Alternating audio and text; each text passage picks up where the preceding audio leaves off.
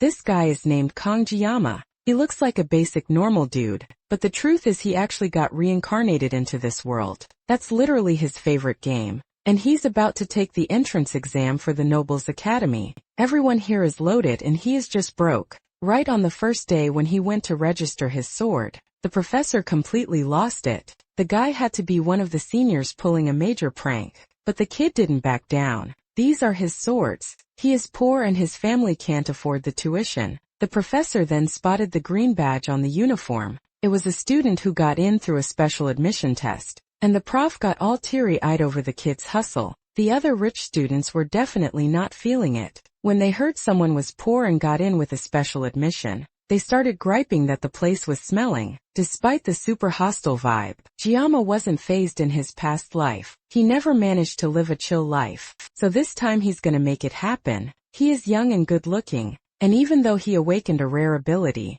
it has a weird catch: he can only use swords under 30 centimeters. Talk about being handicapped. When he tested his awakened ability, the power was so intense he felt lightning shoot out of the sword and echo through his whole body. The pain of activating it is too much. If it's like this every time, he's never using it again. But maybe it's just the first time. Like with girls, but testing his ability again. The pain was exactly the same. Near where he was, people were gathering for the ceremony. That would set the students' ranks. All the young talents were there. And sitting right at the top was one of the 7 legendary heroes, Klingen Siegfried von Nibelung. He is a disciple of Joachim, the Academy's founder hero. All the students know and look up to this guy. But the bored old man wasn't pleased. Not even the arrival of another of the 7 heroes cheered him up. This girl, whose curves were more legendary than her title, as the sage of the 7 heroes, greeted the old man. The girl's name is Medea, and Siegfried mocks the girl for being 70 years old and dressing like a youngster. Medea didn't take it as an offense.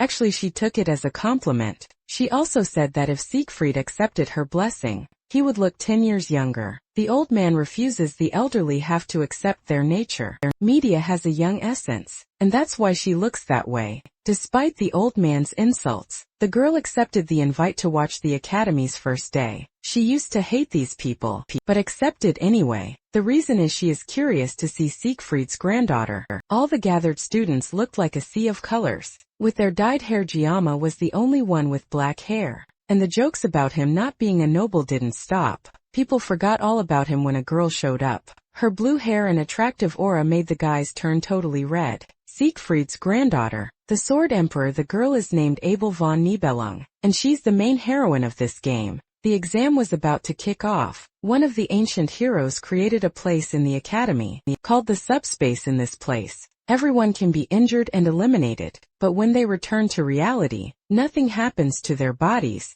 That's why any method of combat is allowed, even the lethal ones. Siegfried and Medea say it's an Academy tradition. The students who survive the longest get the best rank. The 2 old people were interested in the special student, but the other students were now focused on the student with very special attributes. Giamma could have been one of the guys to join the herd, chasing after Abel, but he knows the real deal about this girl and her miraculous blessing. While everyone follows their pheromones, he heads the opposite way. He's even reading a book on how to have a peaceful life in this world. He also remembers that to fight here, he will have to use that darned ability. Well, I better just give up. When it was announced that everyone would be sent to the subspace, all of them were hyped except Giamma. But when it happened, he was determined. After 7 minutes, several students were sent back. The agony of how they were eliminated there left everyone shaken. Medea watched all of it and commented that Abel took first place. But that's a given considering her lineage. The woman was really pumped to see Siegfried's granddaughter's performance, but the man didn't see it the same way.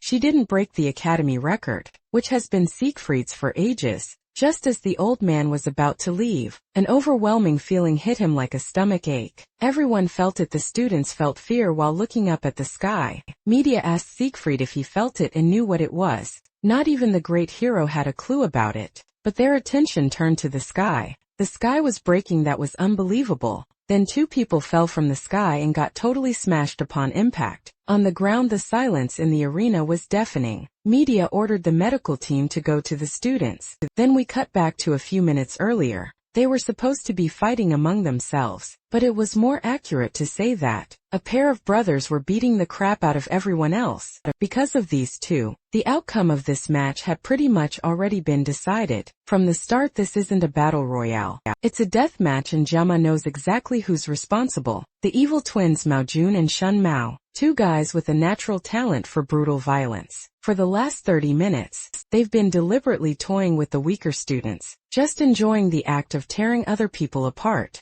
Jama looks so weak that they didn't even notice him. Eventually their playthings all die, leaving the two brothers bored and looking for their next target. All that's left is a single girl shivering in the back. As they point at her, it's clear they have horrible intentions, and Jama can't just stay quiet anymore. As Shunmao walks towards the terrified girl, telling her she's perfectly his taste, Jama has had enough. That's the last straw. Jama yells from the back of the arena, catching the twins' attention. He stepped in without even thinking, and now the two boys who hadn't even noticed him before have him locked in their sights. They see the color of his name tag and laugh him off as a worthless special admission student. They decide to end him quickly so they can get back to the girl. Jama wonders what he should do now. Facing them both head on, his painless blessing only lasts 30 seconds. Not nearly enough time against these guys. There's only one choice left, and the answer is in his bag of sashimi knives. But if he wields a blade, the blessing will activate, bringing that unimaginable pain all over again. He wanted a safe, quiet life,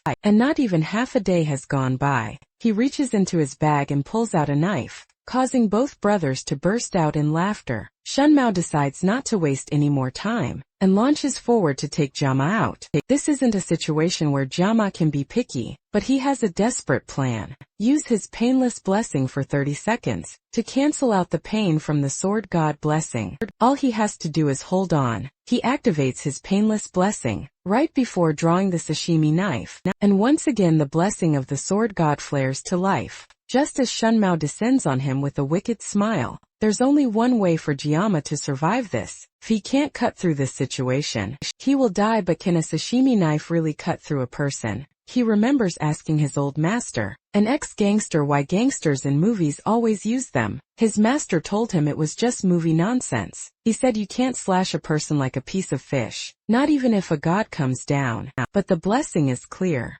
If he wills it, then he can cut it, trusting the blessing over his master. Jama thrusts his knife towards the large man, jumping at him, and in an instant, Shunmao is sliced clean in half. The other students and the remaining brother, Mao Jun, stare in absolute shock. The quiet, gloomy kid just did the impossible with a simple kitchen knife. Shunmao's body falls to the ground in 2 pieces. His brother screams. He desperately forces his brain to remember that this is subspace, that Shunmao isn't really dead. But that doesn't change what he just saw. Mao Zhen tells himself that his brother must have been careless. Now as the remaining twin, he has to pick up the slack. He looks at his brother's fallen body, and takes the power gauntlet for himself. With the gauntlet equipped on both hands, its true power awakens. Mao Jun's defense is boosted. His jumping power increases by 200 and his fists hit like a truck. He's confident that not even an S-rank weapon can pierce his defense. Now but Jiyama isn't even paying attention to him.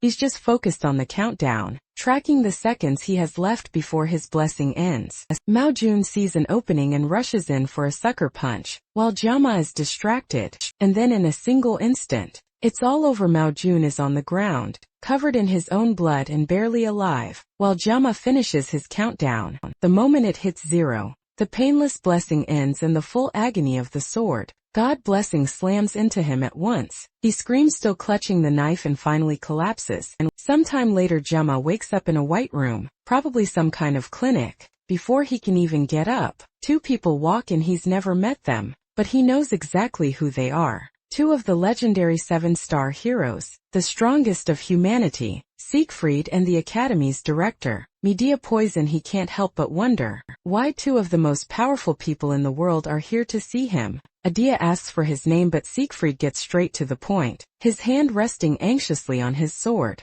He demands to know what on earth Jiyama did. He explains that during the fight, they both felt a powerful sensation that was clearly caused by him. The hostility is so thick you could cut it with a knife. Realizing he's being targeted by the strongest man alive, Jiyama makes a smart move. He first apologizes, saying that his actions went too far, and tells them he's ready to accept any punishment. As the two stare each other down, Medea is forced to step in before a fight breaks out. She tells Siegfried to stop scaring the kid, and then reveals something shocking. While Jiyama was unconscious, Siegfried actually cleaned his clogged meridians. Jiyama can't believe the swordmaster would do that for him, but now that he checks, his body definitely feels a lot lighter. Medea then explains that they reviewed the video, and concluded he was just defending a female student in trouble. She can't help but drool a little, calling Jiyama the handsome prince she's been dreaming of, forcing Siegfried to pull her back. The main point, she says, is that she won't give him any grief over his actions. Better yet, the twins had a terrible reputation anyway,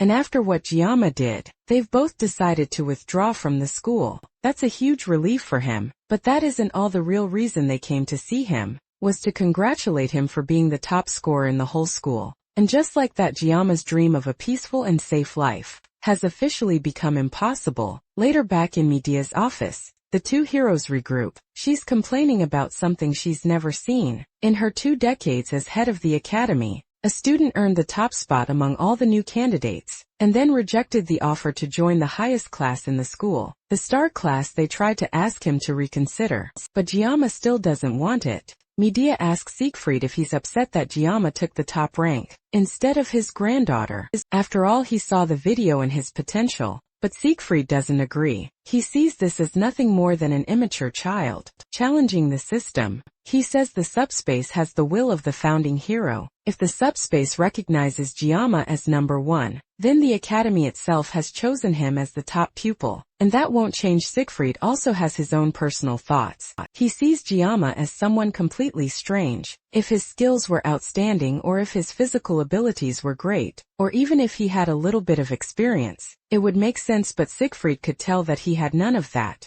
And yet, as he saw in the video replay, there was a great essence of skill in how Jiyama moved. It represented the ultimate form of swordsmanship, something he has been pursuing his whole life. When he was unblocking Jiyama's acupoints, he sensed how feeble his body was, that he had not yet received any physical training, but it also appeared that something was stored inside him that even the strongest human cannot comprehend. Because of that, he's feeling incredibly competitive towards someone the same age as his granddaughter. Medea, on the other hand, is more focused on the fact that he's quite attractive. She's still smitten that he revealed his skills to save a woman in danger. She jokes that if she were just 10 years younger, she would go after him for sure. Lost in thought, Siegfried stays quiet until she asks him what's on his mind. He doesn't answer and eventually asks her what she thinks. Students call people like her interested. School administrator tells him to go on. His answer is definitely not what she wants to hear,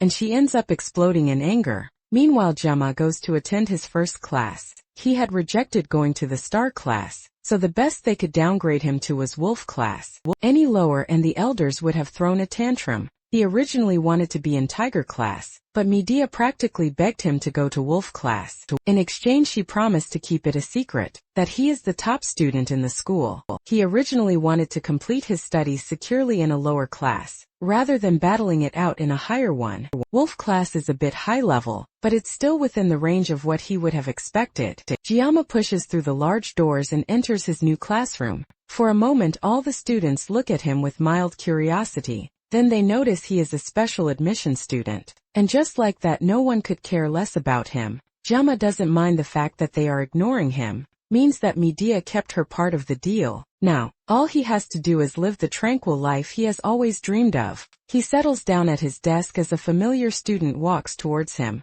Nervously, she shakily thanks him for helping her previously. But Jiyama has no idea who this is. She clarifies that she's the girl he saved during the test. Jiyama brushes her off and tells her that she doesn't need to thank him. After all, he says, anyone else in that situation would have done the same thing. It may look like he saved her, but he feels he actually did it to save himself. Accepting her gratitude would make him feel like a hypocrite. Jiyama changes the topic by introducing himself instead. The girl follows suit and reveals that her name is Chloe. It's an interesting coincidence that they ended up in the same class. Now that introductions are done, Jiyama tries to remember, if he has ever heard of a character named Chloe in the game. Maybe she was introduced after he stopped playing, but that makes no sense when he quit. The game's core narrative was already so far along that introducing a new character would be pointless. It looks like he has run into an extra just like him. Giamma asks her to keep the incident during the exam a secret. He doesn't want word of his power getting around and ruining his safe and easy lifestyle. Chloe agrees but then starts to make a request of her own before being cut off by their homeroom teacher.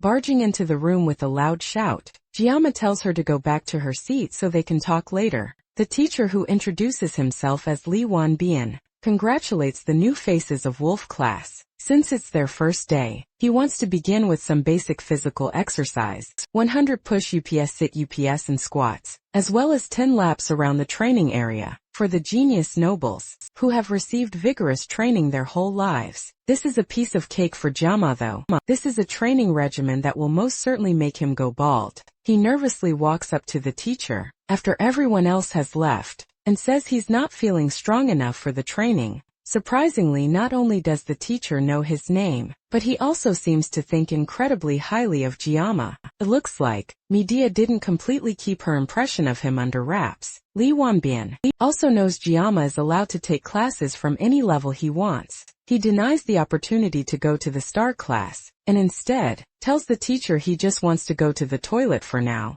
And that's how Giamma is forced to join the tedious exercise with the rest of his classmates. They all run past him with ease while he barely lags behind. Already feeling like he's about to pass out, Chloe runs up beside him and notices that he doesn't look so great. She surprisingly tells him that she's on her 9th lap already, gives him a little bit of encouragement, and then zooms off to complete her last one. By the end of the day, Giamma returns to his dorm room and chugs several bottles of water. He's been at the academy for just a week, and has already faced unexpected problems. After the intense training, he ran to the cafeteria only to find out the meals weren't free. When he saw the price for one spicy pork rice, he froze in shock just remembering the price now. Causes him to throw his bottle into a wall. In a blind rage, he's almost out of living expenses and severely regrets not accepting the money his father tried to give him. For the past few days he has been surviving on nothing but the cheapest water from the campus shop. He even misses the complimentary dinners from his army days.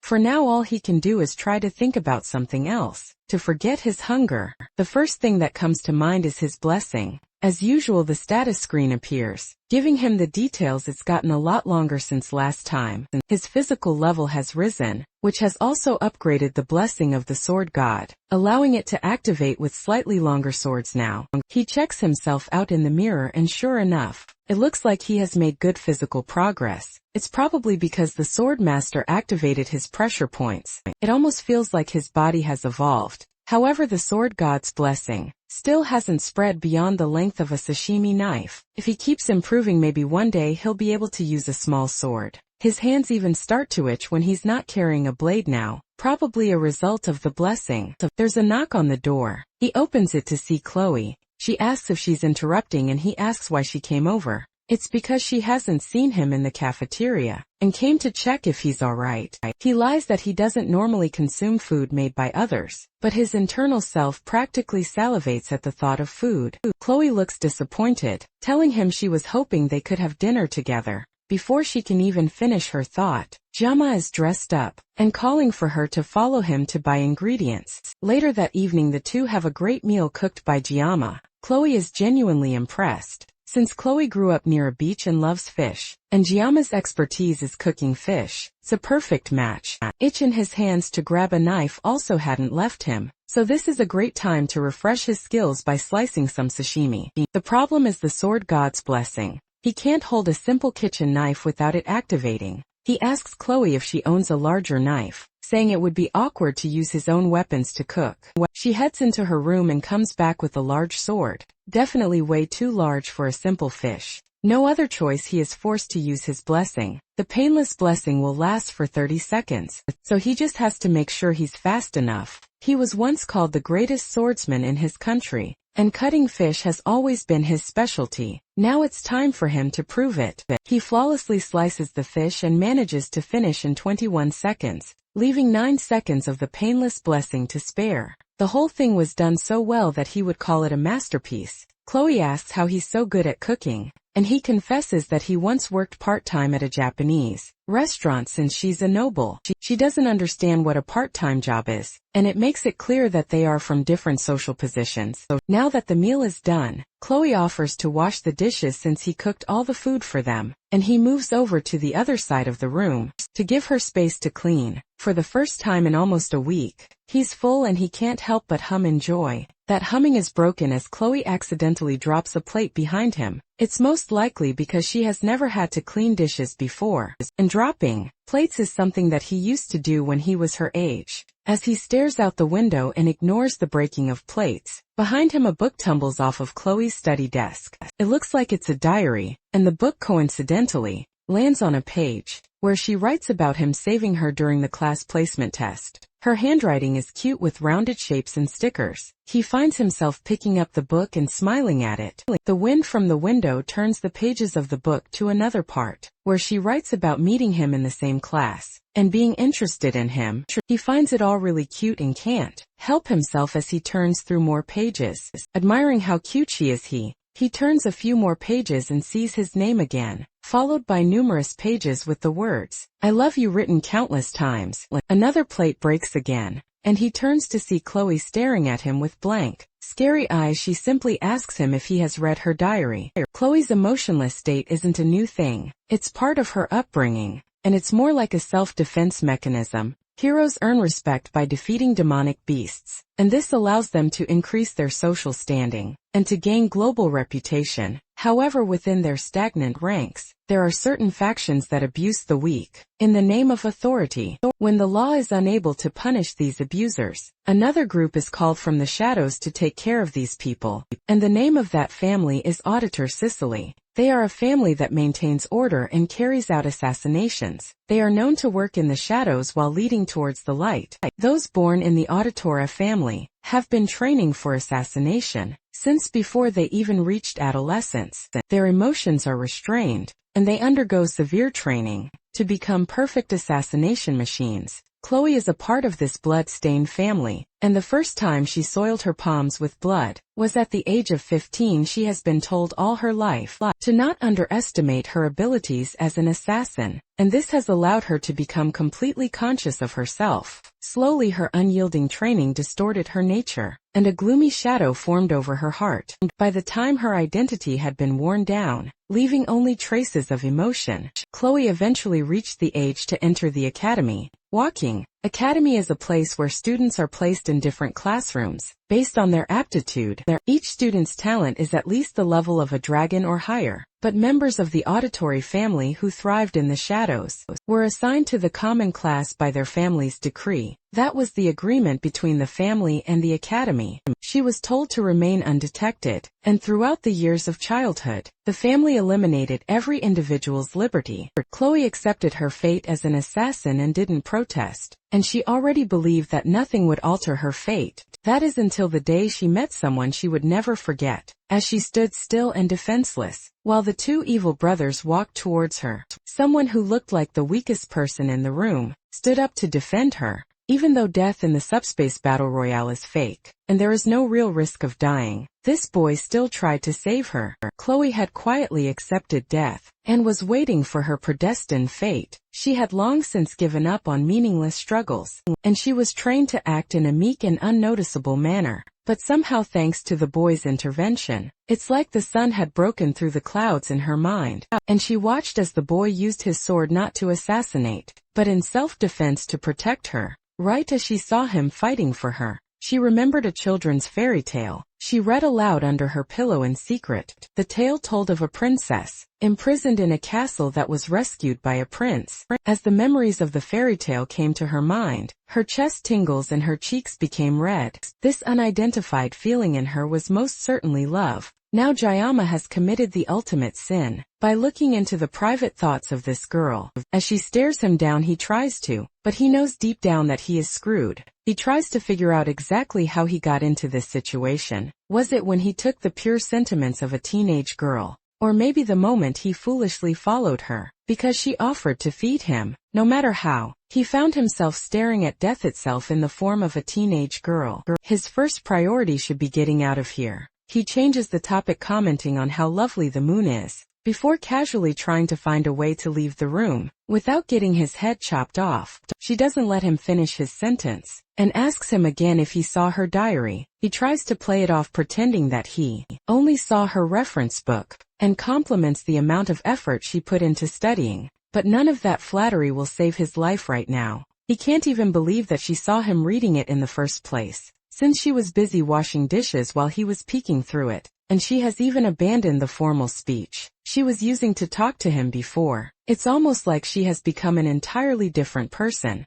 Out of nowhere he promises that he didn't see it, but she pesters him until finally he admits that he saw it. As soon as he says that, Chloe decides that his life must end, and she pulls out the same sword that she offered him before. To cut the fish, Giamma looks around and weighs his options. They are currently on the 4th floor, so jumping out of the window isn't an option. The only way out for him is through the front door. But Chloe definitely won't let him just walk out of here. At least not with his limbs attached. She really is coming towards him with the sword, and it looks like his time is running out. He tries to figure out why she's suddenly acting this way, and he can only think of one possibility. Her unmoving pupils and her dark red eyes can only mean one thing. He's dealing with a textbook Yandra, but if he takes into account her sudden shift in attitude, from an adorable little strawberry to a fierce killer, it gets even worse. She's a Yandra with a dual personality. Managing her Yandra characteristics alone will definitely be difficult, but adding a dual personality disorder to it makes things even worse.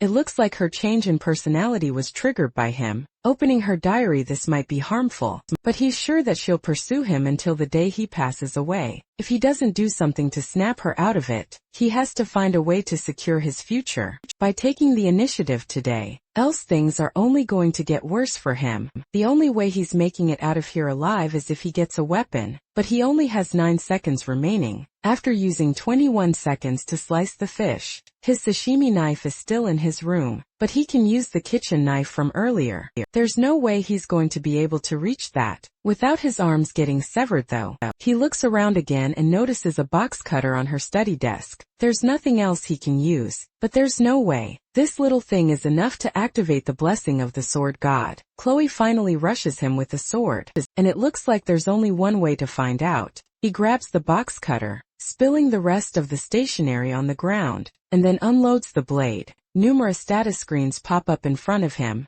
Being resourceful in a situation like this increases his mental resilience, and he temporarily gains an intimidation buff. The system then makes necessary adjustments before activating the blessing. Chloe rushes at him with her sword, right as Gualama pulls back with the box cutter. Before she can cut him down, he tells her that her hair is a little long, thanks to the intimidation buff. Chloe freezes for a moment right as Giamma unleashes the blade, and by the time Chloe wakes up later in the evening, her room is dark, tidy, and empty. Her thoughts immediately go to Giamma, and she wonders where he went off to. She calls out to him a few times, but the silence confirms that she is alone in her room. The last thing she remembers is sneaking looks at him while he was looking out of her window, but everything is fuzzy after that. She suddenly feels the need to look for her katana, but she sees it leaning against her study desk. She sometimes loses consciousness whenever she holds her katana, but it looks like she managed to hold herself together this time. At least that's what she thinks anyway. Back when she was younger and still honing her skills, she would lose consciousness when holding her blade. By the time she would come to her place would be covered in blood, and her elders would dismiss her whenever she would ask what she did. While passed out, they would always remind her not to deny her talent as an assassin. Still, the fact that she can't remember what she did with Giamma makes her feel embarrassed, and she buries her head in her bed in shame. But that shame quickly turns to something else entirely, as she starts thinking about Giamma. Then she notices the box cutter laying on the floor, and also that her hair looks shorter. Inside her trash bin she also sees some of her hair neatly cleaned up. That's when she realizes that he must have helped her cut her hair, and she opens up her journal to write about her love for him. A little more. Giamma, on the other hand, isn't nearly as lovesick as Chloe is at the moment. In fact, right now, He can barely believe that he's even alive. Behind an inconspicuous wall at the far side of the college, he throws up the food that he was just praising Chloe for feeding him. He barely managed to go past the first 5 seconds, after the 9 seconds of his painless blessing ended, and even then he still feels incredibly sick. And after throwing up his only good meal in over a week, Jiyama sits on a bench and contemplates what to do next. Now he's hungry again, and feeling even worse than he did before Chloe came to visit. His mind drifts to Chloe again, and he starts to wonder who exactly she is. Her swordsmanship is clearly honed, to cut off an opponent's life with a single strike, or at least subdue them the way Chloe wields her sword. It's like she is persistently aiming for the vital spots, almost as if her technique is specialized in assassination. If she had caught him off guard, Jiyama certainly wouldn't have survived. He felt like his life was being threatened, so he instinctively aimed for her neck. Fortunately, the knife was too short, so he only managed to cut her hair before he left. He cleaned up the mess so there shouldn't be any problems later. But this is just further proof that keeping his peaceful and safe life isn't as simple as it looks. Apparently being ordinary is the hardest thing for him. When he was first thrown into this game, it's not like he didn't have any ambition in his past life. He once reached the pinnacle of skill with nothing but a sashimi knife, so it's not like he could easily let go of his dreams. But everyone has a role to play, and in this world he was summoned as a background character. Miracle Blessing is the title of the game, as well as the name of the protagonist's blessing. It was also the blessing of the founding hero. Valor Jaken. In the whole game, the protagonist and the founding hero were the only 2 people to ever possess the legendary blessing, and the description of the blessing was straightforward. They are to save the world from the Demon King. So the protagonist gets chosen by Bamang, which is an SS sword that is both holy and cursed. Meanwhile, all Jiyama has is a lowly, rankless sashimi knife. There's nothing else to say. He's just bound for a life of obscurity. The endless stream of extraordinary people and situations that he has faced since entering the academy almost made him forget about his goal. There were plenty of reasons to give up on the goal of a simple life, and it's even more apparent now that it seems like there isn't even one normal person in the entire world. Since he has played the game before, he has a rough grasp of the key characters in the game, but his knowledge of the world itself is limited. It's already been a week since he joined the academy at this point, which means that the protagonist should have already awakened his blessing and begun the late admission process. This is when the game's story actually begins, and Jiyama knows the general plot, but he never played it to the end. For the first time, he actually regrets quitting the game halfway through. But still, since he knows the canon route up to the first half of the story, that already gives him a big advantage. All he has to do is stick to the canon route no matter what. If he starts meddling in everything, then he'll end up losing the only advantage that he has. From his memory, he knows that the storyline takes a sudden, dark turn around the second semester of the 3rd year, which is when the demons realize that the hero has awakened, and they launch an attack on the academy, led by a legion commander. As the fight escalates, the demons and the humans spiral into an all-out war, and from there the game's story turns into a typical fantasy novel. Back when he was playing it, he just wanted to emulate the carefree, simple youthful life that he never experienced as a teenager, so he deleted the game without a second thought. The problem is that now, he's part of the world that is destined for war, and there's a very real possibility that he might die too. He still has 3 years before then though, and he needs to stop running from reality, so he can focus on what's possible. He won't let himself die, and he will focus on growing stronger so he can survive. Besides, cliché games like this one always have happy endings, where the protagonist manages to save the world. All he needs is enough strength to protect himself, so he can't let himself be some helpless weakling that gets killed off. He just needs to train enough to protect himself, while keeping as low a profile as possible. To do that, he will have to minimize his use of the blessing of the sword god, because just the few times he has had to rely on it has put immense strain on his body. The powerful ability, but it comes with way too many drawbacks for his liking. Thinking about the blessing once again activates a status window that gives him information about it. Weirdly enough though, there are new entries to the information that he didn't notice before. The 3 new entries are a body, mind and armament grade. The numbers beside them seem to be levels. They all reflect how much he has grown, and each one will lessen the strain of his blessing on his body. There's also one more called synchronization, but he has no idea what it means, and its description is just some question marks. He tries tapping on it but access to it is denied, because he has not met the relevant conditions. That's another puzzle to add to this mysterious blessing, but it's not important right now. His main priority at the moment should be improving his body, and finding a new weapon.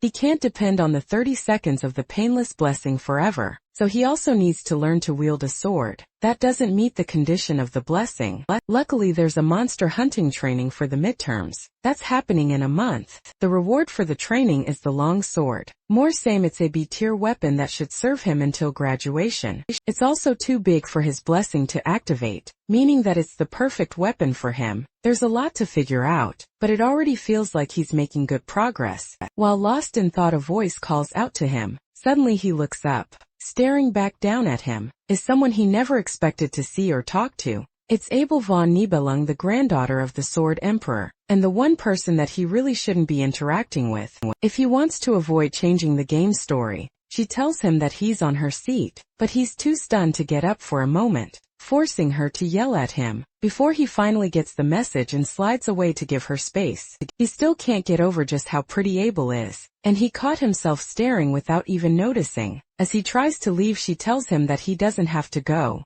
He can just shuffle over a bit instead. It's weird that she'd call a public bench her seat, but he lets it go, since he doesn't really want to get involved with her. He still can't help staring at her, and just as he would expect from the heroine of the game, she really is gorgeous. Suddenly she starts talking, and that startles Jama back to the present. This is definitely way too odd, since the Abel that he knows is usually standoffish, and doesn't talk to people. Even the handsome protagonist of the game couldn't get her. To warm up to him, she continues talking, asking him if he also uses a blade as his weapon, and he sheepishly answers her before asking how she knows. She tells him that her grandpa once told her that swordsmen have a different look in their eyes. Then she shows him her sword and asks if he wants to hold it. He's still feeling a bit odd about the whole thing, so he declines the offer, but that just makes her pout in annoyance. It looks like he hurt her feelings, but he just can't get used to her talking to him. Then she asks him if he knows her. Giamma is surprised at first, but that's an odd question for her to ask.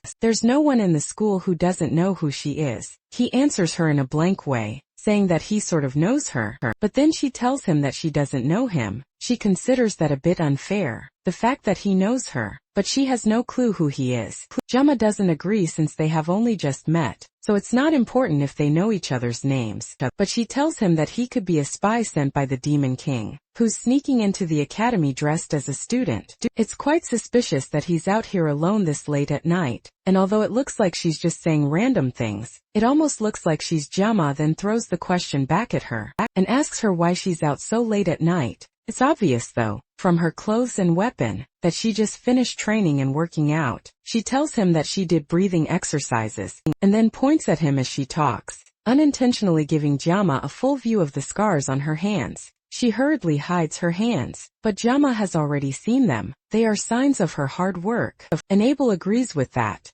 since it's obvious that she, of all people, would be working hard. People don't understand what it means to belong to the Nebling bloodline. They are expected to always be at their best, to be flawless. One slip up and they could become a target. Abel then reveals that she is not the top student of the year, and this is the first time that she has ever lost to someone in her life. But somehow, even though she should be upset, she feels strangely liberated. She can't help wondering who exactly beat her and became the top scorer, though she would love to meet them so she can tear them apart. That causes Jama to cough out in shock, and he asked her why she would go that far. The reason is because she feels humiliated. She begged her grandfather to tell her who that person is, but apparently the person isn't even in her class. On top of that, they also skipped the speech, which means she had to do it in their stead, and that only felt even more embarrassing as the second place. She stops herself before she goes even further with her ranting. It's odd of her to decide to share all this information with someone she just met. On that note, Jama finally asked the question that has been on his mind this entire time. He wants to know why she's talking to him in the first place, considering her personality and how she usually feels about others. The reason is definitely not what he expected. It's because he looks weak. It's her family's motto to be unyielding to the strong and merciful to the weak, and all her classmates are already unbearable enough, so she doesn't have any friends. That would explain why she's so cold to the protagonist in the game. With that done, Abel gives a little stretch, then prepares to leave. As she gets up, she pauses for a moment, and then asks him if he really isn't going to tell her his name. Just like before, Giamma refuses, with no room for negotiation. Time continues to pass, and to Giamma's surprise, he continues his academy life without any trouble. Chloe seems to have made some new friends apart from him, and she has settled into the class just fine, and Giamma has been keeping himself busy by avoiding her ever since the incident in her room. Sometimes when their eyes meet, her new friends look at him with disdain because of his status as a special entrant, but Giamma has managed to stop caring about people that look down on him for being a special entrant. After all, he's not the only special entrant in their class anyways. Although there aren't many of them in the class, they have all been really good at avoiding each other. There's definitely some kind of inferiority complex at play, but Giamma is sure that things would be so much worse if he was placed in a higher tier class. By now, the students in the Star and Dragon classes have most likely split into factions and become wrapped up in petty power struggles. Even back when he played the game, it was pretty shocking to experience, but now that he's living in this world, just the thought of being in that world sends a shiver through his spine. And good news though, he has been getting proper meals. Now that's thanks to something that Medea gave to him the other day. As a special privilege for being the top scorer in the school, he gets a faculty card that allows him to eat whatever he wants from the cafeteria for free. He's so thankful for this little gift that bowing to the director's office 3 times a day doesn't feel like enough to express his gratitude.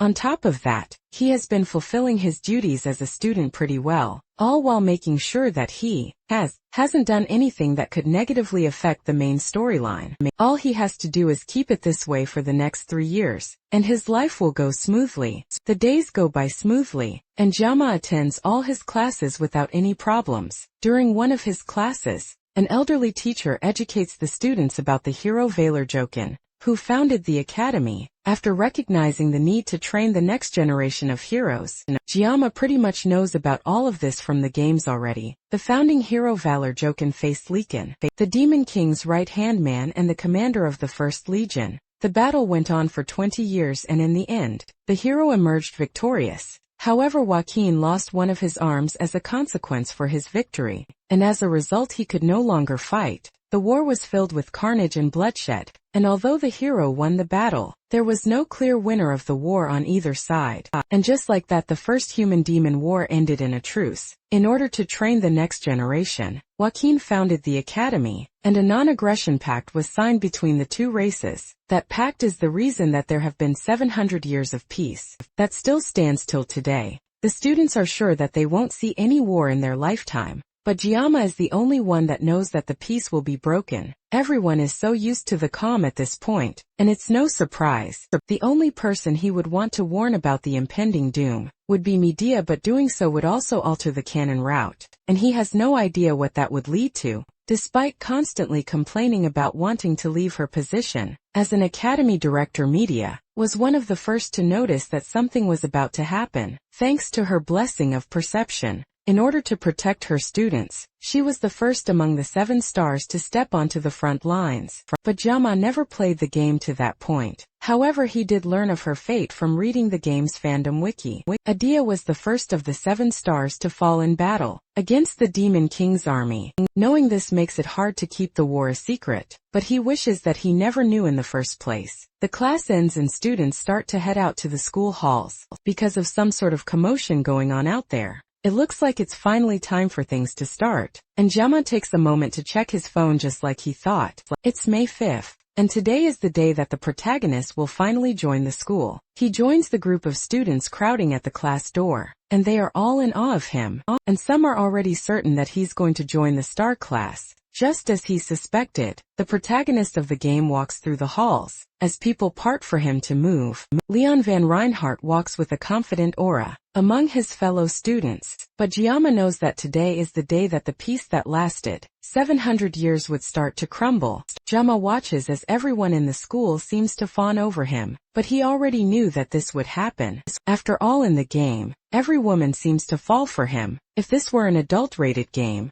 Leon would definitely have been dead before facing the Demon King. Among all the women that are seemingly drawn to him, the ones who become his party members are also pretty impressive. It's annoying to think about, but Leon Van Reinhardt, the protagonist of Miracle Blessing M, will be among the first to get drafted in 3 years. Although he calls it a draft, it's more like a mandatory enlistment, and if Jiyama gets drafted as well, this will also be his second time in the army. But the hero only barely managed to seal the First Legion commander, which only makes Jiyama wonder how strong the Demon King is. There's no way that Protagonist is going to lose, right? As he wonders about all of this, his eyes lock with Leon and the protagonist smiles charmingly at him, almost as if he's reassuring Jiyama without knowing what he's thinking. He's the protagonist after all. There's no way he won't be able to handle these kinds of threats. Jiyama turns to walk away from the scene, but suddenly someone calls him from behind. It's Chloe, and she meekly asks if she did something wrong. He loved to tell her that she almost cut off his head, but they will be spending the next year together, and it would suck if he made things awkward between them. He lies that there's no problem between them, in hopes of keeping things civil, so he doesn't end up making any unnecessary enemies. Chloe at least seems relieved, and she's back to acting cute, just like he remembers, which is so different from the murderous psychopath he faced that day. Despite her being unconscious, he could tell that her swordsmanship is filled with sorrow. It's as if it was a blade pleasing to be saved, and yet the killing intent radiating from the edge is so intense that it made his skin crawl. If the purpose of her swordsmanship is simply for killing, then she's probably more dangerous than the Mao siblings. He snapped from his thoughts. When she asks to treat him to dinner again tonight, she wants to treat him, but she warns that she's not as good at cooking as he is. The mention of having dinner with her again brings those thoughts of her bloodlust back to mind, and he almost instinctively wants to refuse her. But the puppy dog eyes of a cute girl are a terrifying weapon. It's almost impossible for him to say no to a face that cute, and he feels bad for even thinking of refusing. But if he doesn't refuse, he might wake up in a fridge tomorrow morning. Instead of dinner, though, he has a better idea for them to spend time together. He asks her for a favor, and tells her that she's the only one that can do it for him, and that caused Chloe to become docile immediately. Yama wants her to teach him swordsmanship, and he needed a sword instructor anyway. Later in the school's training grounds, he swings a wooden sword while testing his own limits, just as he expected because of the size of the sword. It doesn't affect the blessing. Now all he needs to do is try to develop some swordsmanship skills. Chloe is insanely strong. She'd be the perfect person to train him this. This is also a pretty good excuse for him to avoid going to dinner with her again. Ever since that day, he made sure to watch a video called Surviving a Yandere before going to bed. Somehow it looks like it has helped him in dealing with Chloe. For the meantime, Chloe walks up to him in casual clothes, with her katana attached at her hip. He just arrived since they planned to meet at 8, but she's been waiting for him since 6:30. Jiyama takes a moment to admire her, and her crop top gives him a good view of her muscles. I couldn't notice it before, because he only ever saw her in a school uniform, but that would explain why she's so strong. He gives her another wooden sword, and Chloe is confused that they aren't using real swords. So there's no way that they can train with real swords, and they are definitely not fighting with their lives on the line, so there's no need for them to use real weapons. Chloe gladly takes the wooden sword from him and tests the swing, and the power of her thrust with the sword is enough to send a small shockwave crashing between them. She's so strong that the air around them is trembling just from that strike, and Jiyama starts to get second thoughts about asking her to train him. For now he needs to err on the side of caution. Before their training starts, he decides to check his blessing one more time. The sword's length isn't an issue, thankfully, and his body has been growing steadily. But now that he thinks about it, it's odd for a blessing to upgrade with experience. He doesn't remember if blessings also come with additional side effects, and he also has no idea how much more he needs to grow before the mysterious hidden trait shows up. Chloe walks up to him and asks him what's wrong, and he's reminded of the fact that only he can see his status screen. To her, he must have looked like a crazy guy who's spacing out. He turns to start their training, and nervously asks Chloe to go easy on him, since today is their first day. Then he readies himself with his sword and faces Chloe. In his past life he learned everything through hands-on experience. He firmly believes that to master something, you can't just give a piece of yourself. You have to be ready to sacrifice your entire being. The reason he adapted so quickly in the academy is because of the training that he received in his class. He learned from a young age how to read, when he's growing and when he's stagnant. And even now he can tell that things aren't perfect, in both his stance and his grip on his sword. However, even with all of that, the final stroke of the sword must always strike the opponent. He opens his eyes to begin the duel, and sees Chloe already rushing towards him at full force. He barely has time to dodge her first strike, as Chloe switches her stance and launches another attack, which he is barely able to parry. Somehow as the fight continues, she seems to keep getting faster, and Giamma is barely able to keep up with her pace. And on top of all of that, she might even be holding back. Since he told her to go easy on him, her sword clashes with his again, and this time the wood begins to crack from the force. Her relentless onslaught of attacks doesn't slow down though, and she continues to strike, while he barely manages to parry and dodge. With how much force she's using, if he gets hit by even one of her attacks, he might actually die and he can't find any opening to counterattack. But before he can even figure out how to counterattack, his sword has finally had enough and it breaks in half. Chloe tries to apologize, and tells him that she was going as gently as she could be. She still ended up breaking it.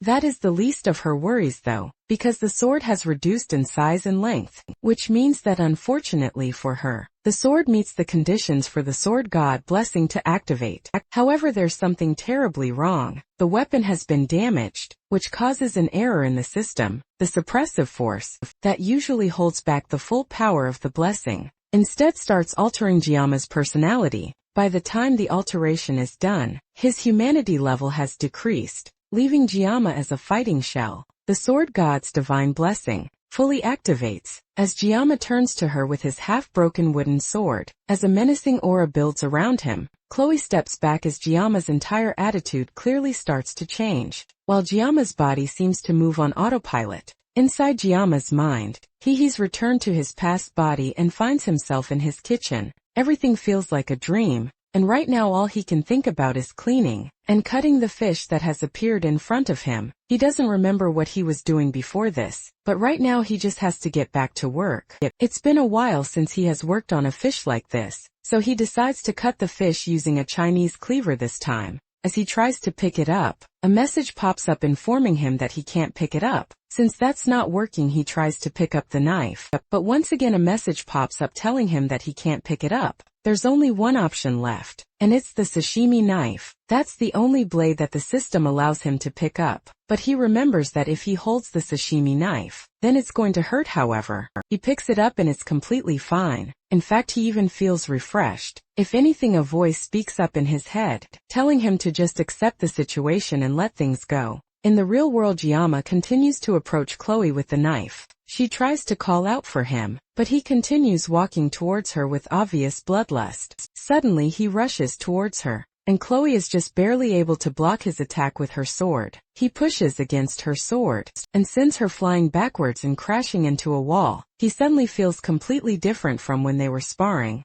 Before he jumps towards her, and tries to stab her with the sharp end of his stake, but she barely jumps back and avoids the hit. Chloe only got hit with one attack, but she can barely move. She can't figure out how Guilama became this way all of a sudden, but she has to find a way to stop the spar before he ends up accidentally killing her. She tries to ask him again to stop, but Giamma doesn't respond and launches at her again. He's moving so fast that there's no way she's going to be able to avoid it. At her current state, all she can do is continue begging him to stop, and eventually she shouts out his name, right as the sword strikes down straight towards her head. Back in Guilame's dream world, he wonders why the fish he has been trying to cut is avoiding him. The fish also seems to be making a lot of noise while bouncing around, and he can just barely tell what it's saying. It sounds like it's calling out someone's name. Sound becomes less fuzzy until he can just barely hear the fish calling out for someone named Giamma. Chef Kim's mind starts to clear, and eventually he realizes that he is Giamma,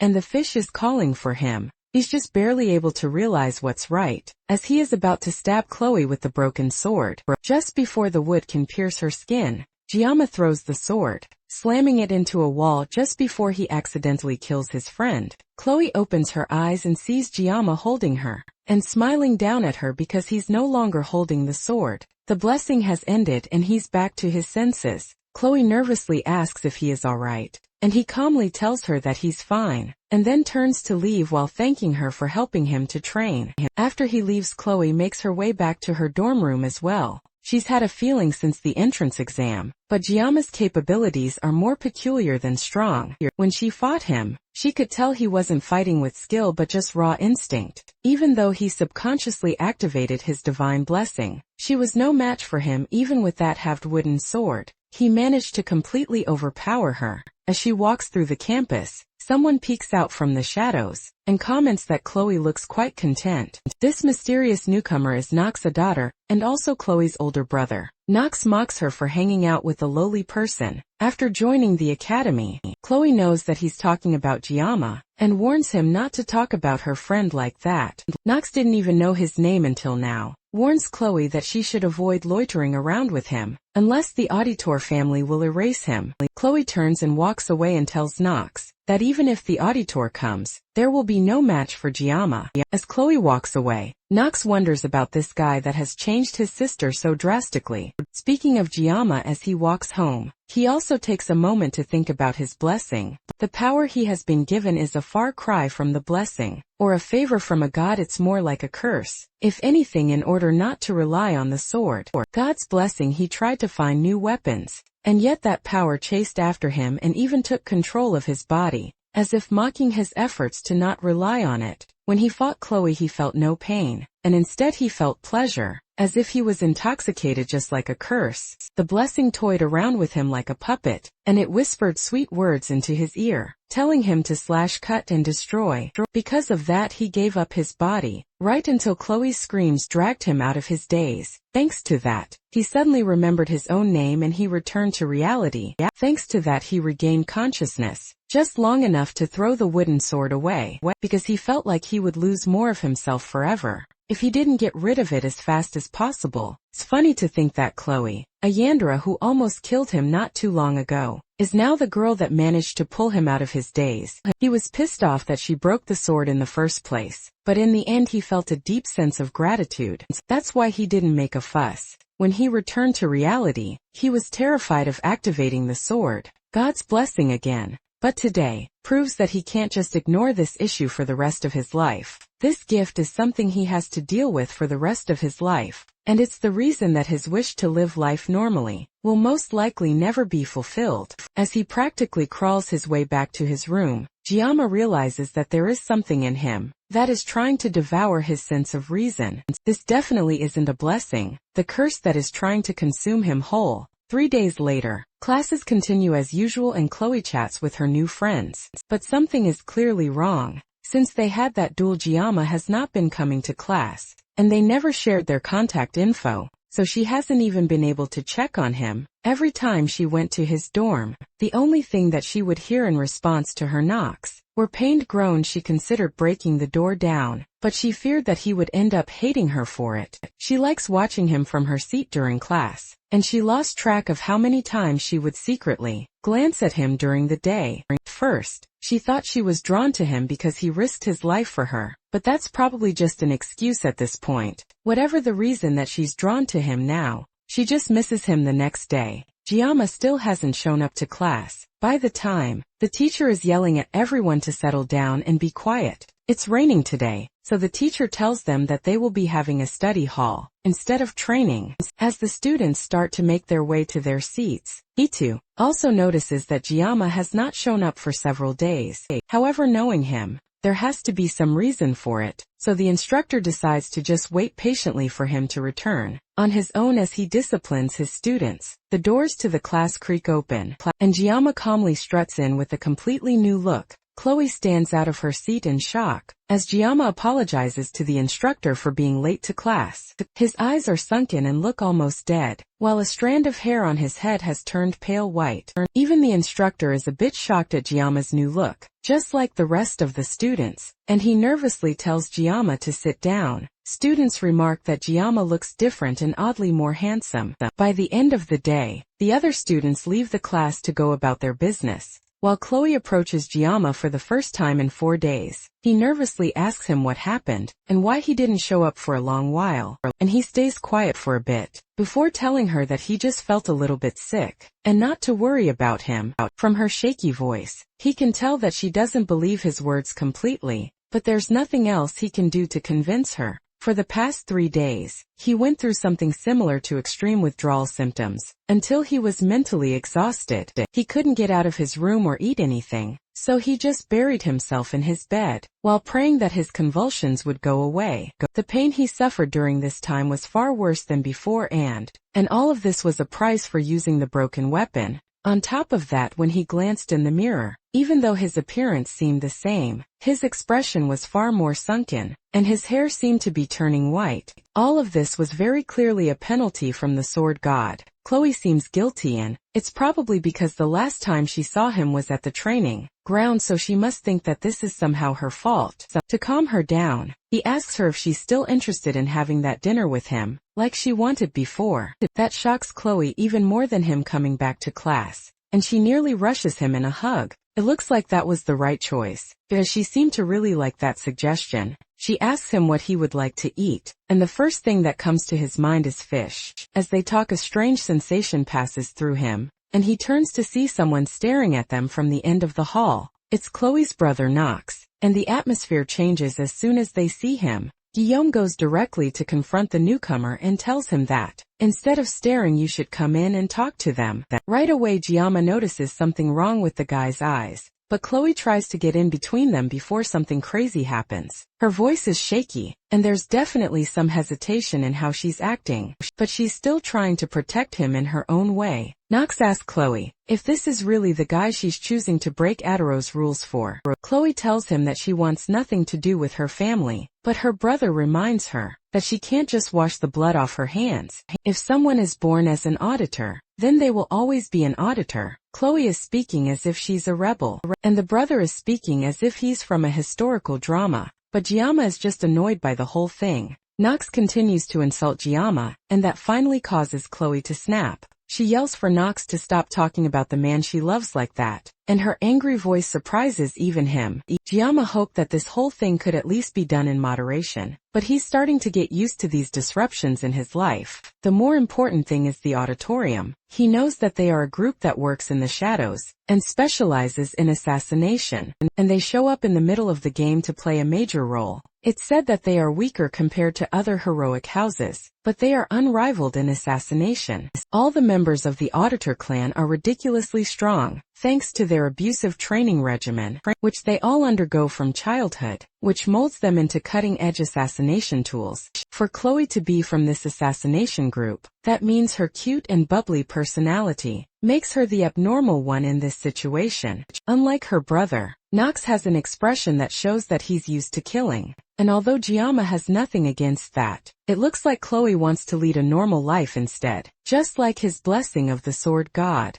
the environment of the auditories is something that Chloe had no say in being a part of. She's destined to live a life as an emotionless murderer, and that's almost unfortunate to think about. Giamma doesn't think he's a hero, and he has no intention of ever becoming one, but even if he can't save the world, he can at least try to save the life of one girl. He steps between Chloe and her brother and confronts Knox directly. In the end, he tried escaping the sword god's blessing, but he couldn't, so instead he'll take a step forward and embrace this curse. After all, the name Giamma means sword demon. With that, he walks past the two assassin siblings and tells Knox to follow him. Meanwhile, Lee Wonbin sits in his office, with thoughts of his student running through his mind. When Guayama came to class that morning, it was very obvious that something had happened to him. His expression was void of emotion and he looked deeply troubled. As he's thinking to himself, one of his fellow instructors walks into the room cheerfully, while also remarking on the man's baldness. Before they can keep talking, Lee Wonbin gets a call from the administrators, and they want his permission to allow a student of his to use the subspace. Lee Wonbin desperately asks to know which of his cadets requested to use the subspace. all of a sudden, and they confirm that it is Kaneo who requested it. Hoping to face Nox auditory, the stage is set for Kaneo and Nox's fight, and our MC waits patiently in the room, with 15 minutes left before the fight starts. He thought the process to get access to the subspace would be complicated, but it went by pretty quickly. It's definitely thanks to media, who at least wanted him to be safe, while fighting a professional assassin, at least since he won't be fighting in reality. That means that he doesn't have to worry about physical injuries, but there's still a pretty good chance that he could suffer mental ones. However, none of that matters as long as he can win. He can hear all the noise in the arena from the waiting room, and it looks like the fight between the two students managed to draw some unintended buzz. It's almost ironic that he was trying his best not to stick out before, but right now that all feels pointless. Beside him, Chloe is practically drowning in grief and guilt. She's probably blaming herself for this whole situation, and Jayama tries to assure her that it really isn't her fault, and she even lent him some gear so everything will turn out all right. In the end, she tells him that Nox is really strong, and he's a genius with unmatched talent in the entire history of the auditory family. When it comes to the dark arts, there's no one that's up to his level, and at the age of 14, he was already dubbed the pinnacle of the dark arts. That's a pretty cringy name, but it does show how strong he is. Jayama stares down at the rose-colored blade in his hand, as he remembers the decisions that led him up to this point. His old teacher always used to tell him that he is destined to wield a blade. For his whole life he never expected that he would still be running around with a sashimi knife. Even in his next reincarnation, an announcement comes over the speaker, informing the students that the subspace battle is about to begin. He gets up to leave the locker room, but not before reassuring Chloe one more time that he is going to win. He steps out into the arena, and is immediately bombarded by the excited cheering of his fellow students. Yama feels like he's one of those gladiators from the Roman Empire, with how intense the atmosphere has become. Over in the distance, he can also see that the entire star class is attending as well, including the main cast of characters from the game. Nox walks into the as well, and immediately calls his attention. It looks like the assassin is insulted that Jayama would dare come to challenge him with a girly kitchen knife. This guy's killing intent is no good, and it would be best that Jayama tries his best to avoid provoking him. So naturally Jayama taunts him even more by telling him that a true master never blames their equipment. Nox pulls out his blade, an S-rank sword called the Two Hungering Blades. On top of the powerful equipment, he also has one of the best auras in the game, the Blessing of the Crow. However, Gilma has also come prepared with dual discount grade kitchen knives. Truly this will be a fight for the ages. The subspace barrier is deployed, and before it is even fully active, the two students leap at each other. Jayama activates the painless blessing as he uncovers the two knives, which activates the sword. God's blessing. The people in the stands watch in awe, as they can barely see anything going on in the arena. This was supposed to be an easy match, where a special admission student would get demolished by an accomplished assassin, but with how fast the two of them are going, the students can't even keep track of what's going on. Students from Star Class are also surprised by how interesting this fight has suddenly gotten, especially Abel, who can't believe that the person she labeled as weak has such fighting prowess. Their swords continue to clash, and Jayama is effortlessly dodging all of Nox's attacks. The assassin gets frustrated and launches another attack. That's so fast it creates 3 after images of him. Somehow though, despite the attacks hitting Jayama head-on, he still manages to come out of it unscathed. The students watching are praising Nox's strength and speed, and they see this battle as Jayama running away from every attack. But Abel knows the truth that no one else can see. Only those who can clearly see the match will understand what's happening. Somehow Jayama is perfectly dodging every single one of Nox's attacks, almost like he's not even trying to fight. Meanwhile, Nox is getting even more agitated, since he even used his Blessing of the Crow, thinking that it would be enough to annihilate him. But Jayama somehow managed to everything like it was nothing. Now that Nox has seen for himself how skilled Jayama is, he decides to be more cautious and aim for a powerful strike that can slice through a wide area in just one go. Jayama suddenly drops the sashimi knife that he brought with him and holds the rosy blade that was given to him by Chloe. Just looking at the confidence in his stance makes Nox even angrier, and he doesn't think a nobody like Jayama should have the nerve to act like a big shot. As Jayama charges his attack, Nox also activates a powerful attack aimed to our MC. With a single strike before he can even move though, Giamma goes on the offensive and in a flash. The matches decided Giamma wanted to live a comfortable life. And to achieve that, he stuck to the rules and tried not to stand out as much as possible. Now he has given his body up to the sword god, with the sole aim of cutting Nox up so cleanly that he wouldn't even be able to see if he was cut at all. The whole crowd falls deadly silent as Nox's arm, still holding one of his blades, flies through the air and falls limply to the ground. This is the beginning of Kong Jiayama's origin, and it's the moment he says goodbye to his peaceful future. Jiayama turns around and finishes the job, slicing Nox cleanly into pieces and officially ending the battle. Subspace barrier gets turned off, and the crowd is still in stunned silence. And Nox tries to catch his breath with his arms on the floor. Giamma puts his blade back in its hilt, as the announcer declares him the winner of the match. Giamma isn't shocked that the crowd can't even bring themselves to cheer. He showed incredible power out of nowhere, all with a knife that was made for gutting fish. Despite the strength that he has, he still feels that cutting a person is just way too unpleasant. The only consolation they have is that both the Mao brothers and Nox were in the subspace when they fought, so he wasn't really killing people. Nox still tries to catch his breath on the ground, and Giamma can't help but admire the man. He's just as strong as Chloe described, and he has an incredible battle sense that has been honed through experience. However, anyone would be able to sense his intentions through his killing intent. The announcer repeats that Giamma won the duel, and it looks like this is enough to snap everyone out of their daze. And the arena is filled with cheering and shock that a first-year special admission student took down a sophomore. Kayam is peaceful, unassuming. Life is officially over, but this is the path he chose. Now that things have come to this, just has to endure it with sheer will and grit. Even by the next day, people are still talking about the duel between the first and second year. In the star class, Abel stares out the window as she thinks about the student that has completely filled her mind recently because of the duel. His name follows her everywhere she goes now, and it's almost as if he's the only one everyone is talking about. When she saw it, she couldn't believe it either, but at that moment he had such incredible swordsmanship, while only using 2 kitchen knives. Watching his mastery of the blade has made her feel almost hopelessly naive for thinking that she was skilled at using a sword.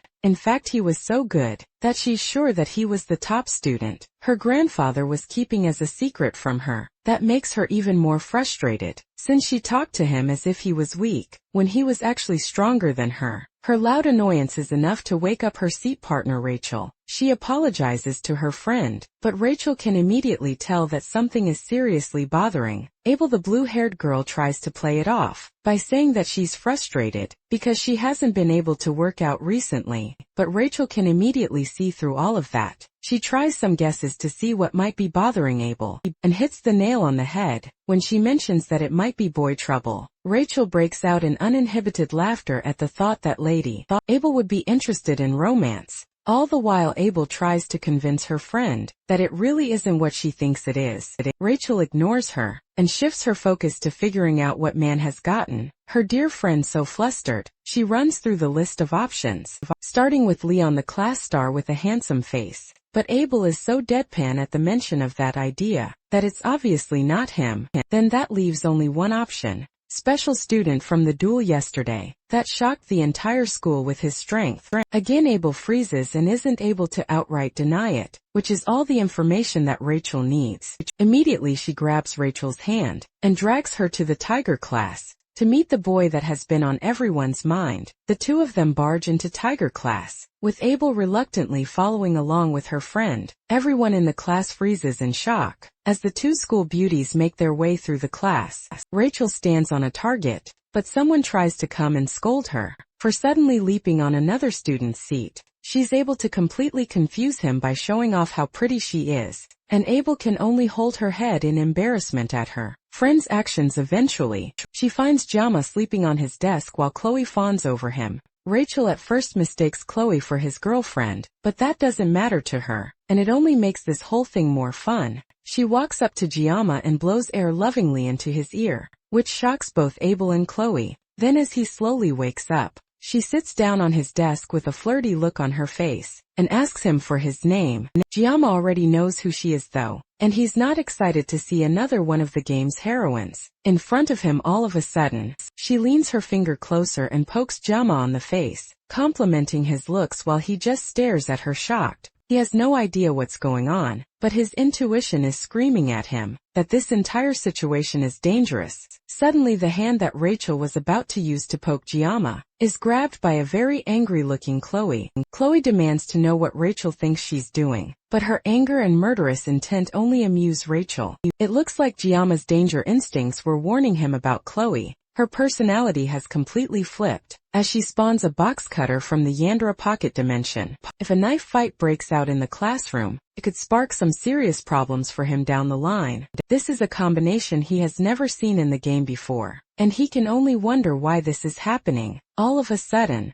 Abel comes in and tries to drag her friend out of the situation, especially since this isn't even their classroom. But Rachel won't budge. She claims that she's only here to say hello, and then as if to pour salt in the wound, he places a hand on Chloe's head and tells her that she's not supposed to interrupt. When adults are talking, that only makes Chloe even more angry, and she opens up the box cutter and prepares to strike. Gemma and Abel watch in shock as Chloe tries to stab Rachel, but her hand is easily grabbed by the much stronger girl. At this point she's just pointlessly provoking Chloe into a fight, and Abel yells at her once again to stop what she's doing before something bad happens. Rachel frowns and quickly tosses Chloe away like paper, but Chloe is able to catch herself before falling, causing all the boys in class to scream out in joy. At the building cat fight, Yama is more annoyed than anything at the weird build-up happening in front of him. Then Rachel activates her blessing that's built from the foundation of her clan, the clan of the Spear Saint. In her clan they believe that skills are useless when faced with overwhelming strength, and they believe that brute force triumphs over all else. That's the same motto that Rachel Demora, the niece of the Spear Saint, believes in as well. She bluntly asks Giamma if Chloe is her girlfriend, and our MC doesn't hesitate in saying no, and that causes Chloe's aggression to momentarily turn to him. He clarifies that she's just a friend, and Rachel seems to get even more interested in the whole ordeal. Meanwhile, Giamma is still trying to figure out just what in the world this whole situation is about. Now that he's more awake and has a chance to look around, he finally notices Abel, who looks just as frazzled as he was not too long ago. He cuts straight to the point and asks why the two of them came looking for him. And Rachel says it's because Abel was interested in him and wanted to see his face. Abel yells that her accusations are definitely not true, and it's Rachel that practically dragged her there. Rachel thought that Abel genuinely wanted to see him, because she followed her to the tiger class. As the entire class's attention turns to her, she tries to shyly explain that there was a misunderstanding, but now Gemma just wants them to leave. He tells that to them bluntly, and that shocks the two girls, and Rachel can barely hold back her laughter. That makes her even more interested in Gemma, and she likes interesting guys. She tries inviting him over to her dorm room after class to do some ungodly things together, and that's the last straw for Chloe. She yells for Rachel to get away from her Giamma right this moment, and Rachel tries to mock her again, but Abel has had enough. Even she can barely hold back her anger at Rachel's flirting. Sensing that things might be getting too far, Rachel finally backs off, but not before telling Giamma that she'll see him later, which he quickly refuses and tells her not to come back. The two girls finally leave the class, and Giamma immediately goes back to sleep, while Chloe rushes to check up on him. No one notices Abel, pausing for a moment to stare longingly at Giamma before walking away. Abel and Chloe continue their walk back to their class, and Rachel can't get over just how impressed she was by Giamma's attitude. It's one thing to be cold, but from his hollow eyes, Rachel could faintly tell that there was an underlying, subtle feeling that she could get her throat cut if she continued poking him like that. She was just curious about him, but he went far beyond her expectations and actually gave her chills. From the little she could see, she can already tell that he's easily a step above all the style, with no substance students that are all over the star class. Her clan pulls no punches when it comes to getting betrothed to the most outstanding warriors, and in a way he just might be a precious resource that she wouldn't want to let go of. Rachel turns around suddenly and apologizes to Abel. Abel, on the other hand, feels like she should apologize to the students of Tiger class for the scene she made, but that's not what Rachel meant. She's apologizing about Kanejiyama because going forward, she's not going to yield now that she's interested in him. Elsewhere in the school's clinic, Nox pulls himself angrily through the halls. With only the thought of killing Yama in his mind, he has lived his entire life without knowing defeat, constantly being called the auditory genius. Now someone has come and defeated him with nothing but kitchen knives. Just the thought of Giama's face pisses him off, to an outstanding degree. If he has to, he will call the power of his entire clan just to cut off Giama's head. And then once he kills RMC, he will get Chloe back. Chloe has the potential to become similar, if not greater than him, and he won't let some random special admissions nobody take her away from him. All he has to do is call on the power of his clan to strike, and then they will show him. At least that's what should have happened, but the same Giama that he has been relentlessly plotting to kill sits calmly in his clinic room, eating an apple. Before then though, while the class was in session, Giama watched Chloe worriedly. The two girls have left, but Chloe is very clearly still upset, even though she was the one who pulled the blade out first. As she's having her psychotic thoughts, Giama goes over to her in hopes of calming her down, even though he can probably talk her out of whatever mental break she's about to have. He still wished she'd at least put the box cutter down. When talking to him, he asks her about how Nox is doing, and she sadly tells him that her brother is in the academy's medical ward. That's odd though, since people can't actually get injured in the subspace, so we shouldn't have any need for medical attention. The last Chloe heard, he was admitted into the ward despite having no injuries, but it should be fine, and there shouldn't be any reason for Giama to worry. Giama can't help but think about it though. Even though he was sliced up in the subspace, Nox isn't the kind of person that would be weak enough to be traumatized from that. To make sure that nothing else happens, he has to check in on Nox. And to do that, he asks Chloe to tell him where Nox's room is. To sweeten the deal, he even pats her head, which is another tip he got from the How to Handle Yandere type series. That's how we got to where we are today. As Giama stares down Nox, who is still surprised to see RMC in his room, Giama comments on the room, and how the auditors must be loaded with cash for them to get a hospital room this fancy for just one person. Before Nox can ask Giama how he got into this room in the first place, RMC picks up a skinning knife from the bedside counter,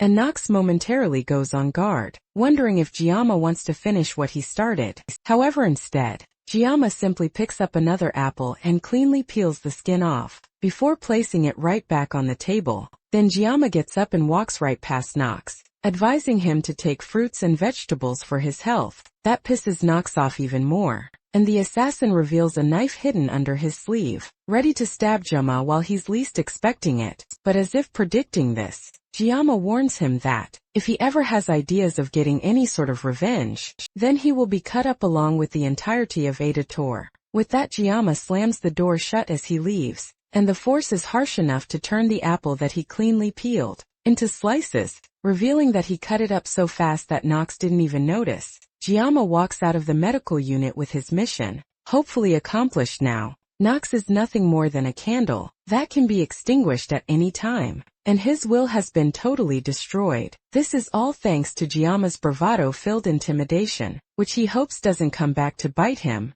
After all, the Auditories are an incredible group of assassins, and there's no way that he can take on an entire clan with just 30 seconds of pain neutralizer.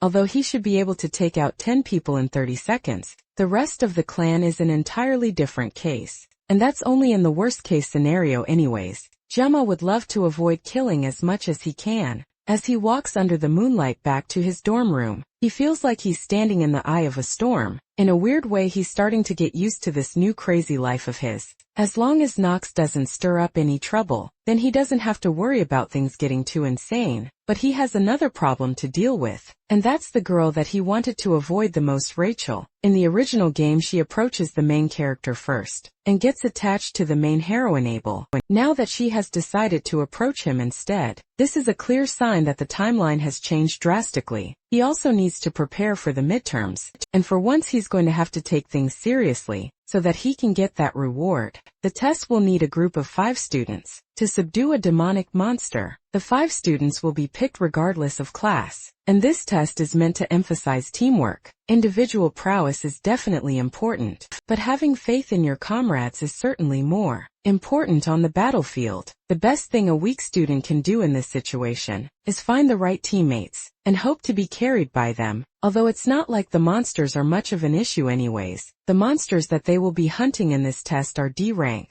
Demonic monster. Merman Jamma remembers them looking really gross in the game, which means facing them in real life is going to be even more disgusting. If they were mermaids, then they would at least be more attractive to look at, but mermen are just going to be gross. But mermaids are considered demonic humans, and they are the main force of the demon army, meaning that they are way more powerful compared to demonic humans. Demonic monsters are nothing more than just guard dogs or pets. Fortunately, only mermen should be on the island, meaning that students don't have to deal with demonic humans. It's already been a month since Jamma came to this school, and this is the first night that he has felt a bit of peace. It's been 700 years since the humans and the demons swore a truce, and just like how human history isn't without war, there have been a few disputes between the humans and the demons, both big and small. An example is half a century ago when Vasman, the commander of the 6th Legion, claimed that he would revive the commander of the 1st Legion. That decision caused an entire week of battles that bathed the city in blood. In the end, humanity emerged victorious and the 7 heroes were born.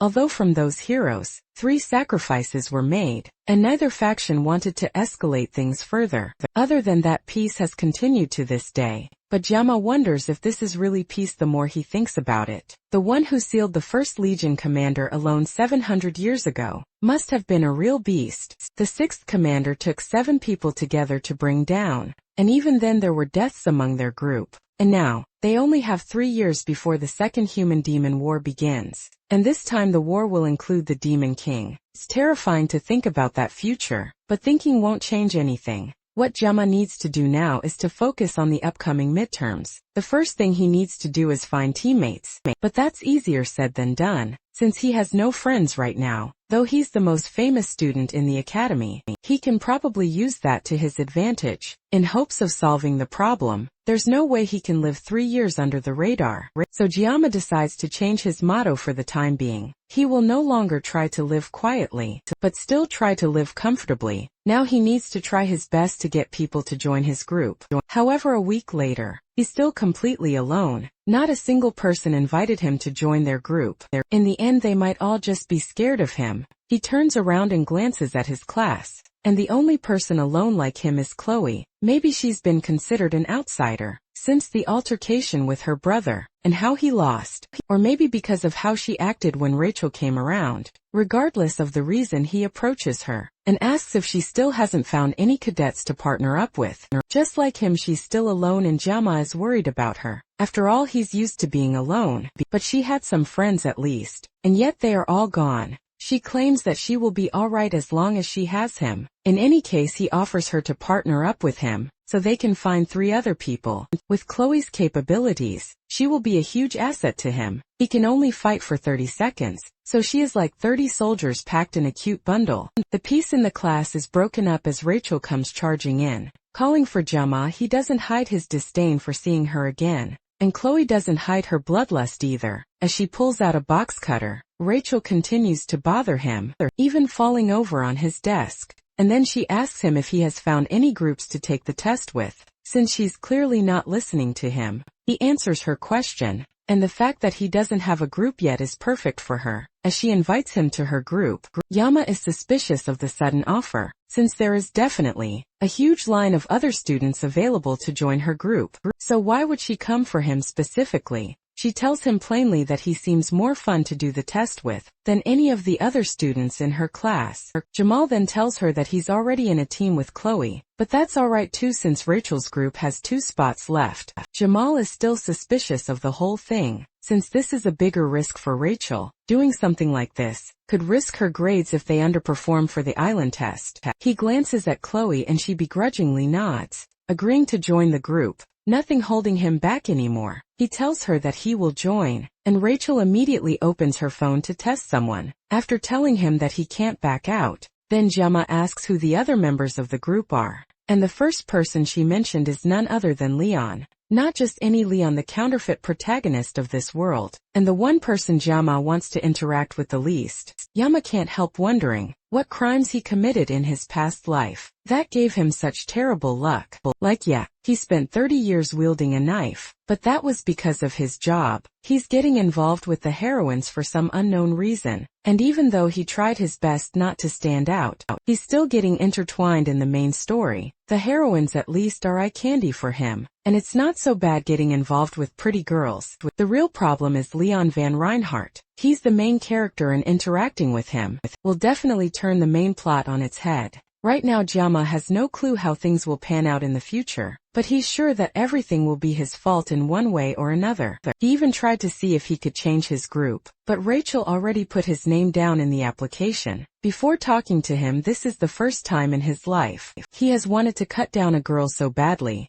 And then of course, there's the biggest issue in the Yandra that he shares a class with. And speaking of the devil, she comes up right beside him to ask how he's doing. Since he has looked petrified ever since Rachel left, he tells her that he was just a bit overwhelmed, thinking about taking the exam with Star Class cadets. Chloe tells him that no one is stronger than him in Star Class, and he weakly thanks her he did choose to team up with Chloe, so he can't take the exam without her in good conscience. In fact, thinking about it more rationally, there aren't better people for him to take the test with. This could turn out to be a good thing, if he wasn't so pessimistic about it. He asks Chloe when and where they are supposed to have their first group meeting, and she tells him that it's at a cafe on campus. It's nearly time for them to meet up, so he suggests that they start heading there now. They get there first, and both he and Chloe order drinks for themselves. Chloe gets a delicious avocado smoothie for herself, and Yama can't help but watch her in envy, as he thinks about how expensive a single cup of that thing is. Then he takes a sip of his cheap espresso, and almost has a seizure at how horrible it tastes. Since this cafe is an outside company, the faculty cards don't work, so for the first time, he's forced to use his own money as he rethinks his life choices. His phone buzzes with a message from Rachel. She tells him that and not long after, she walks into the booth with Leon and someone else close behind her. Leon and Yama make contact for the first time, and then Yama glances at the person beside him. The first impression he can get from the guy is that he must be some sort of delinquent. Leon is the first of the guys to introduce himself, with a hand outstretched to our MC. Yama takes it in a handshake, and Leon compliments him on the battle he had in the subspace a few days earlier just from the way he talks. Yama can tell that he's a perfect blend of intelligence and class. Then they all sit down, and Rachel suggests that they do proper introductions. Leon goes first and introduces himself as the group's leader, and a student of Star Class. He ended up becoming the leader of their group somehow, and he seems genuine when he says that he looks forward to working with them all. The next to introduce herself is Rachel, but everyone there already knows her, so she passes the baton to the person sitting beside her. His name is Speedweapon, and he's also a student of Star Class. His introduction is short and to the point, but Guilama is more interested in his unusual name. Chloe goes next and introduces herself as a student from Wolf Class, who made it into the group thanks to Yama. Rachel mocks her for the way she calls Yama Jayamkan instead, and the two of them have a stare-off for a moment, before Chloe calms herself down with a sigh and ends her introduction. Finally Yama introduces himself, and his introduction is even shorter and more straight to the point than Speedwagon, giving only his name and his class. The others acknowledge the awkwardly short intro, and Leon brings out a laptop, so they can discuss the main topic of the meeting. He presses a button on the computer, and a holographic map of the region they will be taking the exam on is displayed. The site is called Scopuli Island, and they will be teleported to a designated location in the island. Through a subspace, however, only the gate will be a subspace, meaning that once they make it to the island, their experiences will be real, and they can actually be injured by the demonic beasts. The assigned area for their group is the northeastern coast, and 3 groups including theirs will be hunting for mermen in the area. There is a limited amount of mermen in the area, so the objective of the exam is to hunt as many mermen as the limit will allow. With the information passed across, Leon ends the presentation and asks for questions from his group. Speedwagon goes first and asks if there are any risks besides the mermen on the island. The instructors have already done research on the island in advance to ensure that there will be no monsters or demons on the island besides the mermen. Then Chloe asks if other groups can ambush and battle each other. Much to the shock of the rest of her group mates, Leon calmly assures her that the exam's objective is strictly to exterminate demonic beasts, so conflict between groups would lead to a disqualification.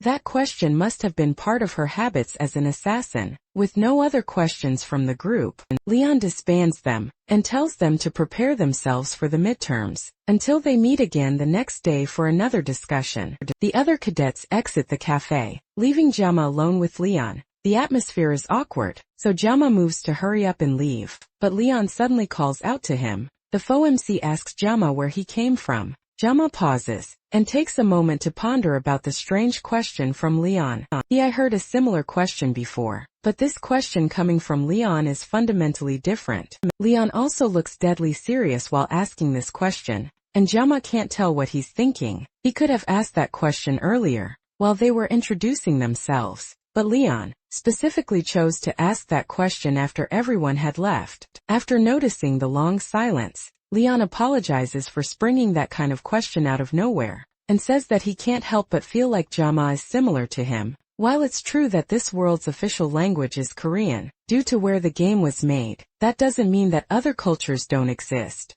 Anyone can tell just from a glance that Jama is Korean, so it's for Leon to ask where he's from and say that they are similar, with still more silence from Jama, who is struggling to comprehend this weird conversation. Leon tells him to pretend like he didn't hear anything, before getting up and leaving the cafe. Jama stops him and throws the question back at Leon, asking him where he came from. It was a reflex response and Jama regrets it immediately, but he knows that he won't be able to sleep tonight if he doesn't get an answer. Leon calmly takes Jama's hand and tells RMC that he's from Germany. Without another word he leaves, and Jama can't help but wonder what is up with Leon. All of a sudden that moment when Leon first asked the question, Jama wondered if the main character of this game came from another world. As well, it's outlandish to think about, but it's also a very real possibility. There's no rule saying that only one person can be dragged into this video game, after all, and possessing the main character is more probable than possessing an extra.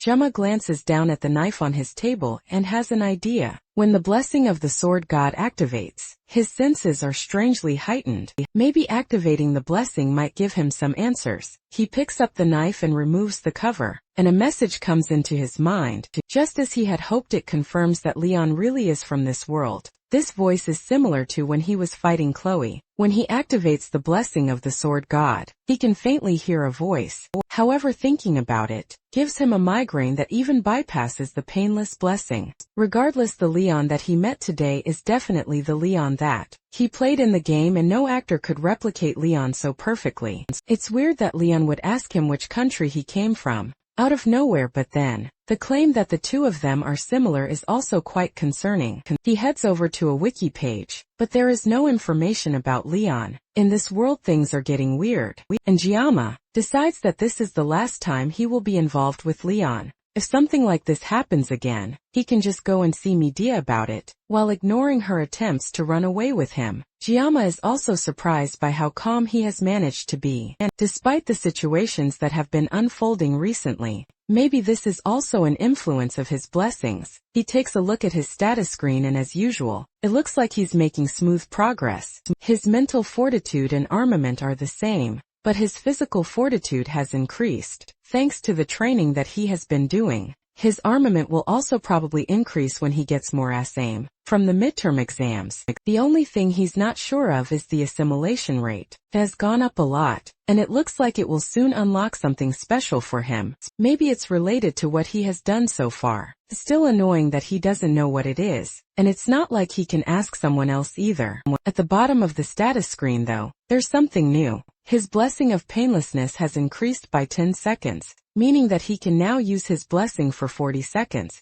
It looks like after so much time, his labors have finally borne fruit. As the days go by and the groups continue to meet up to discuss their battle strategy for the exam, Jama continues to train and hone his skills. until finally the day of the exam arrives. All the groups stand in front of the subspace gate, and Giamma can tell that it has a completely different vibe than the training ground subspace. The rest of his team arrives as well, and they seem just as excited as he is. In their previous meetings, they decided on which roles each person will take in their team. Rachel will lead the front as the main damage dealer, while Leon takes a center role as the leader to keep everyone together. Speed Weapon will be behind Leon as a support, while Chloe works with Rachel as a secondary damage dealer. Finally, Giamma will take up the rear guard behind everyone else, making up a solid team. Giamma takes a second to look at all their equipment and how powerful it is. Rachel has S-rank gear called the Vermilion Phoenix Halberd, and although Leon doesn't have Bowman yet, he still has a powerful sword. Lastly, Speed Weapon's gear is a recorder. I didn't know the support also provided musical entertainment. Rachel assures him that the recorder is one of the few S-rank equipment that provides healing, and even Giamma knows that a healing S-rank armament is ridiculously hard to get. That kind of equipment is incredible to own, and Giamma gets closer to inspect it, much to Speed Weapon's surprise. Their chat is cut short as a voice comes on the intercom to announce that the first-year midterms are about to start. The instructor of Wolf class, Lee Wonbin, comes over to talk to the students. They already have a good grasp of the rules, so he keeps their discussion brief. He tells them to not be shy of running away when things get hectic. There's no reason to risk their lives for extra credit. If they are injured or wish to surrender, they can just call for the instructor in charge. Now that the exam is officially about to start, Lee Won tells them to do their best and try not to be nervous. Chloe seems anxious and Giamma asks what is wrong. She tells him that she remembers the fact that mermaids can appear on the island, but Giamma assures her again that the instructors have already confirmed that everything is clear. Chloe tries to take his word for it, but she can't help being nervous. Back in Sicily, where she grew up, mermaids were often sighted, and they were known to cause large amounts of damage. Humans now have a truce with demonic beings, so they are rarely seen outside of dungeons. But the fact that these rumors have persisted, even though the truce means that the conditions of where mermaids appear have yet to be fully confirmed. He places a hand on her head to calm her down. As the teachers call for the cadets to step through the gate, she smiles and decides to place her belief in Giamma. Much later, she hears Giamma's voice calling for her through a haze in her mind. It looks like she lost focus for a moment, and now things have turned on their head. When she opens her eyes, she sees Gia, Ma and the others standing in front of something large and powerful. Rachel asks Speed Weapon if he has been able to contact an instructor in charge, but since they are in a cave, he doesn't have a connection on his phone. Meanwhile, someone lays on the ground bleeding and clearly in danger, and then in front of them is the main cause of this sudden chaos. A mermaid. Let's go back a bit. Before our group found themselves in this terrible situation, as soon as they arrived on Scopely Island, the first major problem they all faced was motion sickness. From passing through the gate, the only person who seems alright is Giamma, who tells them that he doesn't suffer from motion sickness. Not long after that, they had their first encounter with a merman, stared at them in surprise for a moment before scurrying away. As disgusting as they look, they are way smaller than Giamma expected. Leon confirms that the one they saw is too small to give them any points. Find the adult merman. The group has to head to their assigned location. Chloe goes ahead of them to scout the location, and the group follows along at a slower pace. Eventually they make it to their location, and Chloe returns from her scouting trip to report what she's seen. She tells them that there is a cave about 500 meters ahead of them, and she leads them to it. Before they even enter the dark and ominous-looking cave, there are already dozens of eyes staring at them. Leon can tell that there are about 50 to 60 mermen in the cave, and they are all gathered around a campfire. Defeating that many mermen will definitely guarantee them first place in the midterms, but the group has to consider their safety before anything else. Entering that cave will cut off their internet and make contacting an instructor difficult. It's a high-risk, high-reward decision, and it all depends on their group leader Leon. Before they came to this island, he took great care in determining what role every member of the team will play. So now it's time for him to lead them to victory again. In a moment, Leon made his decision and sent out Rachel to start the attack. Rachel leans back and sends a golden spear. Shooting into the cave, the spear lands right on top of the campfire, putting it out and shocking all the mermen. Before they can turn to see where it came from, Rachel is right on top of them, and in a second several merman heads go flying. Speed Weapon goes next, focusing his power to buff Rachel's skills, making it easier for her to pick them off one by one. Jima can't help letting out a gasp of awe at how powerful Rachel is. That doesn't go unnoticed by Chloe, and the Yandere pulls out her katana and activates her blessing to take on the fishman. As well, she immediately rushes to catch up to Rachel's number, taking out more and more mermen. While the two of them rush towards each other, they aren't slowing down, even as they continue to get closer and closer to each other, and Giama gets worried that they have no intention of slowing down at all. They get within inches of each other, before finally turning and taking out the last merman that was rushing towards them both. Then they step away from each other and continue taking out the others, while Giama breathes a sigh of relief. In the end, he was worried about both of them for nothing, and eventually with their combined efforts, all 60 mermen were slain. It looks like they are done here, and Leon suggests that they go somewhere else to continue the exam. That kind of determination and leadership is what makes the blonde MC the heart of their team. That further proves to Gillame that Leon really is the true MC of the game. There's no way anyone would be able to replicate these qualities of a hero. As Jaya's thoughts continue to wander, he takes his eyes off Leon for a moment. He looks back up, just in time to see the blonde hero fall to the ground. After taking a fatal blow to the stomach, the others stare in shock as something powerful rises from the pool of dead mermen behind Giama. It's a demonoid mermaid, the exact monster that Chloe feared would show up unannounced on the island. Yama had a feeling that things were going way too smoothly for them. Now the question is whether they should run or stand and fight. There's no telling if they will even be able to get to safety. While looking after an injured Leon, Rachel tells Speed Weapon to call the instructors and inform them that a mermaid appeared. But just as Giama feared, the cave is messing with their internet access, and there is no way to contact the instructor. Everyone is panicking, and it looks like Giama is the only person not panicking at the moment. With Leon down for the count, there's only one person that can take the lead in this situation. He steps up and starts giving orders to his teammates. He tells Rachel to keep the merman away from them no matter what. Then he orders Speed Weapon to dump as many healing blessings as he can on Leon. Finally he calls Chloe, who seems to have zoned out, and he tells her to evacuate the other cadets, and tells the instructors what's going on. It takes a moment for his words to sink in, but eventually she heads off to do what he says. Now that everyone has been given proper instructions, Giama steps up to the mermaid, much to the shock of the others. He tells Rachel and Weapon that he's leaving the merman to them. As for the mermaid, cutting up big fish has always been his specialty, so it's only fair that it goes to him. Demons can use a unique power similar to a human's blessings. It's called magic, and it's a power that was strong enough to take down the protagonist in just one hit. That's the difference in strength between humans and demons. Giama has the blessing of the sword god, but that doesn't guarantee that he will survive this battle.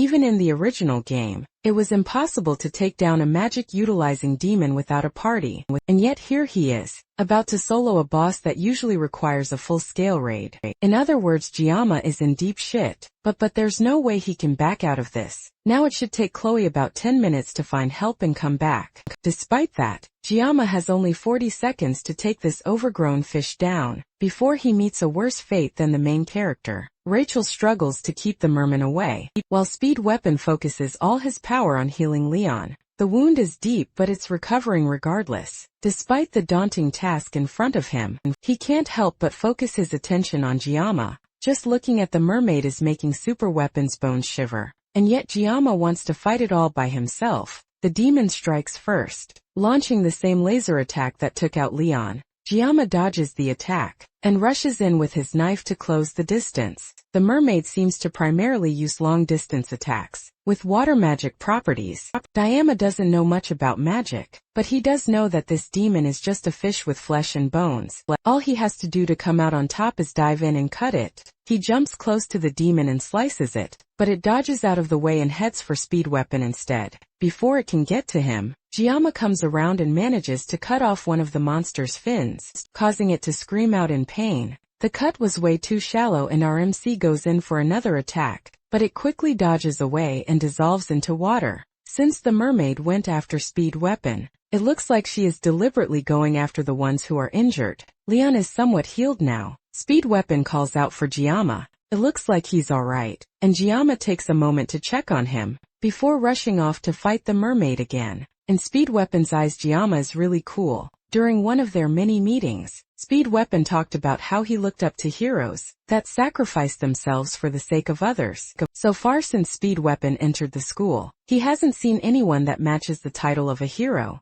That's why he entered a group with Rachel, in hopes of finding the hero he was looking for in Leon. He even told Jima frankly that he is far from a hero in Speed Weapon's eyes. And yet now in this crazy situation, the one that's stepping up and risking their life is Giamma himself. The mermaid continues the attack, launching fish-shaped magic blasts that Giamma skillfully dodges. However, this time instead of just zooming past him, they turn around and follow him. The mermaid can control these attacks, and they chase Giamma around the cave. With Giamma distracted, the demon tries again to attack Speed Weapon. Giamma gets there just in time to cut down the monster before it can launch the attack. But it's shallow again, he can't take it down with small cuts. If he wants to kill this demon once and for all, Giamma is going to need to stab it as deeply as he can. The mermaid sends another blast at Giamma, but this time he manages to dodge, causing the blast to break through the top of the cave. Shooting into the sky, the attack is so powerful that cadets around the mountain are able to see it, and they hear a loud roar following it as well. On top of that, it also started raining. The instructor with one of the groups suggests that they take the wounded and move quickly before the rain starts to affect them. Back in the cave, the mermen start to retreat and the cadets have a moment of rest. The mermaid was crushed under the debris from the cave breaking open, but Giamma is sure that she isn't dead. Just as he suspects, the mermaid breaks through the rocks piled on top of her and rushes towards the students. This whole time Kayama hasn't been able to fight properly because he has been conscious of the injured Leon. Now that the mermen have retreated, he tells Rachel to take care of Speed Weapon and Leon for him. Speed Weapon still can't believe that Giamma is taking on a demon by himself. He thought RMC was a madman before, but now he might just be witnessing the birth of a legend. Meanwhile, Giamma is just happy that he can finally focus now, that he doesn't have to worry about his teammates. He only has 10 seconds left of the painless blessing, and he has to make up for lost time. If he doesn't want to die, Giamma and the mermaid stare each other. They're down for a moment before rushing in for the final clash. Elsewhere, Chloe dashes through the forest as fast as she can, looking for anyone to help her. She's tired, but she knows she can't stop running unless everyone she left behind will be in danger. Her body hurts incredibly bad, but the more she feels like stopping, the more she thinks about Giamma and the fact that he's in the cave, fighting that monster on his own. For their sake, Giamma really is the strongest person she has ever met in her life. He clearly doesn't like fighting, and tries to avoid drawing his blade whenever possible. The only time he stands to fight is when there is really no other choice. Since Giamma made the best decision fighting that mermaid, she knows she has to do her best to get help, but she can't help feeling that if she was just a little stronger, then maybe she would have been able to help him somehow. Behind her, a loud blast tears the side of the cave apart, and she knows that it's the sound of Giamma and the mermaid fighting. In her worry, she trips off a vine and almost falls, but manages to catch herself on the ground and keeps running. She can't stop or fall until she has found someone to help. As she continues to run, she senses something ahead of her. She can't send it clearly since her head is in a mess, but her first thought is that they must be mermen. She draws her sword to defend herself, and unleashes a blow towards the closest one to her. But surprisingly, the merman blocks with their sword. That's because it isn't a merman. It's Abel. As soon as she realizes that she has finally found another person, Chloe stops moving and collapses to the ground. Abel's teammates get suspicious and start to suspect that there is some sort of ambush in the area. Meanwhile, Chloe weakly tries to tell them that they should go and help Jima. Luckily for her, Abel remembers her face from when she and Rachel went to Jima's class. Back in the cave, Speed Weapon is left in complete awe at what he's witnessing. He wonders if there will ever be a day as astonishing as this. Ever again, the way Jima fights seems like a skilled swordsman, handling a live fish on a chopping board with skill. At this point this whole thing is beyond just fighting a demonoid. Gyama is completely overwhelming it. This scene unfolding right is definitely something that will be etched in his memory for the rest of his life. Even Rachel, who's the successor of the Spear clan and grew up among strong people, clearly hasn't seen this caliber of skill before, despite that she's the first to push him out of the way. When a stray attack comes towards them, Speed Weapon nearly forgot where he was, because of how intense the sight was. Jama's opponent is a demon that uses magic. A blade against magic isn't a good matchup to begin with, even if our MC has the upper hand right now. If the demon uses magic that can't be countered, then Gyama will be in danger. As soon as Speed Weapon has that thought, as if on cue, the mermaid raises its hands in the air and calls a different magic attack, called Needle Squall. The rain around them starts to crystallize and freeze, and everything halts for a moment. Then the mermaid drops its hand,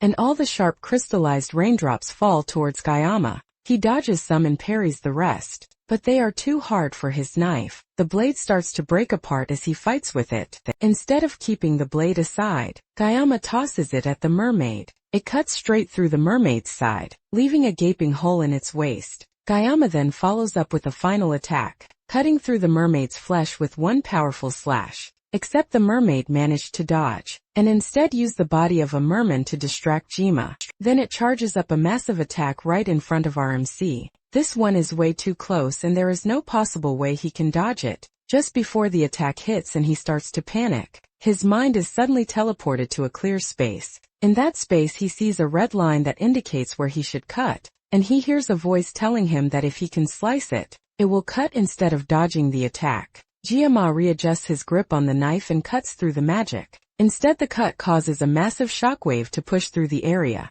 and by the time the smoke clears, Gyama stands over the lifeless body of the mermaid. The demon makes a few sounds in death, and Gyama kicks it away down into the pool that it came out from. Rachel and Speed Weapon stare at the scene in front of them in shock. Somehow a freshman defeated a demonoid alone. Suddenly Gyama falls to his knees, starts coughing up blood. Rachel is the first to react, and she rushes over to him while Speed Weapon checks on Leon. Thankfully the protagonist is fine, but there are other sounds behind them, and Speed Weapon turns around, thinking that the mermen that ran away have returned. Instead, it's Abel and her team carrying an unconscious and injured Chloe. The first thing Abel notices is Rachel, who caresses an unconscious Gilma. The sight makes her angry for some reason, but she ignores it to look around. The rest of the team look like they all have one foot in the grave, and yet Leon seems completely fine. She informs them that she has contacted the academy, and they will be arriving in an hour to aid them. Now that help is on the way, she wants to know just what exactly happened. She tells Speed Weapon to explain, but he's more frustrated by the academy and the instructors, who claim that they thoroughly checked the island. He doesn't believe that they will believe him anyways, but he starts to tell them what he witnessed. Speed Weapon gives Abel a basic rundown of what happened, and how Gilma defeated the mermaid alone. Just like Speed Weapon predicted, she can barely believe it.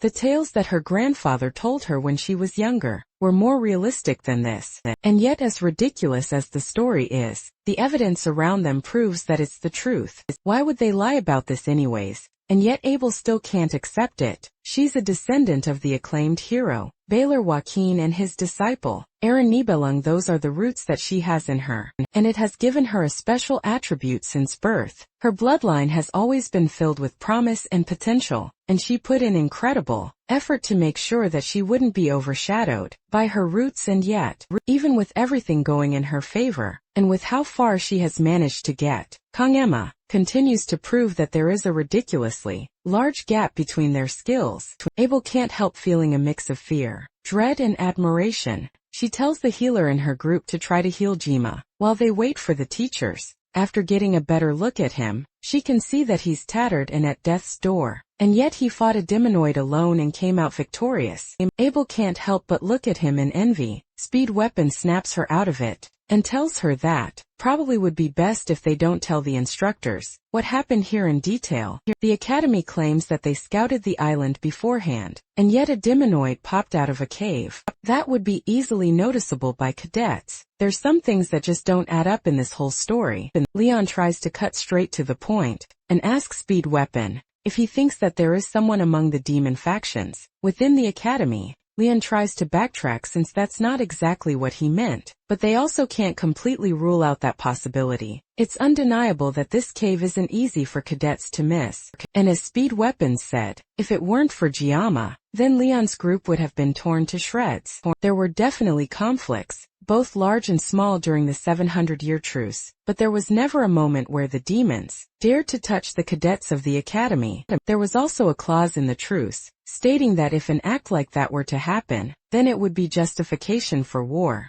Speed Weapon tries to pull them out of their thoughts, and assures them that they are definitely blowing things out of proportion. It's not a bad thing to be wary of a possible spy in the academy, but it's way too soon to jump to conclusions. For now they need to make sure that their stories match up. If there really is a spy in the academy, then Giamma will definitely become a target. Once word gets around that he defeated a demonoid alone, Abel doesn't really agree with keeping things under wraps like this. But since Giamma has worked so hard for their sake, and the group seems to unanimously agree with this decision, she suggests that they talk to her grandfather first. The cadets return to the school and Giamma is taken to a hospital. He wakes up as the bright even sun shines on his face, and he's almost surprised that he's alive. The last thing he remembers is the mermaid shooting a magic sphere out. Right before it died, it wasn't an attack that he could dodge, but he just barely managed to see it. He used his sashimi knife to cut through a line, and the magic severed into two halves before bursting. Looking back at it, the magic sphere was definitely water on top of that. After activating the sword, God's blessing, he felt something that he can't describe. He calls his blessing just to make sure, and the screen pops up in front of him again. His mental fortitude has increased by 1, and that's mostly likely why he didn't get scared when he faced the mermaid. It also looks like his assimilation rate has increased, enough for him to unlock the mysterious attribute. The next attribute will be unlocked when his assimilation rate reaches 15. Maybe this strange unlockable is what allowed him to see the red line. To cut with the mermaid as he's thinking about his blessing. The door opens and a familiar figure dashes in. It's Medea, and she wastes no time wrapping Giamma in a tight hug. She fusses over him, as Giamma tries his hardest to breathe through her death hug. She pulls away from him eventually and apologizes, but then reveals why she came here to see him. She opens up a dimensional pocket through her purse. He pulls out the reward from the pocket, and it's what he had been hoping to get from the exam, the Murasaki sword. The Murasaki is a B rank sword with high-level stats,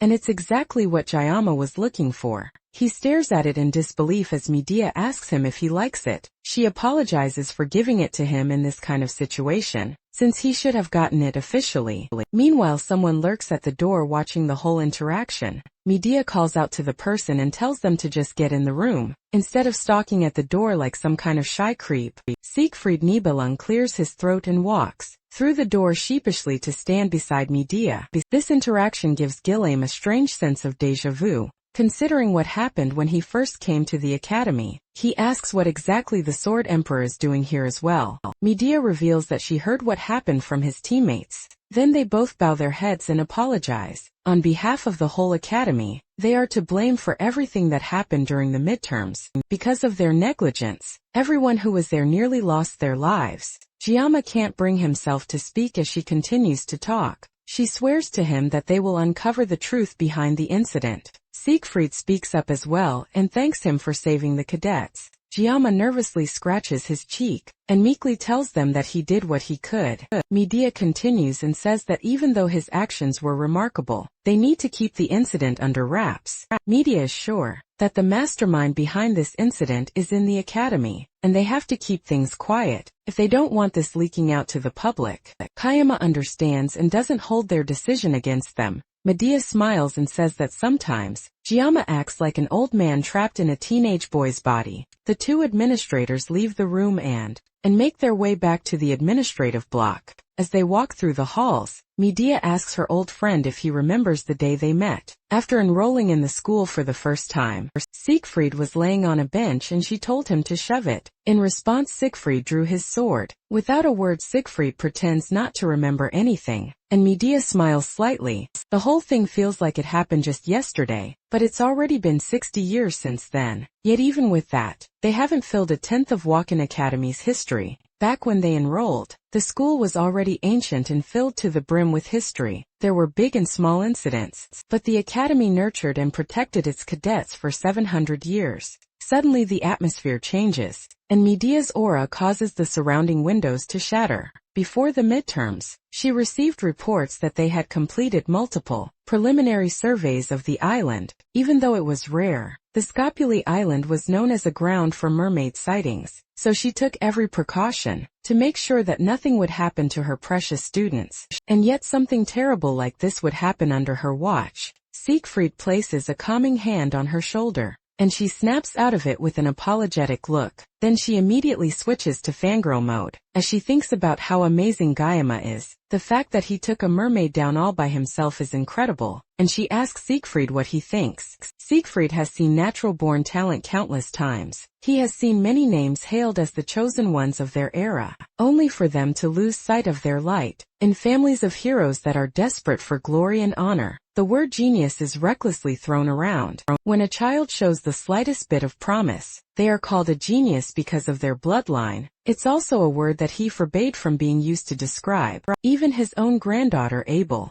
But if it's Guyama whose talent is so unfathomable, then maybe the word genius can only apply to him. If he continues to accumulate experience, Siegfried wonders just how far he will go. Maybe Guyama could even reach the place that Siegfried could only dream of. Without answering her question, Siegfried walks past Medea, but not before advising her to stay put at the academy for now. She smiles and follows after him, and the two continue their small talk. As they make their way through the halls, later Guema is released from the hospital, and he goes to attend class as usual, just like the headmaster instructed. The fact that he took down a demonoid on Scapuli Island seems to have been kept under wraps. Yama can't help but feel that his classmates can be so carefree, because he stopped the mermaid. After he was initially discharged, the first thing he did was to visit the school's forge, to reshape and enhance Murasame. The sword was just a metal rod to him at the moment, considering the sword god's blessing, so reforging it is a must. He went to meet the blacksmith Volander.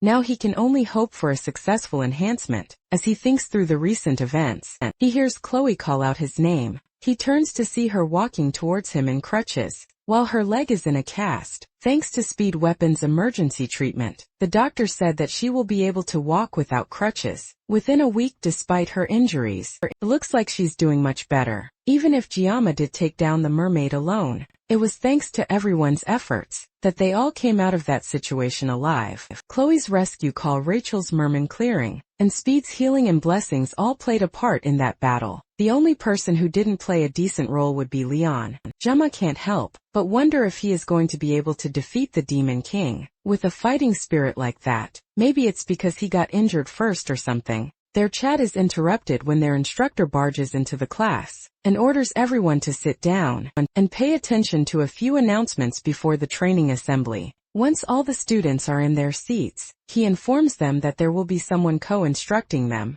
The students are initially annoyed by this sudden change, until they see just who will be instructing them. Siegfried calmly walks into the class, much to the astonishment of the entire class, as Lee Von Ben bows to him in respect. Even Jima can't hold back his shock at seeing the strongest human coming to his class. Meanwhile elsewhere, an old man is thrown against a wall, before being grabbed by the scruff of his neck and held up the wall. A pink-haired woman slaps the old man across the face, sending him flying to the ground. He apologizes to the woman named Instructor Kim, while she struggles to control her breathing. This woman that is mercilessly beating up this man is the 5th Demon Corps commander, and she is not pleased at all. She asks him why he didn't cooperate with her when he had the chance, and the man tries to apologize, but that only gets him another smack to the face. It's clear that the purple-haired instructor is tired of apologies. The goal of this whole scheme was to bring Leon back from the exams. Half dead, he may be a hero candidate, but there's no way he could take out a mermaid alone. But now, because of the old man's incompetence, Leon is now comfortable at the academy. Instructor Kim gives the elder another kick to the face, but immediately regrets it when she sees that she got blood on her shoes. She still can't believe that a full demonoid was taken down by a bunch of first years. But looking at the new students that joined the academy this year, she can't say that she is surprised. The elder speaks up and clarifies that taking on the mermaid was done by just one cadet. Instructor Kim first thinks he's talking about Leon, but he clarifies that it's the academy's top student. Kang Jama, the Demon Corps commander, recognizes the name of the special admission student, and that tells her everything she needs to know. It looks like there's new prey for her to hunt. Now the prey in question, though, isn't the most efficient person to hunt. Wolf class once again goes on their daily training, with the exception of Chloe, who is still in a cast and crutches. Jiama can't help being jealous of her getting to rest, and he's forced to run for his life with his fellow students. And to make it worse, there's now an older man breathing down his neck after every lap, and he's surprisingly fast and nimble for his age. Siegfried runs up close to Jiama and urges him to run faster, even thinking that he might still be hurt from the midterms. It's weird for the Sword Emperor himself to be running around with first-year students, much less with a special admission student. Siegfried von Nibelung is a man that will later inherit the title of Sword Saint and become one of the greatest forces of humanity. Not only that, but during the Second Demon War, he will also become Leon's swordsmanship master, and he's a character whose importance rapidly increases in the latter half of the story. So why is someone who's this important training with Wolf class? The main story has clearly started to go off track, and now it's pretty much falling apart. Come to think of it, Leon never ended up receiving the Sword Saint title, and that ended up being a pretty big issue in his past life. But Leon can inherit the Sword Saint family, because he's not part of the Nibelung bloodline, so it doesn't matter. That doesn't make this situation any less uncomfortable for Jiama, though, especially considering the jealous glares his classmates keep shooting him. With how close Siegfried is to Jiama, it almost looks like they are running together. Siegfried also takes moments to try and educate Jiama, telling him that the foundation of any warrior comes from their physical strength and endurance. No matter how talented or outstanding someone is, it's completely worthless if their body cannot support it. Once he gets Jiama motivated, he runs ahead expecting his student to keep up with him. After their running laps are done, it's time for field training. For this training, personal weapons are strictly prohibited. Instead, the students will have to use one of the weapons provided by the school and learn to master it. Siegfried dumps a variety of weapons on the ground. He notices that there is even a sashimi knife among the pile. The rest of the students are surprised by this sudden condition that their teacher has given them. One of them asks why it wouldn't be better to just use the weapons passed down by their families. That's because the basics are more important than anything else. The more a person relies on high-grade weapons, the more they will start to neglect their training, and it's easy to mistake the power of a weapon for one's own strength. At the end of the day, a master can never blame their equipment. Those words resonate with Jiama specifically, and he nods his head in agreement. With no more room for idle chit-chat, the Sword Emperor tells the student to pick up the weapons and master the basics with them. That's who can handle ordinary weapons skillfully, also have a high probability of receiving a high score in the class, which will affect their promotion evaluation at the end of the year.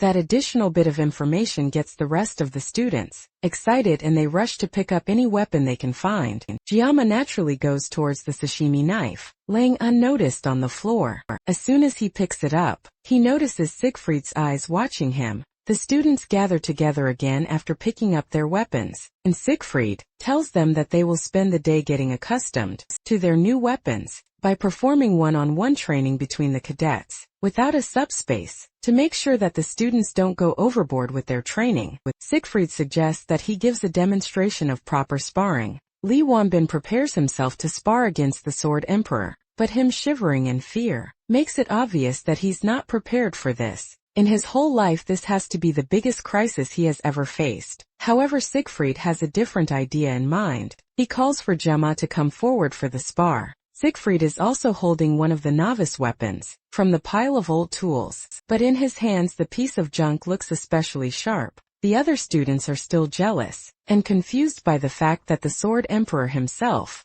is calling Jiama out personally. Jiama comes out, and before they start, he asks Jiama if his bones have healed. Once he gets a positive answer, he tells RMC to pick up his sword. This is just a sparring match, but Jiama thinks that this is way too much. If he crosses swords with the Sword Emperor, it's clear that this won't end easily. If this gets out of hand, at least one of them will lose a hand, and if they are unlucky, then even a head will roll. Despite those thoughts though, maybe because of the influence of divine power, his instincts are craving for a fight. Jama tries to de-escalate the situation, and says that he's nothing compared to the Sword Emperor, so Siegfried should lower his sword. The rest of his classmates mock him behind his back, making fun of the fact that he's chickening out of a fight. Siegfried also isn't impressed, and calls Jama out for continuing to hide his power and his pride as a swordsman. There's no reason for Jama to have such extraordinary talent, while living as a cowardly person. Pride is a word that Jama had engraved in his heart, ever since he claimed the title of the greatest swordsman in the country. Those characteristics are also the reason why he never put down his sword. The provocation from the Sword Emperor is supposed to test him, and if he falls for the prohibition in this situation, then he will definitely end up regretting it for a long time. Still, he can't ignore his pride as a swordsman and his urge to fight. Li Wanbin notices Jama's change in demeanor and rushes to stop what's about to happen, but Siegfried stops him. It seems like Jama has already made up his mind. Jama pulls out the sashimi knife from its cover and prepares for a fight. The two of them stare each other down for a moment, and even at 70 Siegfried can recognize vividly the enlightenment he gained through the sword. When he was younger, he had memories of a one-armed, wandering knight teaching him the way of the sword. Swordsmanship that the knight showed him was undoubtedly at the level of a certain realm, and now, the boy that he has been keeping an eye on since the allocation test, Kaneo, might be the person that will lead him to that realm. Jama takes the initiative and charges as Siegfried, but the swordmaster is ready and greets him with a slash of his sword. Jama is quick enough to dodge and then turn around for another strike, causing Siegfried to deflect with his sword, and the two clash again. The boldness of Jama to charge in head-on, without avoiding the strike, is almost inspiring to Siegfried. As the two of them continue to fight, Siegfried notices that even Jama's physical capabilities have increased a lot. He can even push the Sword Emperor back so effortlessly. However, his sword isn't light either, and Siegfried is determined not to take this match lightly. Meanwhile, the other students watch the two of them fight, but they can't tell what's going on. From what they can tell, Jama just got lucky during the matchup in the last subspace, sparring with Nox. And yet even the Sword Emperor seems to care a lot about Jama, who is just a special admission student. They at least hope that the Sword Emperor will give him a proper lesson that will leave him crying. And yet after several minutes of watching, the two of them are just standing there staring at each other. Li Wanbin knows what's really happening though. They aren't just standing still. They have reached a level that the wolf class instructor doubted was even possible. Before the spar, he warned Siegfried that if the headmaster found out about this, then things might get out of hand. On top of that, the other cadets could also be affected. But Siegfried assured him that he has no intentions of crossing real swords. With Jama, the older man already knows that the RMC has the power to cross into a special place. This place is called the mental realm. To enter this place and withstand a battle with Siegfried, Jama must be on an entirely different level than they even gave him credit for. A duel in the mental realm is an intense battle of wits, and Siegfried can tell, just from the short time they have crossed swords, that Jama is growing at an impressive rate. If that's the case, the Sword Emperor might have to take things to another level as well. He activates a powerful blessing called the Sword Spirit Protection, and even outside the mental realm, the students can feel the intense pressure coming from the two of them. The blue light coming from Siegfried's sword is definitely some sort of aura. It looks like the battle was so intense that the two of them broke out of the mental realm and returned to reality. Things are starting to get out of hand. And if Li Wanbin doesn't do something to stop this, and there will definitely be bloodshed. Before he can stop them though, Jama and Siegfried take off and launch at each other, but a loud cry stops them both in their tracks. Medea arrives before they can cross swords again, and appearance causes the ground beneath her to break apart. With her anger, the fight ends, and Siegfried is taken back to Medea's office for a proper scolding. He apologizes, but the headmaster is clearly not taking any weak words from him. She yells at him for going way too crazy and trying to pick a fight with a student, after she went through so much trouble to get him a spot as an instructor in the school. In that moment, Siegfried lost his self-control and exerted his aura to the fullest. He would probably have gotten an even greater scolding,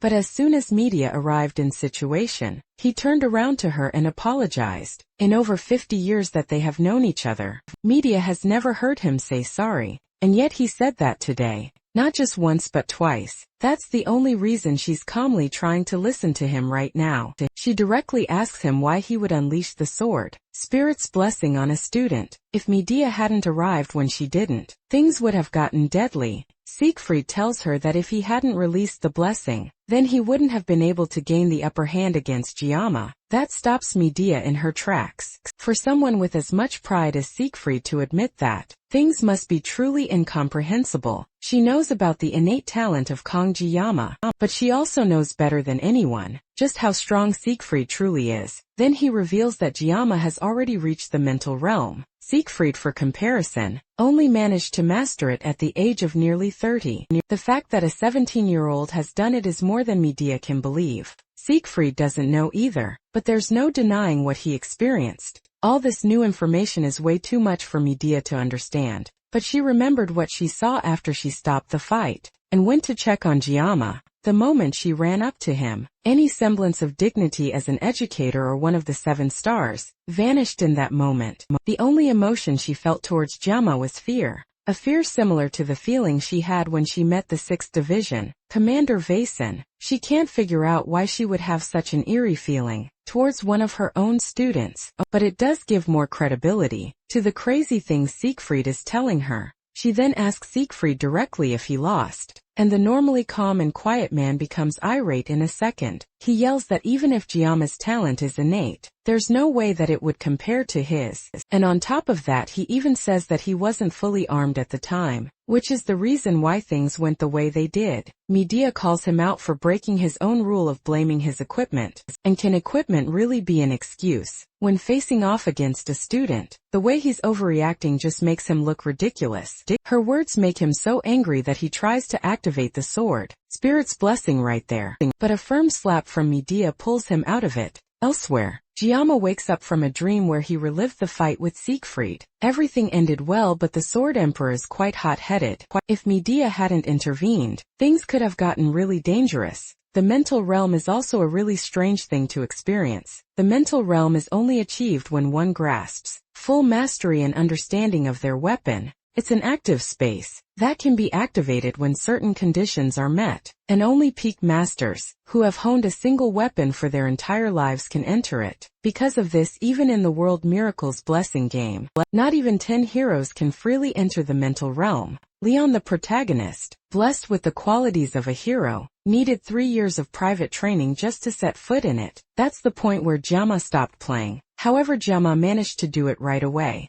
Maybe it's because of his sashimi knife. Including his previous life, he has been using the sashimi knife for more than 20 years. What's more, every time he unleashed the sword, Spirit's blessing, he would experience a concentration that transcends perception. The tangled web between the life he's living here and his past life start to intertwine, breaking through situations based on his experiences so far. Avoiding situations only makes things worse. Rather than being swept along passively, it'd be better to tackle what he can do and solve things step by step. Now that he can freely control the mental realm, he can probably try to train in combat without relying on the sword. God's blessing. He stands up from the bed and slowly uncovers his sashimi knife. Then, after a little bit of concentration, he re-enters the mental realm. Then in an instant the realm shatters, and a large hand reaches in through the void towards him. It stretches down and a single finger touches Giamma's shoulder, snapping him out of his trance, and filling the hand holding the knife with aura. Whatever it is though, it's too much for the knife and the weapon disintegrates. Elsewhere, some elders argue among themselves in a dimly lit room. The old man from before that was talking to the Demon Corps commander, argues with the rest of the Academy's elders. The main thing he's trying to do is convince the rest of the elders to investigate Giamma, on suspicion that he might be a candidate for the hero. The rest of the elders don't agree, since it's already well known that the hero candidate is Leon. The elder tries to make the argument that Leon is still half-baked, and can't even properly manifest his blessing, while Giamma has very obvious capabilities that were first shown when he took down the Genius Twins during the class placement exam. What's more, Medea is also blocking information about him, under the pretense of protecting the student. Everything about him is just way too suspicious, and it means that they have to investigate. He also reminds them that the 7 stars have been meddling way too much in their affairs. And since Medea, who is one of the 7 stars, became the academy director, their standing as elders has been severely weakened. After Bauman was defeated, the public only looked at the 7 stars, while treating the elders like outdated relics. If a hero were to appear, then that would shift their reputation even more. The other elders agree with that, and also feel like they need some sort of public enemy if they want to maintain their power. They unanimously agree that the hero that threatens the Demon King must be eliminated. The man became an elder of the academy because of the purple-haired instructor, and that's why he's putting so much effort into persuading the elders through sheer force. If he doesn't do something here, then Air Acre, the 5th Demon King Division commander, will definitely make him wish he were dead. After some more persuasion, the elders finally agree with the verdict that Kaneo needs to be investigated and eliminated. And for that they need to issue orders to the Adatori family. That isn't the only problem on Jiyama's plate though. Right now he's staring at the blacksmith that he trusted to take care of his weapon. As the man backs away in fear, despite his hopes of using the murasame as an alternative to sashimi knives, somehow Volander managed to turn his only hope of escaping the sword, God's blessing, into a sashimi knife. And if that wasn't bad enough, the sword has also been reduced to an E-rank weapon from a B rank. Even Volander is confused, and in the 30 years that he has been smelting weapons, he has never seen something like this happen before. What happened was when he tried to work on the sword, it's as if it refused to be forged. He hastily melted the metal and reforged it, but he barely managed to give it a proper shape. If any ordinary blacksmith had tried to do this, they would have ended up with a useless lump of metal. Even with Jama's 20 years of experience with knives, he can tell that the craftsmanship is impressive, and the specifications also align plenty with the sword. God's blessing, but the hardness is still E rank. The knife still has the potential of a good weapon though, so if it's reinforced it will definitely become useful. All Jama has to do is bring the reinforcement materials, and Volander will fix up the weapon without any additional charge. Jama still isn't convinced though, and he angrily asks what will happen if it breaks again. Volander shakily assures him that even if it's an E-rank weapon, it has the growth potential of an A-rank weapon, and it could grow to become even better. There's also the never-fail material, which will guarantee that the murasame will become stronger, but that material can only be obtained from a rank or higher. Demonic beasts, A-rank demonic beasts are on par with E-rank demonoids. So, sending him on this mission is the equivalent of telling him to fight something like the mermaid again. It'd be crazy to risk his life to reinforce equipment,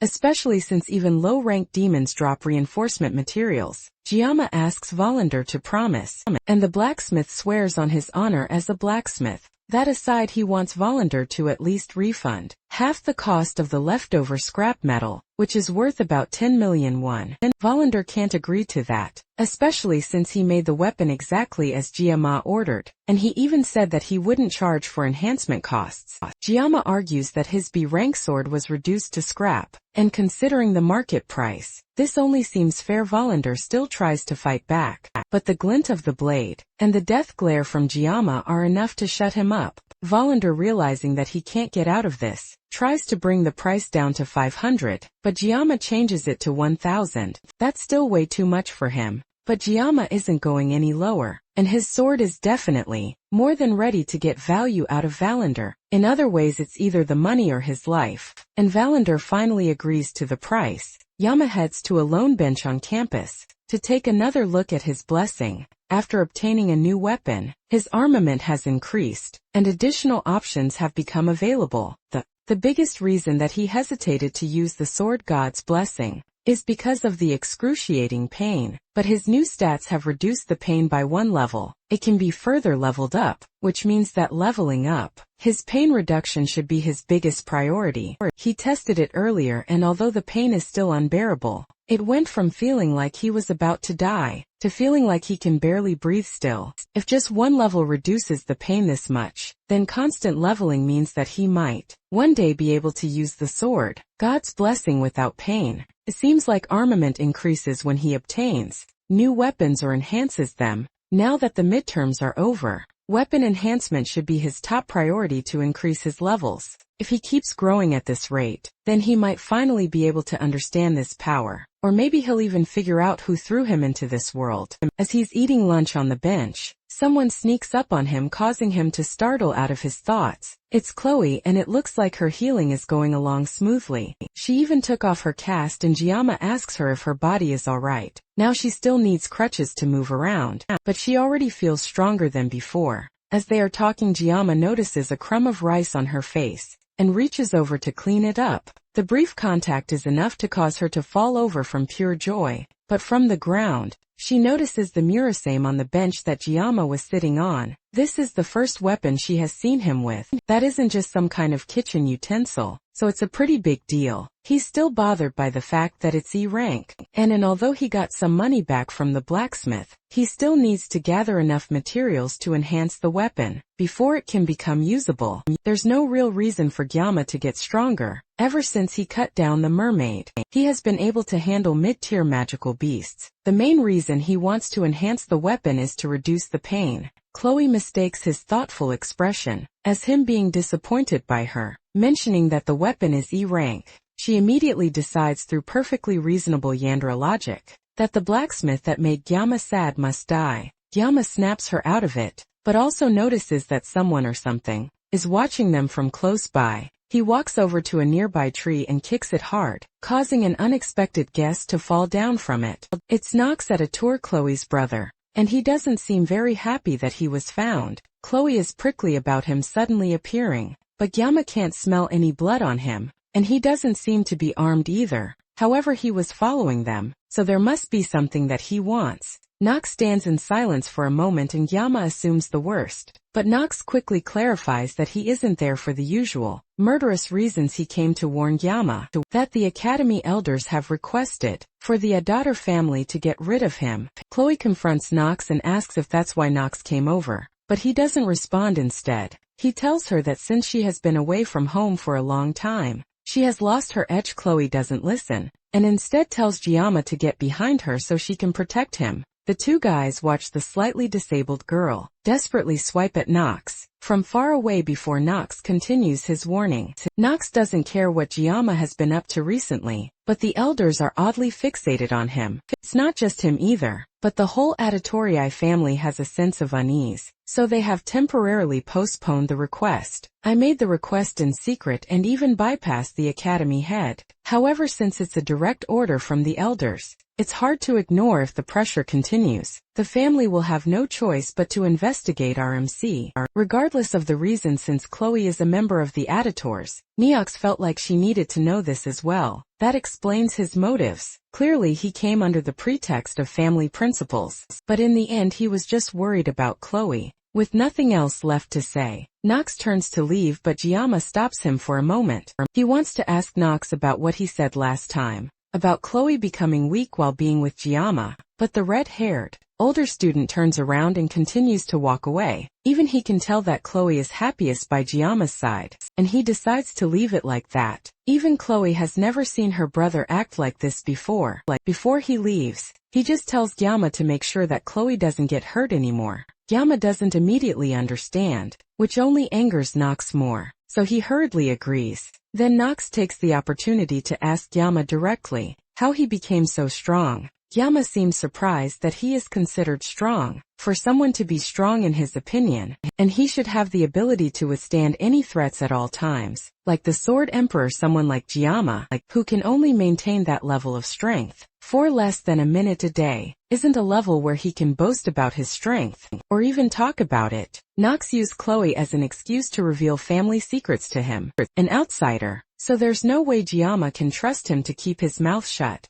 So he decides to pick something to satisfy Nox. He tells the redhead that he lacks desperation. No matter how much of a skilled auditory Nox is, there's a vibe that comes from someone who has real-world experience. If he stays cooped up in the academy, then he will reach his growth limit. So he has to go out first and gain real-world experience. If he continues working hard, then he will definitely gain something. That's about as much rubbish Gyama can spew out, without sounding like he's lying through his teeth, so he quickly gets up and walks away. Before Nox can ask any more questions, back in class, the students learn about history and the nature of blessings. Gyama isn't focused on the class, and is more interested in the intel that the Academy elders are targeting him. The Academy elders descend from 5 of Byler Yokin's 7 disciples. Gyama remembers that they are a group with immense influence, not just in the Academy but in the whole world. Their role in the game was to constantly obstruct the protagonist, for the sake of their own power and safety,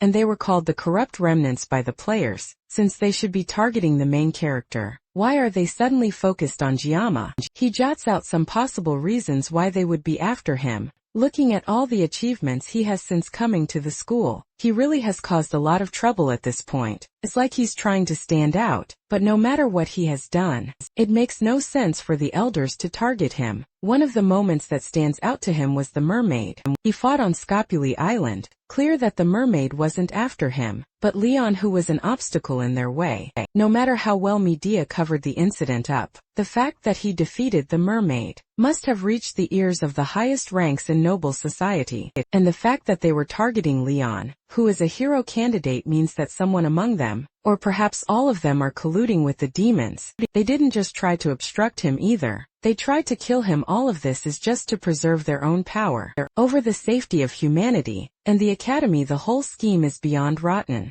Gyama could easily storm into the elders' chambers and cut them all down, but it's not the right time for that yet. However, when the time comes, Gyama will definitely cut them all down. With this new piece of information, it solidifies his decision of going to the dungeon to get weapon enhancement materials. First, he needs to gather a party since it will be too hard to do this alone. Chloe would be more than happy to help him, but he needs other people too. Instead of a brute like Rachel, he needs to find someone more strategic. First person that comes to his mind is Speed Weapon. After class, he heads over to the Dragon class to look for Speed Weapon. As soon as he gets there, he's immediately confronted by a brute, who clearly doesn't like the fact that Kayama is a special student. This third-rate extra is definitely the kind of person that Kayama knows will be annoying to deal with. RMC walks away from the confrontation, warning the wannabe bully to not bother him before he gets his jaw cut open. The brute immediately pulls back his fist,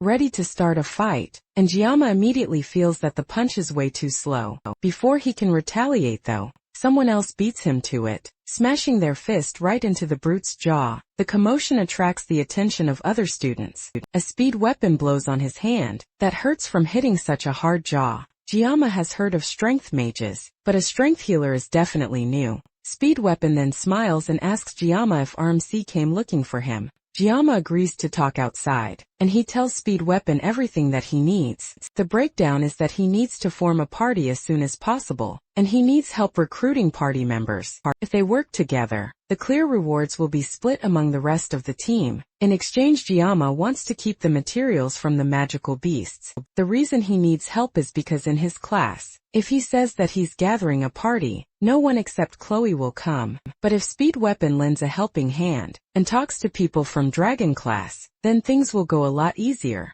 Speed Weapon thinks that if it weren't for the Academy's rules, then Guayama should easily be able to clear 5 or 6 dungeons on his own. That would be true if he could handle the effects of his blessing. Without his magical painkiller, Guayama admits that he can't even clear one alone, but Speed Weapon doesn't agree with that, and thinks that Gyama is just being humble. The switch to idle chatter, and Speed Weapon talk about how Gyama looks a lot better now, after the events of the midterms. After some small talk, Speed Weapon accepts Gyama's offer since there's no reason to refuse, and he has a feeling that working with Gyama will be a new experience. The dungeon Gyama has in mind is a C rank, called the Buffalo Dungeon in Kowloon. Gyama, Chloe, and Speed Weapon means that they have a party of 3, so they just need one more member. Gyama straight away says that he would prefer it if it weren't Rachel or Leon, but they wouldn't want to come anyways. Rachel has been in seclusion since Gyama was hospitalized, and she's been practicing in the Academy training grounds. Leon, on the other hand, is preparing for the upper grade dungeon raids with 2nd and 3rd year students.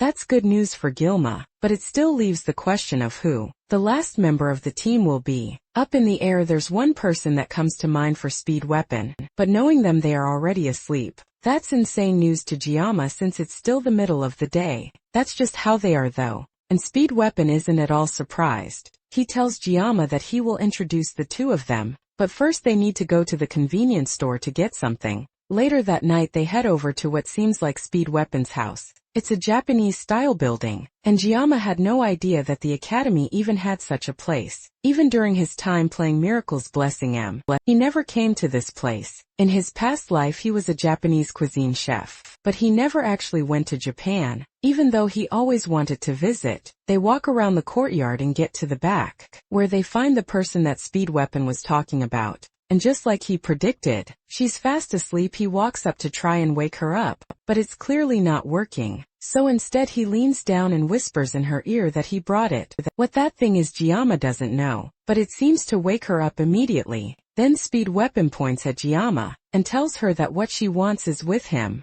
and without wasting a beat, she sprints towards RMC and snatches the bag that he's holding in his hand. The speed that she uses to snatch the item from his hand causes her to spin midair and land on top of him. Giamma is left in shock as the new girl lays on his chest, eating the treats that he and Speed Weapon bought from the convenience store. While he's trying to figure out what in the world just happened, she asks him while still laying on his chest if he had any more yangyang, which is a Korean dessert made of bean paste. In Giamma's past life, after a life of nothing but work, Miracle Blessing M and escape from living a life surrounded by men, and like any gacha addict, RMC sat hopeful on his porcelain throne, after sending a concerning amount of money, praying that RNG would be on his side. The angel who made him spend all his money was none other than Abel von Nibelung, and just like any other gacha addict, he's immensely disappointed when he finds out that RNG will never be on your side, and is more likely to spit on your face. As a standard but equally rare character flashes on his screen, asking if he has any yang.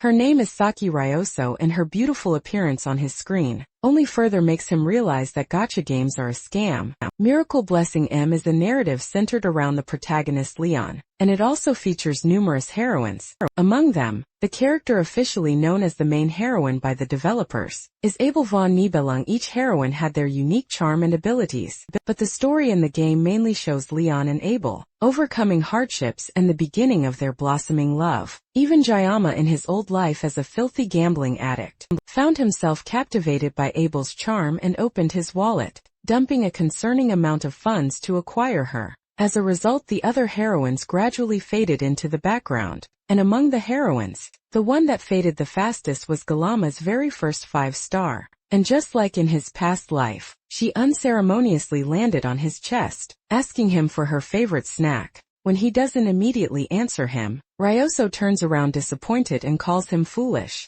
Even with how nonchalant and lazy she seems, Ryoso is a top-tier DPS among all the ranged attackers. She's also a skill-based character that's different from Leon. Plus, since she barely impacts the main story, her joining the party won't disrupt the plot. Recruiting her will be fine for Gilame Wright. Speed Weapon holds up another piece of candy nervously, and she snatches it out of his hand and tells him to spit out what he wants from her. Weapon gets to the point and points out that Gualama came to him in the afternoon, and he's looking to form a team for the Buffalo Dungeon raid. In a week's time, Ryoso looks at him quizzically for a moment, then walks up to him and asks if he's the one that fought the upperclassmen back in the subspace training. Gualama doesn't immediately answer, and the two of them stare at each other before Ryoso turns and care. The dungeon clearly reflects on their grades, and there's no real reason for her to refuse, but Giamma seems to lack the conviction that she would have liked to see. It's pretty odd for her to judge someone when she's still half asleep, but she makes it clear that she doesn't want to work with someone who seems so unmotivated. Speed Weapon tries to advocate for Giamma by reminding Ryoso about the fight that happened recently, but she still isn't convinced. Then Speed Weapon almost accidentally blurts out what happened in the midterms with the mermaid. He quickly covers his tracks before she can get curious about it, turns it around on her, reminding her that she drools over Yang Gang without a care in the world. Kayama just watches the two of them argue and he's not impressed. A party member can be greedy or rude, but not both. There's no reason for Giamma to waste his time begging her. He turns around and calls for Speed Weapon to follow. They don't need her uncooperative attitude poisoning their party. Ryoso coldly asks him if the dungeon raid is really that unimportant, and the two have a brief stare-off again. And without warning he pulls out a knife concealed in his belt, and tosses it at one of her archery targets. Without looking, the knife hits dead center, and before Ryoso can process what happened, throws another one, hitting the knife perfectly in the handle. Ryotsu falls over in shock, and Giamma asks her simply if she's interested in their party now. And the next day, Ryotsu is the first person waiting for them in their meeting room. She greets Speed Weapon and Chloe, who both enter first. Then she nervously greets Giamma as he sits down. Then they get straight to the point. Permits for clearing the dungeon are ready, so it's time for them to start talking about how they are going to tackle it. Speed Weapon steps up to a board in the room and starts explaining the details of the dungeon. The buffalo dungeon has C-rank demonoid buffaloes. They are nicknamed water buffaloes, and they are known to charge from a distance and then engage in close combat. However, they are weak to ranged attacks. All things considered, it's a straightforward dungeon clear. But the school has one rule for any students that dare to attempt it. They must never open the stone gate at the center. Rumors say that there is some kind of seal on the gate, but it's just a hypothesis and nothing is confirmed. The Academy's permit also requires that they leave the gate closed, so there is no reason to disobey. Giamma nervously agrees that they should never open it, but his tone indicates that he knows more than he's saying. They ask him if he knows what's behind the gate, and he lies that he doesn't know and that they shouldn't touch it. In reality, he knows that there is a hidden boss behind the door, and that gate only opens under specific conditions. It's locked away by the system for now, ignoring the risks of accidentally opening the gate. The efficiency is unmatched. He changes his attention to Ryoso, who's happy munching on another young gang. She seems to really like those pieces of candy, and she defends herself by saying that the brain needs candy. As they talk, he notices something ominous in the area. Well, other than Chloe preparing to murder any girl that looks in Giamma's direction, they are watching him, and they will definitely appear when the time comes. Later that day, they start their journey to Gamyoto, Churwan, where the dungeon is. When Giamma was discharged from the army, he swore to never go back to that city, but now here he is willingly organizing a group to go there together. The bus stops at a checkpoint, and the driver has to inform the armed men that they are students from Hokken Academy. It looks like there are civilian restrictions, stopping just anyone from going into the dungeon zone. Back then he could feel that the elders were watching him, and he also felt like something bad might come out of this trip. Speed Weapon pulls him out of his thoughts and offers him some eggs. Giamma refuses, and Speed Weapon asks if he's getting nervous over a measly C-rank dungeon. Then he asks Ryoso if she wants some eggs, and her response is a swift no. She idly stares out the window, not paying attention to the group, but for a moment Giamma can feel her staring at him. He already feels watched enough by the Academy elders, but it looks like everyone is staring at him. The bus finally arrives at the place where ancient demons once nested. Now the place has been reduced to a simple farming dungeon. Speed Weapon notices that Giamma seems to have a lot of luggage, and he asks about it, only to find out that it's just a bag full of kitchen knives. The group walks towards the dungeon, and Chloe offers to take point as usual, and with that they confidently walk towards the dungeon. Just like at the dungeon border, the guards watching the door to the dungeon have to confirm that they are actually from Hokken Academy, and then ask the 4 students to sign a visitor log. One of the guards seems especially curious, as he watches Giamma write his name down. Speed Weapon calls him over to the dungeon before he can talk to the man, and the large mechanical door opens for them. Giamma glances behind him one more time as the doors close, and the man continues watching them from outside. On the wall of the dungeon, there are cute little signatures and drawings from students who have been here before. Looking at them makes this place feel more like a tourist spot than a dungeon. Then he feels a tug on his arm and turns around to see Ryoso looking tired and out of breath. She asks him if he has something sweet to make her feel better, and Giamma reaches into his pocket and pulls out a piece of candy. Candy isn't really her thing though. She asks him if he has any young gang, Giamma isn't here to babysit anyone, and he tells her to bring her own, but she's saving hers for later. Their conversation is cut short, as Chloe notices some monsters charging at them. From 200 meters away, Speed Weapon turns. To make sure that the rest of his group can stick to the plan, he sets up to buff the attackers, and Saki pulls out her weapon and ready to attack. Giamma notices that her weapon is an S-grade weapon, called the Crimson Bow. With that kind of powerhouse weapon, clearing the dungeon will be a breeze for them. The question though is if he can trust Ryoso to do a good job, especially as she takes a second to munch on another bar of her favorite snack. Before the monsters get there, the monsters come barreling through the dungeon cave, and Chloe fearlessly rushes towards them. With dual crossbows in hand, she jumps up into the air and fires 2 shots from her crossbows, catching 2 of them right in the eye. They fall back and the others rush past their fallen comrade. Still charging straight at Chloe, the red-haired girl pulls out a sword from her back, as Speed Weapon tells her to fall back. But Ryoso is faster, shooting 3 arrows straight at the monsters, and taking out 3 monsters in turn. Before they can get to Chloe, Giamma is impressed by her skills, but he's more concerned about her breaking the horns that he needs for his weapon enhancement. Regardless of her attack power though, a hard carry is still a carry, and she's a skilled DPS that can't be stopped. They head deeper, but one of the monsters that didn't fully die suddenly gets up and charges straight at Ryoso. Before she can react, she turns to try and take it down, but her foot catches on a rock and she starts to fall. With no way to defend herself, she falls to the ground and takes up a defensive position. But luckily for her, Kayama is there, just in time to catch her fall and cut the monster before it can get to her. Ryoso stares at him in shock as he holds her off the ground, and her excitement and shock comes out in a cute little hiccup. Meanwhile, outside the dungeon, the same man that was eyeing up Giamma earlier answers a phone call from an unknown person. It looks like a plan has been set up in the background. Now that most of the monsters have been taken down, Giamma takes his time, collecting the buffalo horns that he will need for his weapon reinforcement. As he's collecting them, Ryoso comes up behind him and hands him a piece of yang to thank him for saving her earlier. He wouldn't mind accepting it, but Chloe's raw Yandra aura behind him isn't helping matters. He calls out to Chloe and whispers some instructions to her regarding the staff member that they saw earlier. She acknowledges the information, and the 2 of them continue talking about it. Speed Weapon decides to ask if the 2 of them are dating. Since they seem so close, Chloe blushes at the thought of dating Giamma, but our MC smoothly shuts it down, pointing out that not all male and female relationships are romantic. Chloe isn't happy about that and glares at Giamma, but doesn't say anything.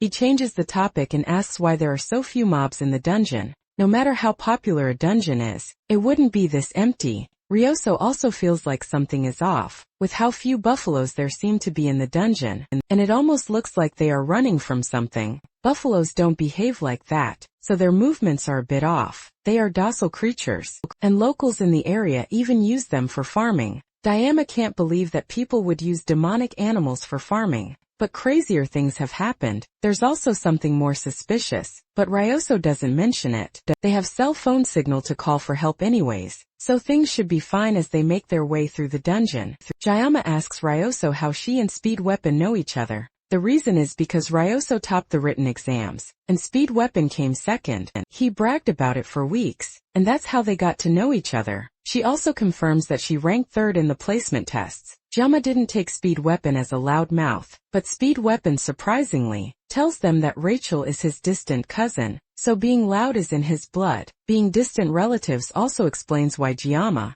who is a player of the game, didn't know about Weapon's connections to the main characters. Weapon's family is a branch of the Chongsong clan, while Rachel is from the main branch. That's why they at least know each other. It's not the time to talk about this though, and Weapon assures Giamma that he's living the dream. If anything, Giamma is the impressive one here, so there's no need to worry about Weapon. Weapon even says that Giamma could join the 7 heroes, and Chloe agrees, but Ryoso doesn't say anything. Instead, she walks forward, away from the group, and declares that she hates the 7 heroes. The others watch her puzzled, but they don't have time to focus on it. For now, they just need to work together to finish the dungeon fast, and then go back. They need 20 kills for it to be considered a dungeon clear. As they walk through the area, Giamma notices some strange cursed-looking claw marks on the walls. Weapon and Chloe walk ahead, and they call Giamma to follow them. since he was lost in thought. Meanwhile outside, the man continues to talk to the mysterious person.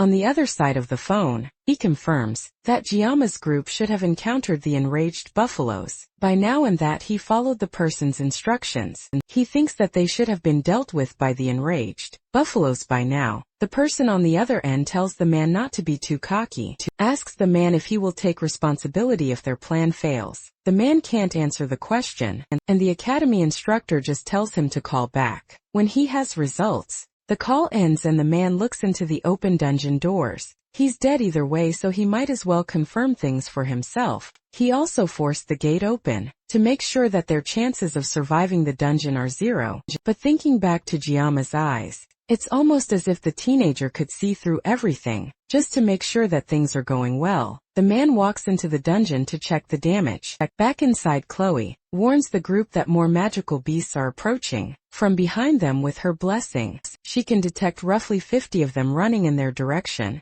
Suddenly the earth around them starts to rumble, as a stampede of buffaloes charge in their direction. This swarm is way too much, and it's hard to believe that it's even buffaloes that are charging towards him. They were supposed to be harmless, but this group of buffalo are clearly being irritated by something. In that moment, Kiyama's memory reminds him of something his mentor once said: every blade has its purpose. You can't use a chicken knife to kill an ox, and sashimi knives are meant for fish. But Giama asked about beef sashimi, which is the same as using a sashimi knife to butcher an ox. His mentor raises his knife, and Giama initially thinks he's about to get hit, but instead his mentor just smiles down at the fish he just cut, and agrees that this is definitely true. This situation somehow reminds him of the past, and Giama realizes that he's about to use a fish knife to slice cows. With no time to waste, Giama starts giving orders to the group. He tells Chloe to distract the herd without charging in. He needs her to disrupt their formation without attacking. Then he turns to Weapon with a smile and asks if he's ready.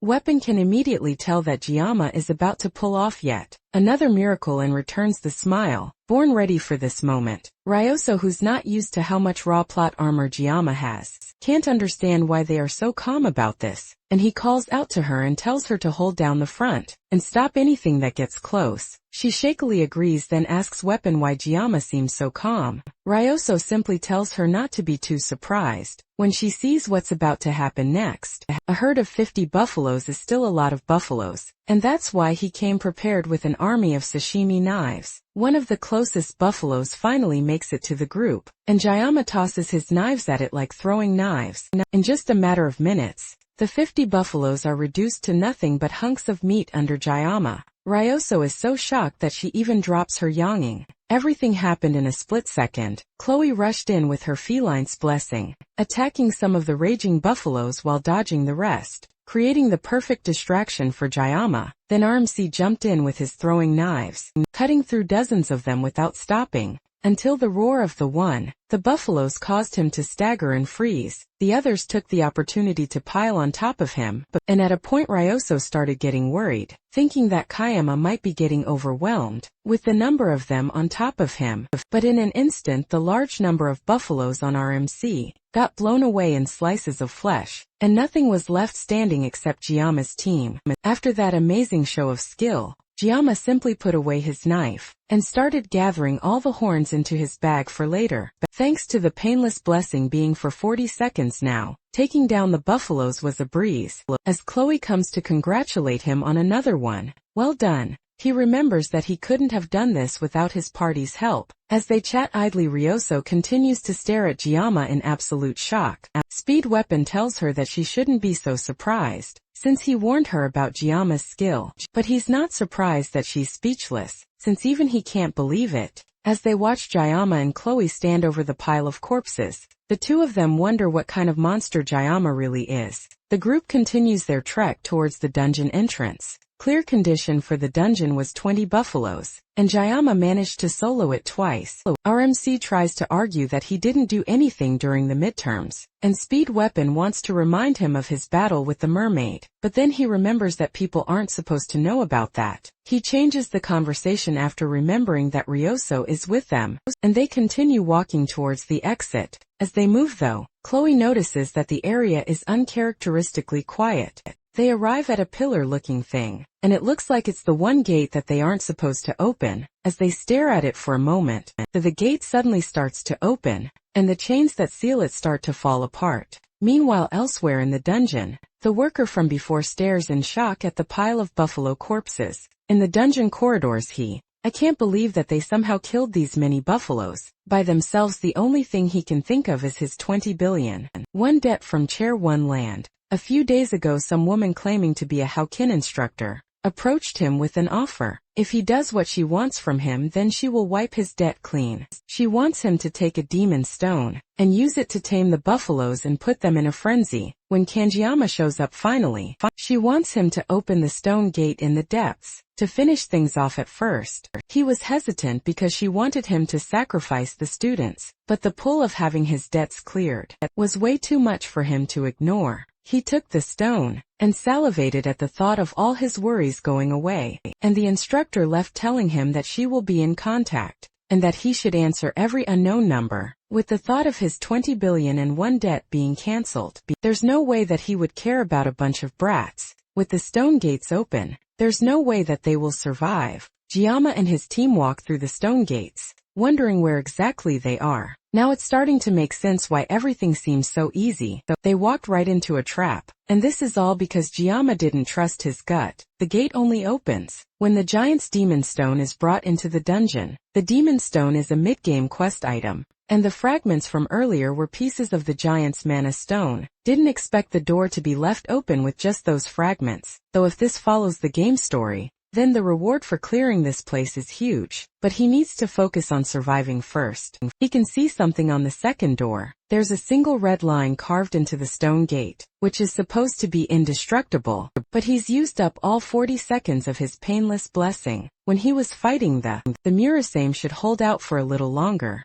and it should allow him to slash the gate and get out before it shatters. Before he can try it out, a massive presence causes the students to pause and turn around. However, the reward for beating this massive buffalo is the Blessing of Transition, which is an ability that transfers and amplifies the owner's blessing to a chosen target for a single use only. The monster guarding this amazing reward is a grade demon, called the Inotorous Minotaurus, also known as the Buffalo King. The torches in the room start to light up by themselves, and it illuminates the Buffalo King, and two other large buffaloes beside it. The left and right wing buffaloes also look way more powerful than the rest of the buffaloes that they have faced before, and the demonic beast Buffalo King is also really intimidating. Even if Jiyama slashes the gate so they can escape, once the thing awakens, it will be impossible for them to escape unscathed. This isn't like the midterms though. He knew about the mermaid, but he fought minotaurs before. At full strength, Jiyama can take out 3 alone, but he has already used up all 40 seconds of his painless blessing. He needs to do this strategically. He asks Speed Weapon if he can cast a pain reduction buff, and he only needs it for 2 minutes. If Speed Weapon stops casting it for even a moment, while Jiyama is fighting, then he is definitely going to get taken out. He leaves the small fries for Saki and Chloe, and tells them that he will take out the big one on his own. With the plan laid out, the students get ready. As the Buffalo King wakes up with a menacing roar, Kayama activates the blessing of the Sword God, and he's immediately overtaken by a surge of pain that makes him cough up blood. However, thanks to the weapons buff, he can at least move. The demon charges in for an attack, and Gilma rushes over as well, dodging the first attack and rushing to the side before it can recover. The pain from the Sword God's blessing is still strong enough that he's just hourly vomiting blood, but he's strong enough at least to go up against the buffalo. Yama parries another attack, and then rushes to behind it to try and bring it down, but his attempt is met instead with a kick from the massive beast. Sending him flying back, he catches himself before the fall, and spits out some more blood from his mouth. Even the sensations that he couldn't feel before, with the painless blessing, are awakening. Instead, it's like allowing himself to feel the full power of the blessing of the sword. God makes him feel free. Jiyama rushes in for another attack, dodging a massive attack from the Buffalo King's axe, and moving at speeds that the rest of the group can barely comprehend. The two monsters continue to fight, as Jiyama dodges all the buffalo's attacks in frustration. The Buffalo King raises its axe above its head and brings it down in a massive swing, right over Giama's head. As the smoke clears, Giama rests peacefully on top of the Minotaur's axe, completely unscathed. Ryoso can barely believe that a human can even move like that, much less fight at that speed. She can't focus on Giama's fight, as she's also fighting one of the buffalo guards at the moment. She knows the basic concepts of fighting, muscle control stance, and leveraging kinetic energy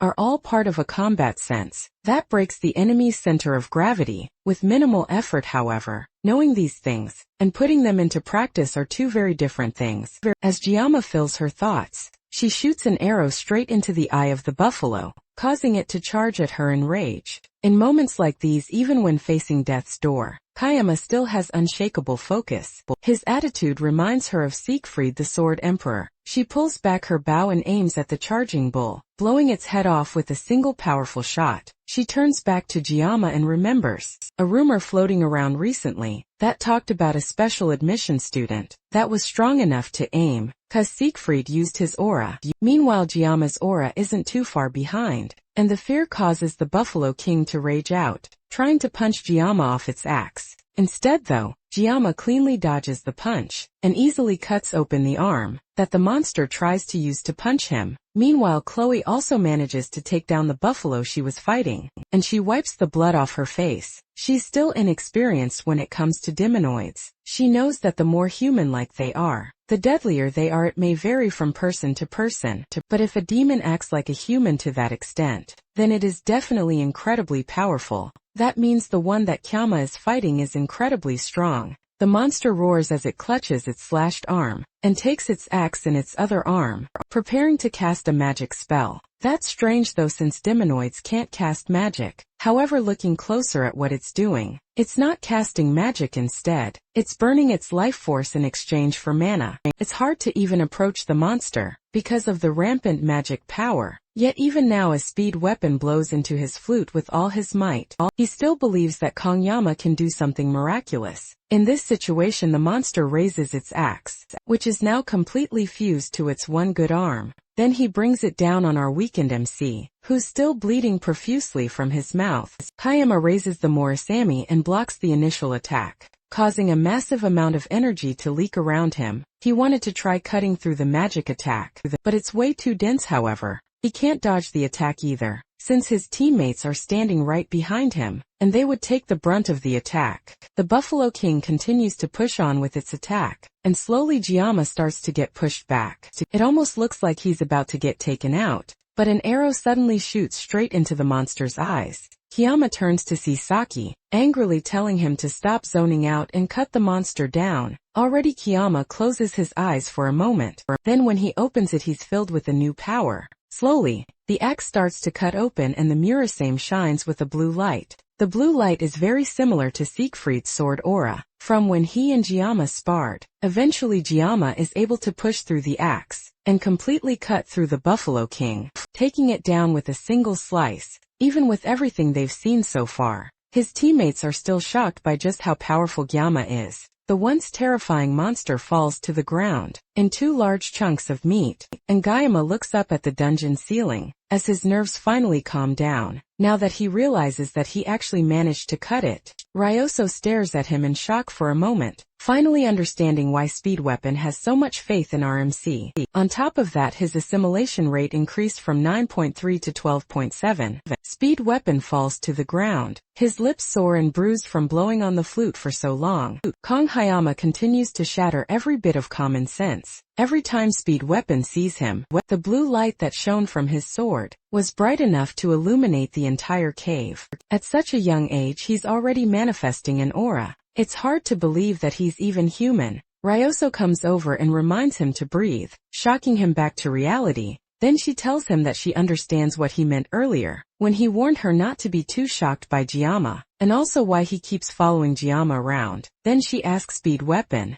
if the Academy's rules stop Giama from transferring to their class. That may be the case, but it doesn't stop a student from doing things the other way around. Ryoso smiles, and realizes now that she feels like tagging along with him too. Giama struggles to catch his breath as the adrenaline leaves his body. Even with Speed Weapon's blessing, the strain on his body is still unavoidable. Still, Fighting without the blessing of painlessness is progress for him. Chloe collides into him, crying as she frantically asks him if he's alright. He tries to calm her down, because her weight on his body is messing with his already grave wounds. He backs away from him blushing as he rethinks his life choices. A status window appears in front of him, informing him that he has acquired a new blessing. Originally, this blessing should have gone to Leon, and its rank is a spirit rank, which is the rarest in the world. It's a blessing that only reveals its full potential. When combined with another, the blessing of transition can transfer an owned blessing to another living being, or an object. However, the user must make direct physical contact with the target. It's an essential blessing for controlling the dual-natured Baomu, which is a sword that Leon will acquire later in his adventures. Since Kiyama has found himself with this powerful blessing, he might as well make the best of it. Then he notices someone watching them through the now open stone doors. He asks Chloe if she remembers the favor he asked for earlier. Then in a second, she crashes into the man before he has a chance to walk away. Then she stabs a knife into the man's thigh, immobilizing him. Speed Weapon and Ryoso have no idea what's going on, and Guilama calmly walks to the man, while explaining that he asked Chloe to do him a favor earlier. The man tries to play innocent and asks what he did to deserve this, and the other two quickly pick up on what's going on. The rummaging, buffalo horde and the open stone gate were all caused by this person. It's a bit suspicious, since there weren't any surveillance cameras inside the dungeon, but he just happened to show up on time.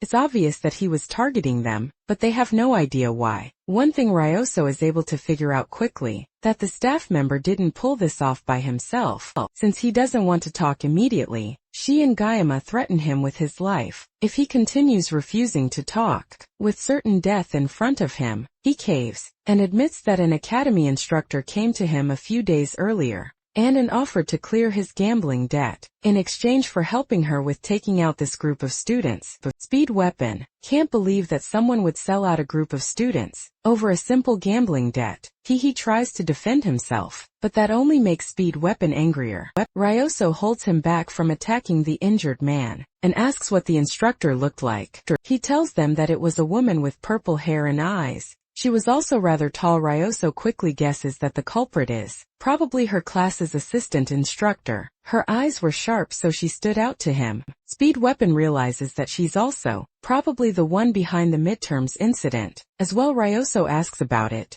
and Yama finally reveals to her that during the midterms, they ran into a demonoid mermaid. She realizes that the reason Leon ended up in the hospital is because he fought a demon. Now that Guilama has revealed it himself, Speed Weapon doesn't have to hide it anymore, and he reveals that it was Gyama who soloed the monster himself. She doesn't even question the fact. After seeing what Gyama pulled off today, he got all the information he needed from the staff member, meaning that he has outlived his usefulness. Chloe rips her sword out of the man's thigh, causing him to shout out in pain. A dungeon that was never supposed to open just happened to open, meaning that this is the perfect time to erase someone from existence. As Gyama turns to leave, he tells the assassin of their group to take care of the trash. Chloe wastes no time as her eyes change to Yandere mode, and his cries only last for a second. As Gyama walks out of the dungeon, he mentally challenges Hokken Academy's elders and instructors, as well as anyone targeting him, to come with all they have. No matter what they do, he will make sure to erase them all. Gyama returns to the academy with his reward from the dungeon.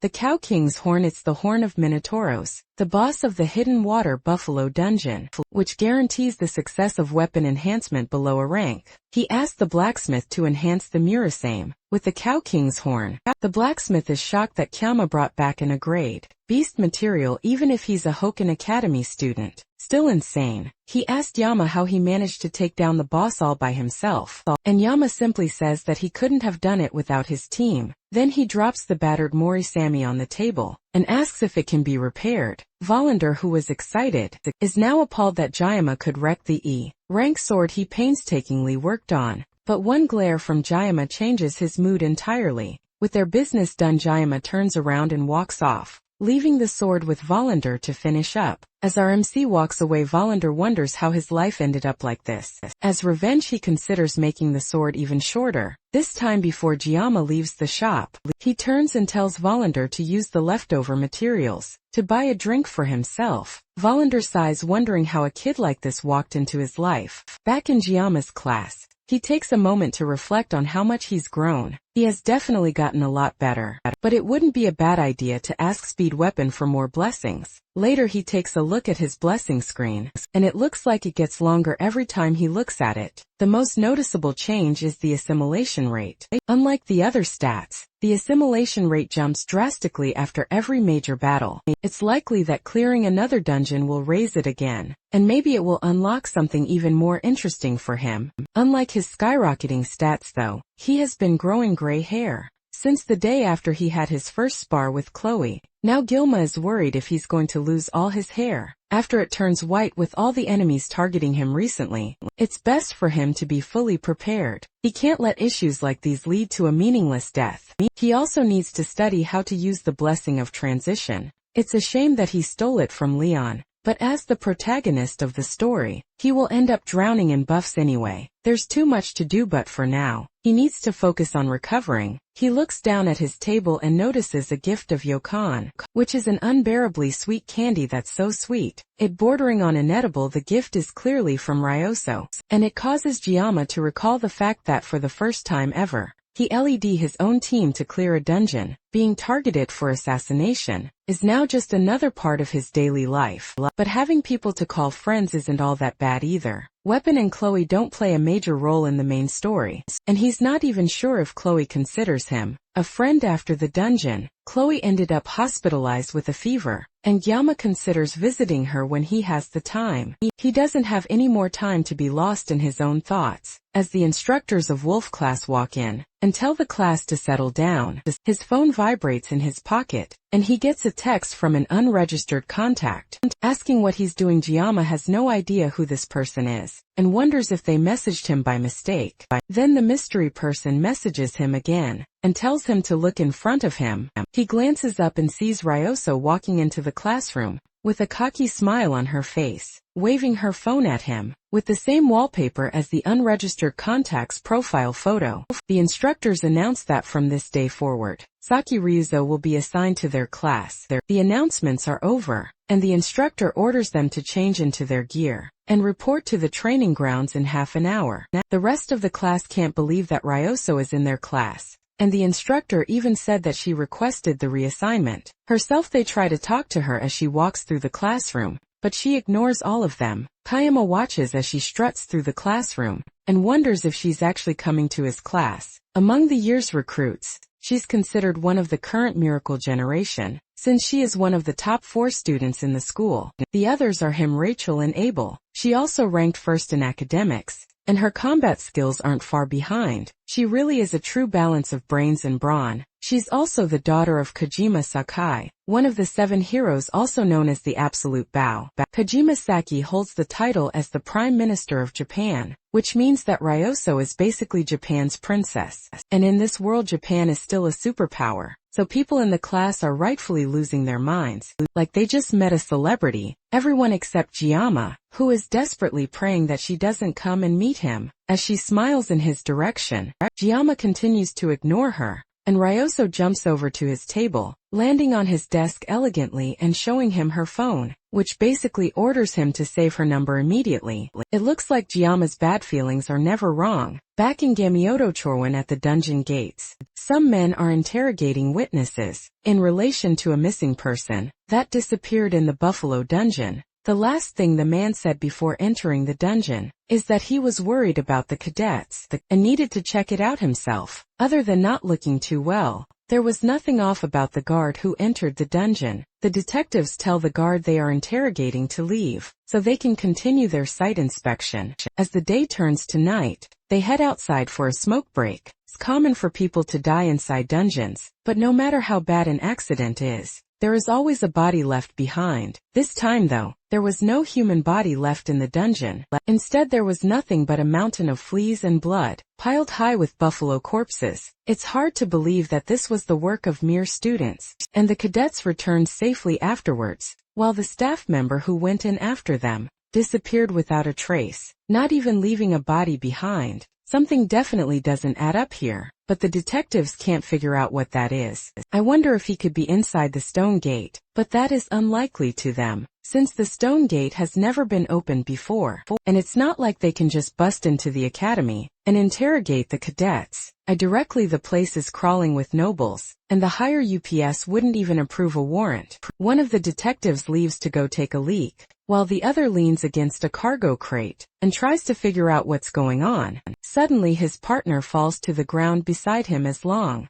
slender legs come out from the shadows towards him. The detective immediately recognizes the power as magic, which means there's a demon nearby, but surprisingly it's a human that walks up to him. Before he even has a chance to figure it out, his head is sliced off cleanly by the woman, leaving his body to fall to the ground. The last thing he can think of is that this is a human who made a pact with a demon. She's a demi-demon, which is a half-human, half-demon. In other words, she's a villain. Ryoso happily enjoys her snacks. As she relaxes in her new seat beside Jayama, she asks Jayama why he didn't eat the snack that she shared with him, but he ignores her and tells her that Chloe sits where she's currently sitting. Sometimes Ryoso doesn't seem to care, since it doesn't matter whose seat it is. As far as she's concerned, it's first come first served. Kyama takes the opportunity to try and ask her why she transferred to their class, but he's cut off by the teacher, who announces that there will be 5 minutes until assembly.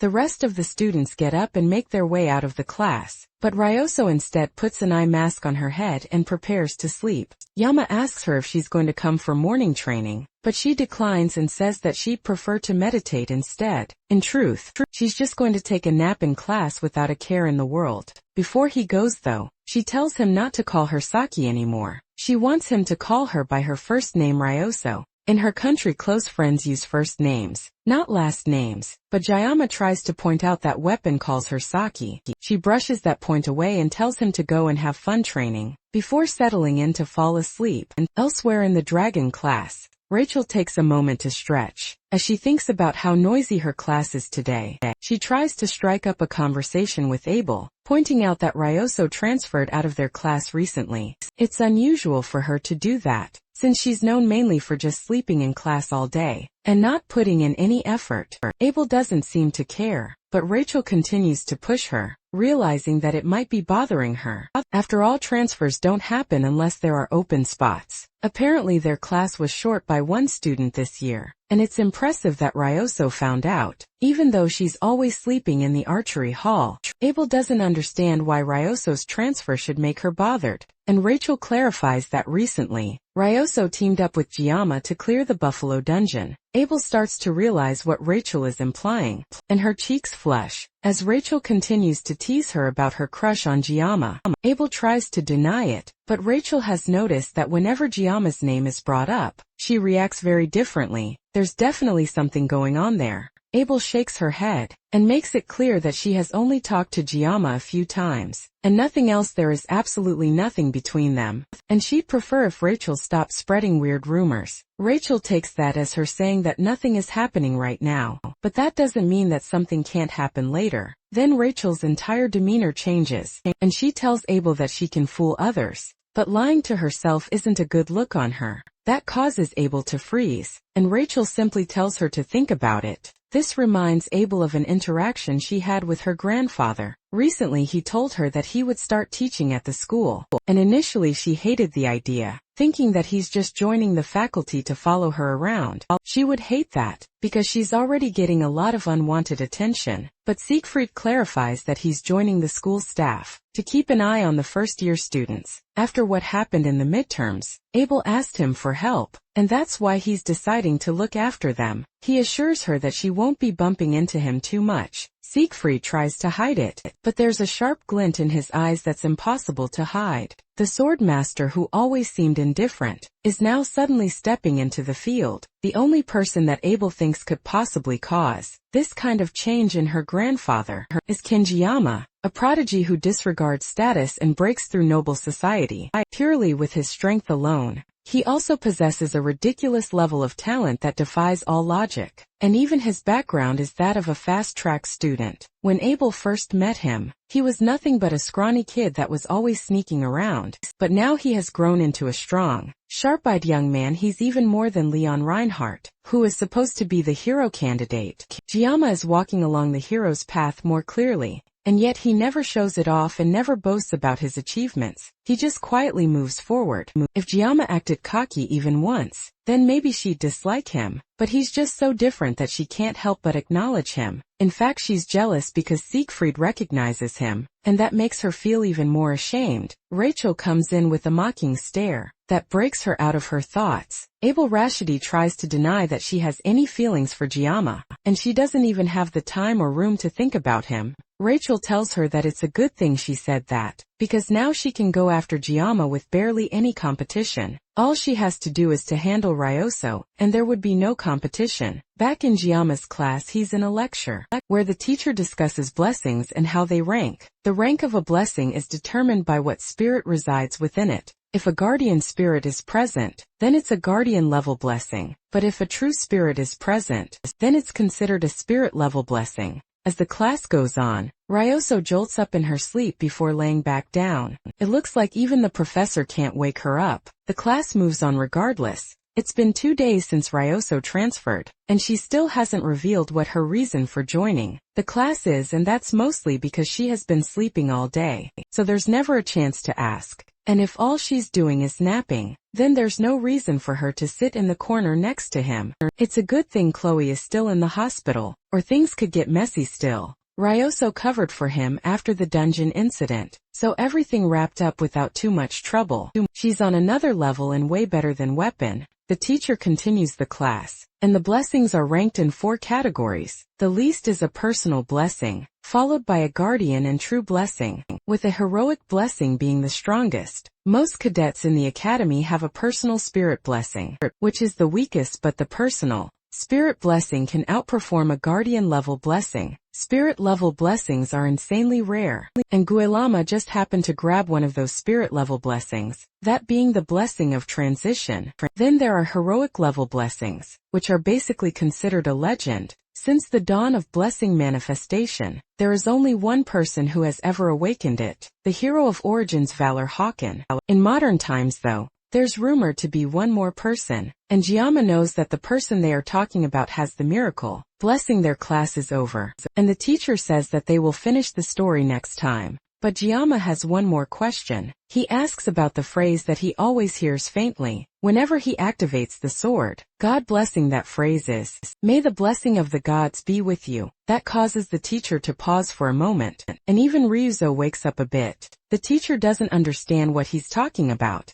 But there's a flaw in what Giamma has said. That is because there are no gods left in the world, which means that there can be no blessing of the gods shared. As the teacher walks out of the class, Ryoso chuckles at Giamma for his embarrassing question. He asks her if she's done with sleeping, but she turns and goes back to sleep. Giamma doesn't blame her either, and decides that it's time for him to take a nap as well. As Giamma's consciousness fades, a message starts to appear in front of him. He wakes up and there's a large message in front of him, informing him that the GM has requested to have a conversation with him. Giamma suddenly finds himself in a very abstract world, with lots of floating scrap all over the place. As the message also floats in front of him, then the notification changes to a question asking Giamma if he accepts to have a meeting with the GM or not. The message changes to read that the GM is interfering with the world line. With code, world line is a word that Guayama hasn't heard before, and this whole thing doesn't make any sense to him. Suddenly things become quiet, and a message comes saying that the dimensional gap is too large, and that his current level is insufficient. And he also hasn't met the requirements for the mysterious new trait yet, either now. The question is if Giamma still wants to proceed despite all of that.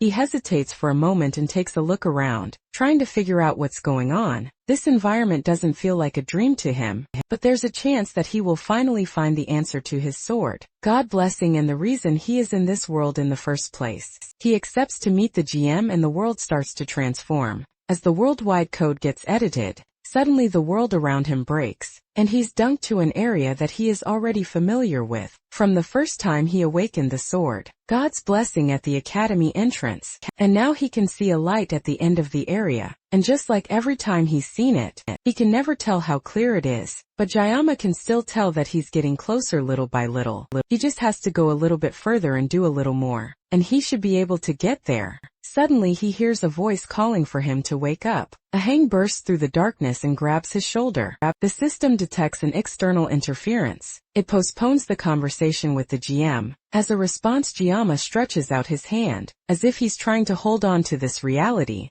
but the hand drags him out of the space by force. Before he's fully pulled out, the GM leaves a message for him. The message simply says that Jayama should cut and sever, no matter what it is. Then it ends with wishing the blessing of the gods on him. Suddenly Jayama is pulled back to the waking world. As Ryoso yells for him to wake up, he is always telling her not to sleep, and here he is taking a sweet nap himself. Her yapping is cut short as she notices that Jayama is crying, and not really paying attention to her. Later that day, Jayama rests on a bench as his mind wanders back to the dream he had. Ryoso seemed genuinely concerned after she saw him crying, but looking back at it, he can't even remember what happened in his dream. It's also embarrassing that he was caught crying by Ryoso, of all people, as he's thinking to himself. A group of his new unorthodox friends walk up to him. They've met up to summarize everything they have figured out so far. They know for a fact that someone inside the academy is targeting Jayama, and that they need to take care of it. Ryoso interrupts Weapon as he starts his summary, since she already knows this whole story, and doesn't want an entire recap. Jayama was the one that asked Weapon to give everyone a brief, but it looks like he's suffering. As the two of them argue, Jayama notices Chloe coughing behind him. She's wearing a face mask and she clearly hasn't fully recovered. He asks her if she's feeling better, and she says that she is, although she's just keeping her distance from everyone, in case she's still contagious. He turns back to the two arguing friends, and asks Ryoso if she has figured anything new out since they last discussed. She's more upset that he called her Saki instead of Ryoso, and makes sure to correct him immediately. Jayama nervously looks towards Chloe, but it seems like she's too sick, or too concerned about passing on her flu, to react like she normally would. To pacify things, Jayama starts calling her Ryoso as she wants, and the conversation goes back to their current situation. With the Academy Elders, Weapon feels like they need to clarify things and figure out their next steps. Other than knowing that the Academy Elders are targeting Jayama, they also got a description of the suspicious female instructor from the guard. Knowing all of these things doesn't solve anything,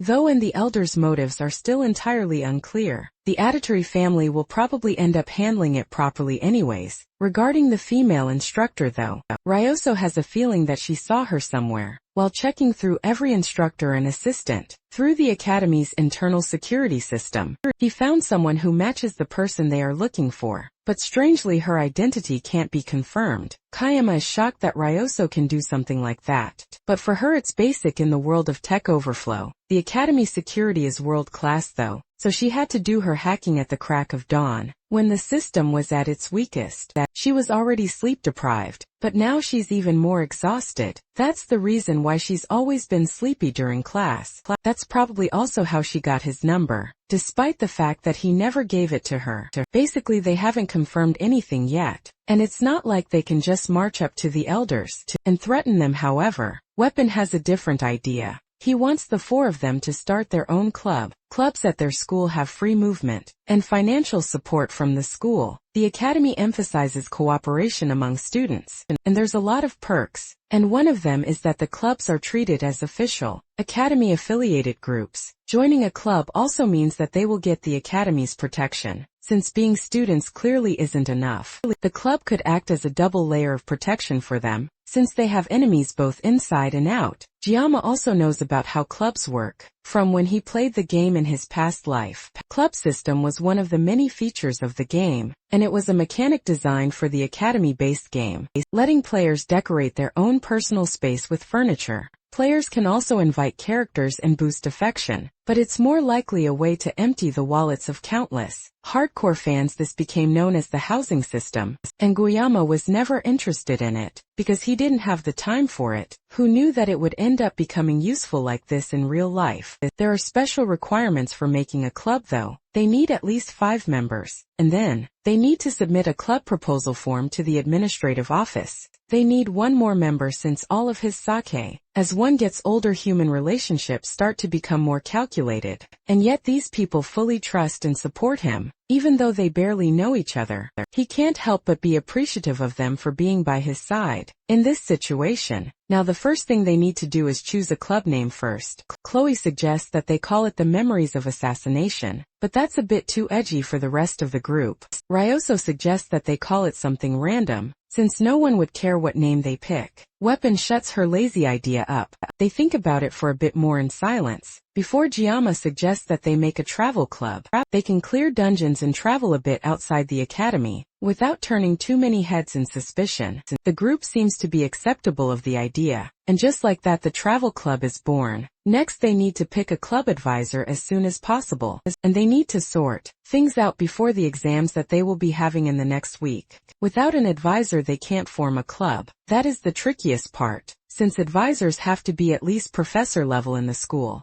Chloe suggests that they ask the professor from the Blessing Studies class since he's really popular and kind. The man is always so busy though, so it's unlikely that he will agree, although he would have been perfect for the job. The academy has over 500 staff, but only about 30 professors, narrowing it down to the ones that only teach the first years. There's only 10 that they can consider. The school encourages clubs, but there are a lot of contradictions. I turn to Giamma and ask if he has anyone in mind to ask. And Giamma has an idea since they have to be professor level or higher. Then he has an idea of who he can ask. There's one person, of course, who is ranked higher than a professor in the academy. After all, when he shows just who he's talking about to the rest of the group, they can hardly believe that he's serious. For their club to become a thing, the club president needs to apply in person. Giamma is obviously the president of the club, and he has to be the one to hand in the application. In the administrative building, the woman handling the documents is immediately doubtful that Giamma could lead a club. It's hard to imagine that this person is an academy employee.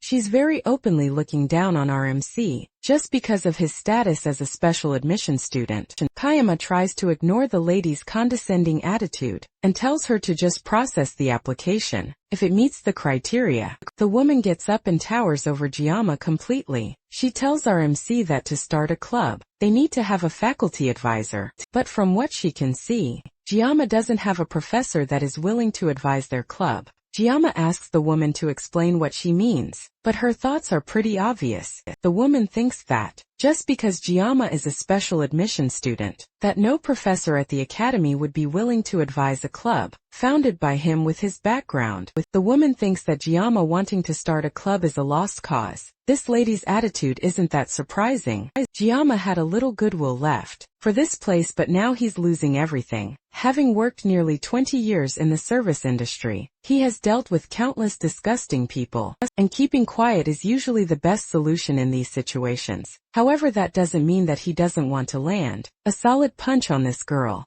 Instead though, Giamma pulls out his phone and calls someone who can solve this issue for him. He tells the person on the phone that he is currently in the admin office, about to submit his club registration, and the woman yells at Giamma for daring to answer a phone call right in front of her in the office. Person on the other line says that they are nearby, and that they will be coming soon, and Giamma ends the call with the phone down. The woman takes the opportunity to lay into Giamma for having the nerve to disrespect her like that, right in her own office. Giamma warns the woman to just follow the procedure, since the person that he called is already on their way. In all his yelling and scolding, the large woman fails to notice her co-workers bow their heads and look away from the situation. The woman continues to boast that she's the cousin of a close friend of the headmaster, and that she has the power to get a special admission student like Giamma thrown out at the drop of a hat. That line causes Giamma to snicker. Then he leans in and tells the woman to quiet down because her voice is too loud. That's the last straw for her, and she starts to show an unhinged face that Giamma calls her true face.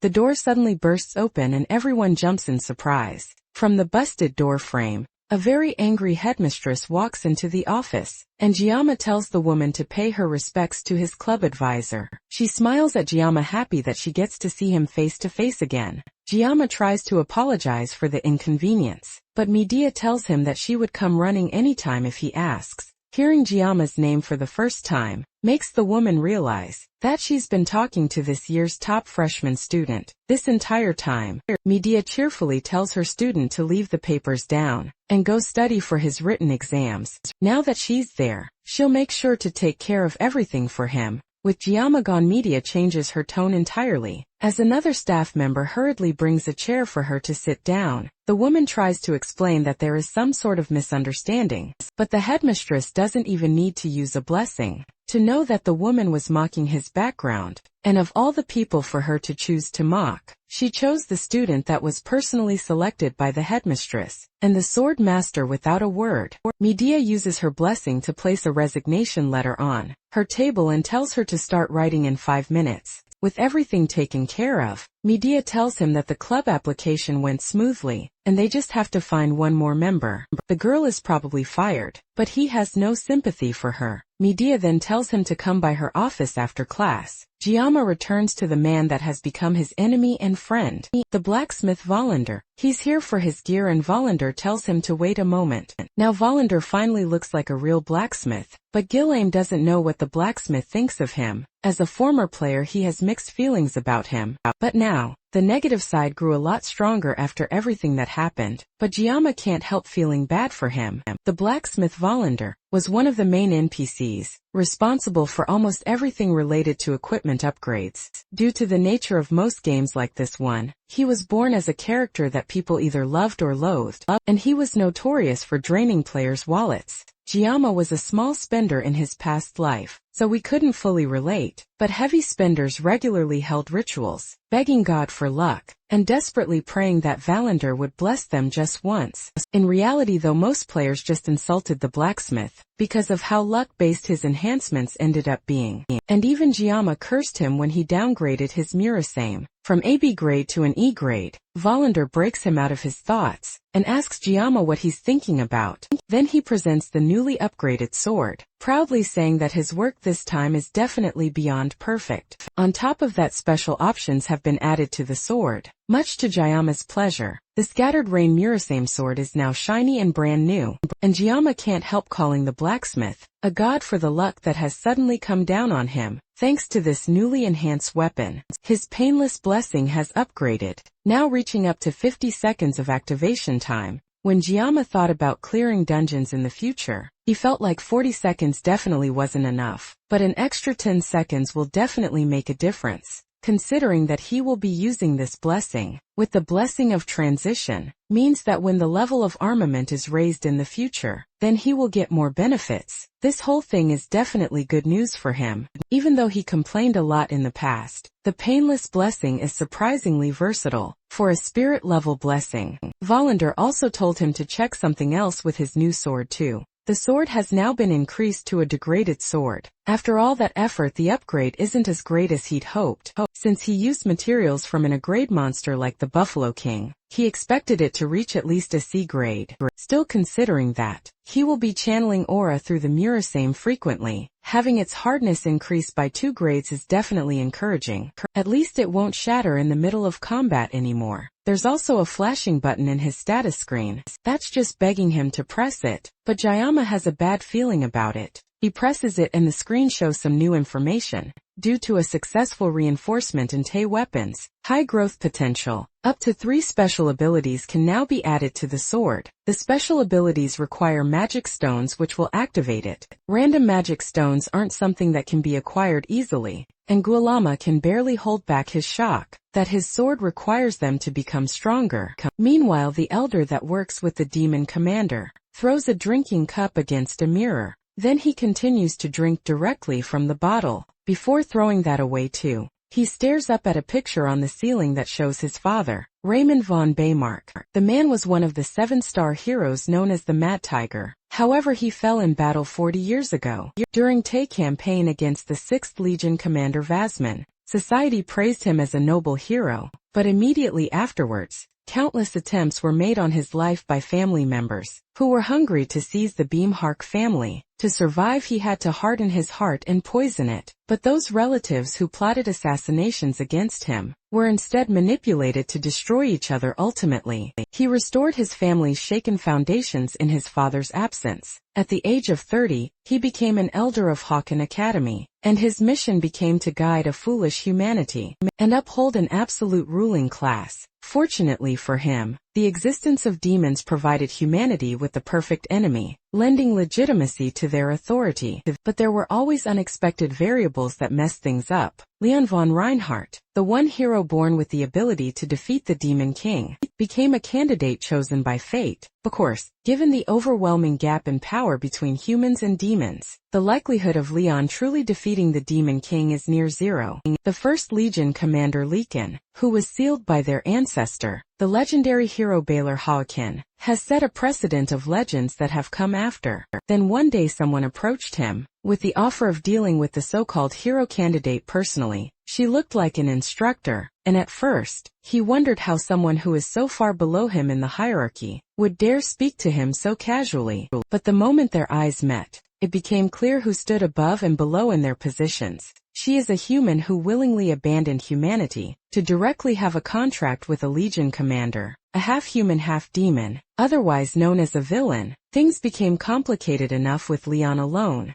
but now a lowborn, special admission student is making things much worse for him. Even the auditor seems hesitant to act, claiming that they have insufficient justification to proceed further. The elder Clady von Beamhark tells the man to summon the undertakers. Jaima scribbles his thoughts into a notebook. During class the next day, he's mainly thinking about the fact that the Morasami is owing to need magic stones to become stronger. The difference between weapons, with and without magic stones, is pretty significant. Having a weapon with 3 spots to put in special abilities is a jackpot. Magic stones drop from specific dungeon bosses, and they drop from a rank or higher demonic beasts, which are practically demonoids in all but name. It looks like Jaima is cursed to fight demonoids to become stronger for the rest of his adventure. Maybe it's because the word demon is in his name. He glances over to Ryoso, who's sleeping soundly with her odd sleeping mask, and he wonders if she stayed up all night again. It's already been a week since they cleared the dungeon with his new club members. The key to opening the stone gate in the Buffalo King's territory is also a magic stone,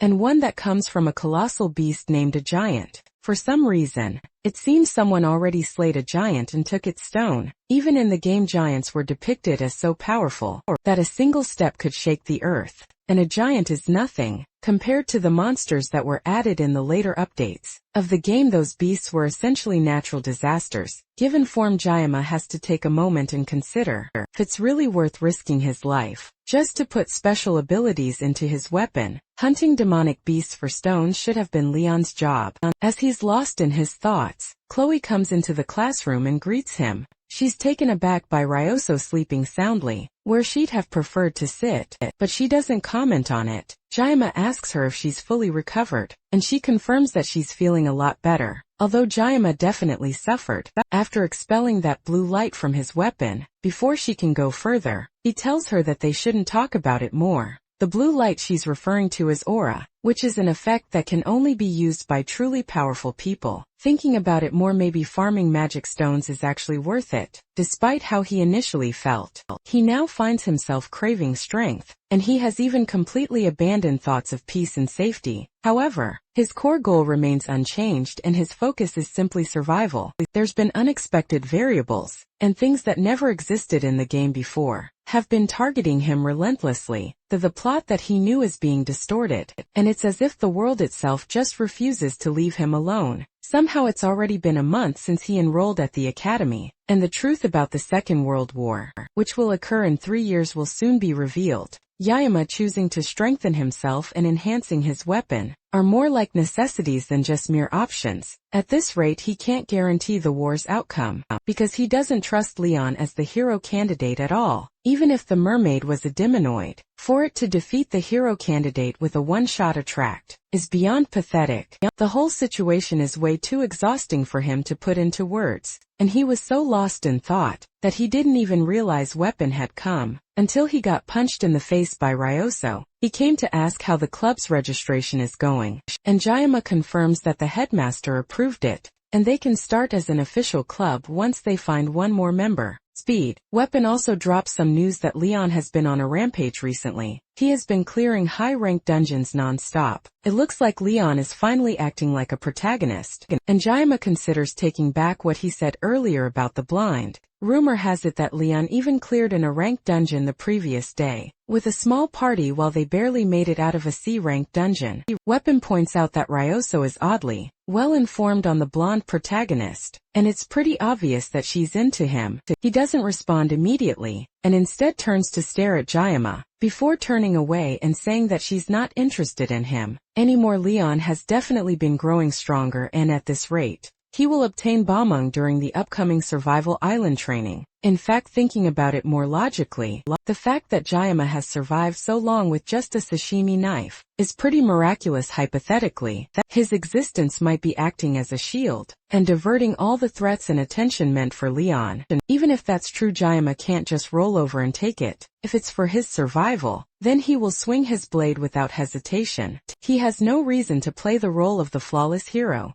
and he is in no way the protagonist of this world. He mutters under his breath that he will cut down anything that stands in his way. Ryoso overhears him and asks if he's into anime, since that is definitely a line from an anime or a game. Elsewhere, a group of dangerous-looking people follow a maid through the halls of the academy. One of them wonders how their group could possibly be getting calls from the Hawken Academy elders. At this rate, since they are getting famous enough for this, they might as well become a legitimate assassination group. The boss, a woman with short silver hair, tells her subordinate to up unless he wants his teeth pulled out. Another one of the thugs tells the guy who spoke up that, since he's new, he doesn't know that their boss hates the elites, but the payout from this job was just way too good to refuse. As they continue to talk, the boss repeats herself and tells her subordinates to shut up. They reach the office of the elder that summoned them, and the maid calls out to him through the door. The man calls for them to step in, and the first to walk in are Zhang Taipeng, the deputy leader of their group, Perry, a simple grunt worker, and the boss herself, Rui Shen. These three are members of the Undertaker Syndicate, which is a mercenary villain alliance.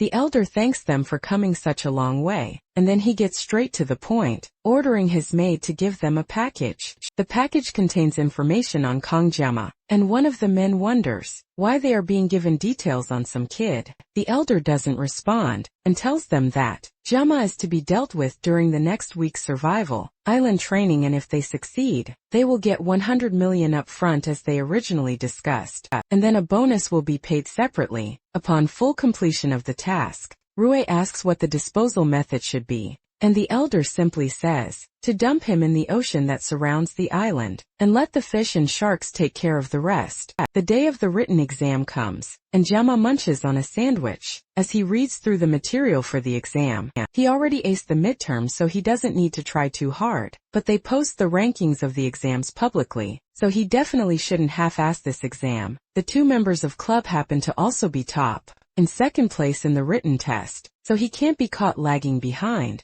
As he's studying, he gets a text from Ryoso, reminding him to get breakfast as he prepares for the written exam. Jiyama simply tells her that he ate a sandwich, and then she goes off on a rant about the importance of sugar in his diet. It looks like Ryoso has a penchant for spot-chewing nonsense first thing in the morning, and it's almost a mystery how she became the top scorer. Joma tells her that his country also has traditional exam sweets too, and she gets more interested at the mention of sweets. But then Jama ends the discussion by telling her to eat shit. She continues to spam his phone with text asking what he means by that. But Jama has already dropped his phone and put it on silent, not willing to put up with her nonsense any longer. He has to focus on acing the exam, and not letting the Yonggang maniac beat him. That's easier said than done though, because it turns out that Jiyama is an idiot. As Rios and Weapon argue about the answers to the questions, Chloe asks him how he did. He tells her that he guessed all the questions. In reality, he scraped by using the game lore knowledge.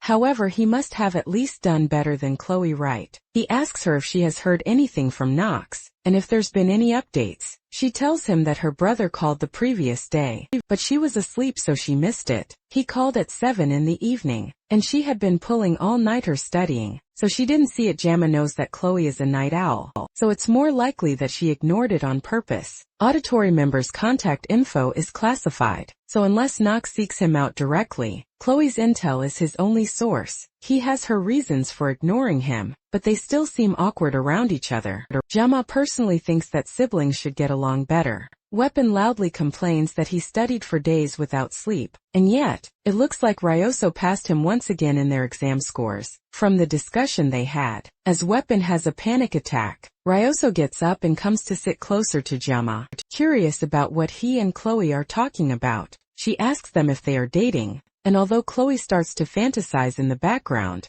Jamma quickly denies it and tells them that it's not what they think. Then, she leans in closer and asks Jamma why he's always ignoring her texts. If he doesn't have a girlfriend to worry about, he tells her that it was just one time, and it's not like he always ghosts her or something. Their conversation is cut short by Chloe, who is pissed to hear that he and Ryoso have been texting. He turns around as she hauntingly calls his name, only to see Chloe in full Yandere mode. She stares down at the two of them, and calmly asks him about the fact that the two of them text. Chloe's sudden outburst is a shock to Jamma. The redhead didn't say anything when the two of them were sitting next to each other, but now she's freaking out because of some text. Even Weapon can't understand her sudden change in attitude, but Ryoso finds the whole thing amusing. She jokingly asks Jamma why Chloe is acting like that, but Jamma tells her to back off before she makes things worse for them. She doesn't listen to him, and keeps pestering him for why Chloe is suddenly acting like that. Clearly knowing exactly why Chloe is freaking out, it's clear that she knows exactly what's going on with Chloe, but she's just having fun messing with them, not understanding how dangerous the incoming Yandere nuke is. Chloe is done watching them flirt in front of her, and she gets straight to the point. Jamma never even gave her his number, and yet he's already chatting freely with Ryoso. Jamma tries to explain that her number is confidential, but she's not listening to him. She's more focused on the fact that Jamma promised that he would be her one and only prince. Ryosho clings to Jamma eagerly, curious about what is going on, and Jamma tries to explain through the waves of killing intent coming from one of his friends. He tells her that Chloe is a Yandere, but she pretends not to know what that is. Weapon pulls her off of Jamma by her face, clearly understanding what is actually going on. Chloe pulls out the trademark Yandere box cutter, ready to start cutting down everything in front of her. This is definitely different from the last time she entered Yandere mode, and Jamma doesn't know what to do. He has been slacking on his research about Yandere stuff on NeoTube, and now he has no idea how to handle her. Chloe starts to take a few steps towards him, telling him that from now on, she will make sure that he will only ever look at her from now on, without giving him even a second to react. She rushes in to cut him down with the box cutter. That's when even Ryoso realizes that this is seriously bad. She continues to slash at him with the box cutter, while ranting that Jamma always makes her so sad. He's always hanging around with and flirting with other girls, instead of her this time. The box cutter misses Jamma entirely, and heads straight towards an unsuspecting Ryoso. Jamma is fast enough to deflect her hand before it can reach the girl behind him. Then he pushes her down on the table, getting on top of her to stop her from squirming away. Weapon and Ryoso watch in surprise as Jamma tries to calm her down, and the archer looks particularly annoyed by the interaction. While she's held down, he tries to get her to talk to him. She still tries to push him off, but her hands are already getting weak with him on top of her. She doesn't want to listen to him though. This entire time he hasn't even wanted to keep in touch, but now he suddenly wants to talk. Jamma leans in close to her, and tells her that he wants to talk to her face to face, instead of just through a hunk of metal, like a phone. That seems to calm her down a little, and she starts to shiver as Jamma leans in even closer, intent to put an end to everything right here. He thanks her for always thinking about him, and that's enough to put Chloe in a state of Yandere overload. Jamma's wrist is so potent that even Weapon starts blushing. Then he gets back up, now that Chloe has been completely immobilized by his raw wrists, and reminds her of back in the Buffalo dungeon, when he relied on her help and they worked together. They've had many experiences together, so there's no need for her to get so upset so easily. Now that Chloe has calmed down, Jamma takes the opportunity to escape.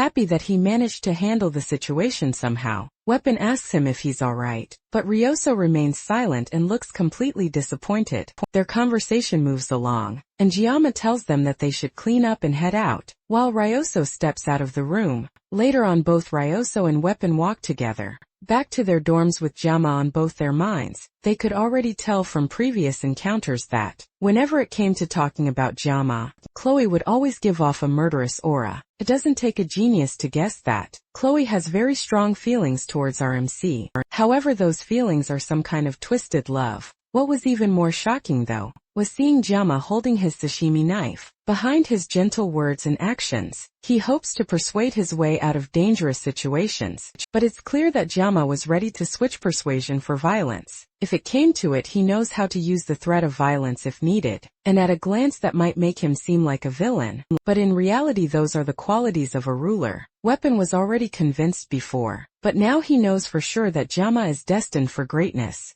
As these thoughts go through his head, he notices Ryoso furiously tapping on her phone. She's been making grumpy faces for a while now, and it's clear that something is bothering her. She doesn't want to tell him what her problem is, so he instead asks her why she's fiddling on her phone so much. She's deleting a video from her YouTube channel that her subscribers weren't watching, called The Perfect Way to Deal with a Yandere, the same video series that Giamma was using to deal with Chloe. Not that Weapon knows that anyways. The video is clearly doing well with over 200,000 views, but she's still intent to delete it, claiming that she doesn't need it anymore. Weapon changes the topic and the two continue to chat as they make their way through the campus. Elsewhere at the Academy Library, Giamma looks through a series of books alongside his fellow cadets. Starting next Wednesday, there's a scheduled deserted island survival training on Avalon Island that will hold for 3 days and 2 nights. Going by the name, it sounds like a serious survival camp. Cadets can only make teams from 1 to 4 people. The school even posted an official announcement with all the details to every cadet. The whole thing is more like a school event similar to camping or a. Giamma is in the library picking up various survival guidebooks to get a better understanding of how to survive. During the training trip, since it's called survival, the academy will evaluate each cadet's self-sufficiency, but the end result won't affect their grades. Now that he thinks more about it, even for Giamma, who was a player of the game, the training event left a lasting impression on him. It's part of the main storyline, where the main character will acquire the hilt of Bomband, which is the main weapon of the protagonist. During the island training, an incident will also happen that sparks the feelings between Abel and Leon. He was really into the event at the time, but now he's not that jealous anymore. Since entering the school, and the endless peril that he has had to endure, it has made him cynical about love. Since the academy elders are after him, and there is the mysterious instructor too, there's way too much for him to worry about, to think about sparking a romance. No matter how pretty she is, this isn't a situation where he can catch feelings. Love can wait for his next life. In this current life as a swordsman, what he's more interested in is the holy demon sword Bomband. Maybe it's because he's a swordsman, but he honestly can't help wanting it. As a former player, he already knows where Barmung is and what it can do, but finding scattered Barmung pieces is also a key part of the story's narrative. And even if he knows where all the pieces are, he still can't get them. The condition to obtain Barmung, which chooses its own master, is to manifest the blessing of miracle. That means that the weapon is literally designed exclusively for the protagonist. Compared to Giamma with a sashimi knife, the difference in their worthiness is just way too much. Instead of longing for the impossible, it's better to focus on learning what he will actually need to know. For the 3 days on the island, because of the events that happened in Scopuli Island, the director has made a special request to the Sword Emperor to join as a guest instructor. Leading the Wolf class, the world's strongest hero is guiding a group of first-year students on a camping trip. The main story has definitely changed a lot, but at least he can now fulfill his goals safely. Thanks to that, Giamma heads over to the shelf to get another book that could have something he needs to know. He didn't come to the library just for basic survival info that he could get online. He's looking for something specific on Avalon Island. He opens a book that talks about the history of the island, and starts reading. Avalon Island is located in the far western sea, and it's a mystical place where the terrain constantly shifts. In the very center of the island, there's an ancient lake called the Queen's Lake, and among certain tribes it's called the Land of Beginnings. Currently the island is uninhabited. All these things are stuff that Jayama already knows, and it looks like he will have to search the whole library to find exactly what he wants. As he's combing through the books, a voice calls out to him and a firm hand grasps his shoulder gently. It's Leon, and the blonde-haired protagonist greets Gilma with a small smile. Some girls behind them squeal in joy at the mere sight of Leon, but Gilma is more focused on the book that the protagonist has in his hands. It's a book on introduction to magic, and it seems like Leon is trying to learn from what happened in the midterms. But even if that's the case, the protagonist shouldn't be in the library studying magic right now. Jayama finds himself being distrustful of this setup. Leon takes a seat in front of RMC and asks what kind of books Jayama is reading. Jayama explains that he's just trying to learn more about Avalon for their upcoming trip. Leon says that he finds Jayama to be surprisingly diligent, and RMC can't exactly deny it. With exercise, dungeon exploration, and studying magical beasts, his life is super bust since he knows what will happen in 3 years. Jayama has been doing his absolute best to prepare ahead of time. For his own sake at the end of the day, he's just trying to look out for himself. Leon thinks about that for a while, then tells Guilama that the two of them are different. That reminds RMC of the incident where Leon asked him where he came from. The blonde isn't acting that different from how he hid in the game, but there's something that feels off about this person. Compared to the Leon that Gilma knows, there's a hint of sadness on his face, and there's also something about his troubled attitude. Without giving Jayama a chance to figure out what's going on, Leon gets up and wishes Jayama a safe trip back home. There's definitely something up with the protagonist. Maybe it's the weight of being a hero that's carrying humanity's fate, but whatever it is, it's definitely a heavy weight on his shoulders. With Leon gone, Jayama turns back to finding what he needs before the library closes. The day of the survival training comes along, and students gather in the training grounds for orientation. Abel and Rachel meet up with Ryoso and Chloe, and Jayama's 4 wives have a brief stare down. Some small talk passes between Abel and Ryoso before Rachel butts in to break the tension. She brings up the fact that Ryoso jumped into Jayama's class and is trying to steal him from behind their backs, but Abel cuts in before she can go too far with her accusations. Rachel doesn't stop though, and gets even louder, bringing up the fact that Ryoso not only went to a dungeon with Jayama, but also started a club with him, and now she could potentially be spending a whole 2 nights and 3 days on a survival training island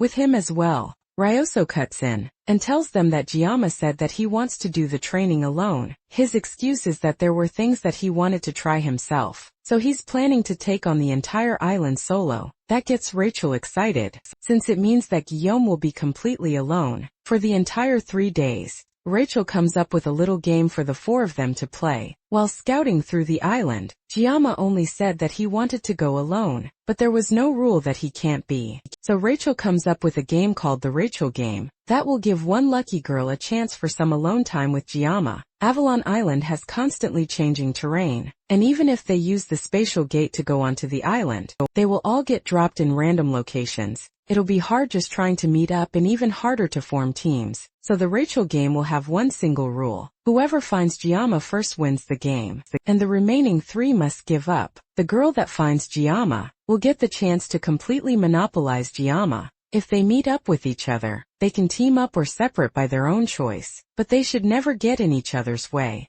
All the girls agree, but Abel turns beet red at the thought of monopolizing Jayama. She refuses to join in on the game, but that's just better for the rest of them, because it means that there's less people to compete against. Meanwhile, Jayama, the man on all the ladies' minds, is struggling with staying awake because of how long he spent in the library the previous day. He noted down everything he would need to know on his phone, and came prepared with 24 sashimi knives, as well as a hidden secret weapon. Medea kept messaging him like a mum, making sure that he goes to the island prepared, even reminding him to take underwear. It's almost like she's his grandma in the school. Before leaving though, Jayama takes a moment to scan the school, and the teachers present on the training grounds. Traits he's looking for are a tall, female instructor with purple hair and eyes. He doesn't know what her intentions are, but if she's after him, then the deserted island survival training would be the perfect opportunity to get rid of him. The mysterious nature of the island,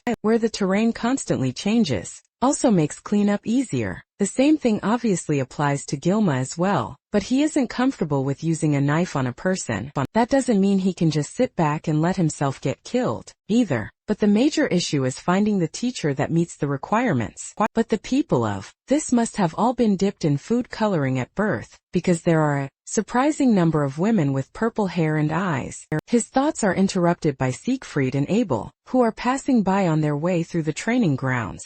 The Sword Emperor reminds Giamma that he must continue to work hard and get good results, but that he must also remember to get plenty of rest and enjoy the training. After a little bit more small talk, the two walk away, but Abel takes an especially long moment to stare at Giamma before leaving with a huff. Giamma doesn't think much of it and laughs as he remembers from the game story that she will soon get a boyfriend. As he's watching her leave, he doesn't notice Ryoso sneaking up to him with a mischievous glint in her eyes. At least that's what she thinks, until Giamma turns around sharply and strikes her with a strong flick to the forehead. She cries and jumps back, not expecting him to hit her out of the blue with such a strong attack. She was only game to wish him luck in the training, but now she's too pissed off to even look at him. Giamma doesn't really understand Ryoso. He couldn't sleep much these days, because she's always hanging around him, and if he ignores her and doesn't react, and she'll just get more restless and paces around like crazy. He has no idea what caught her attention so strongly, but Ryoso is still technically a heroine. He doesn't want to be closer to her than he has to.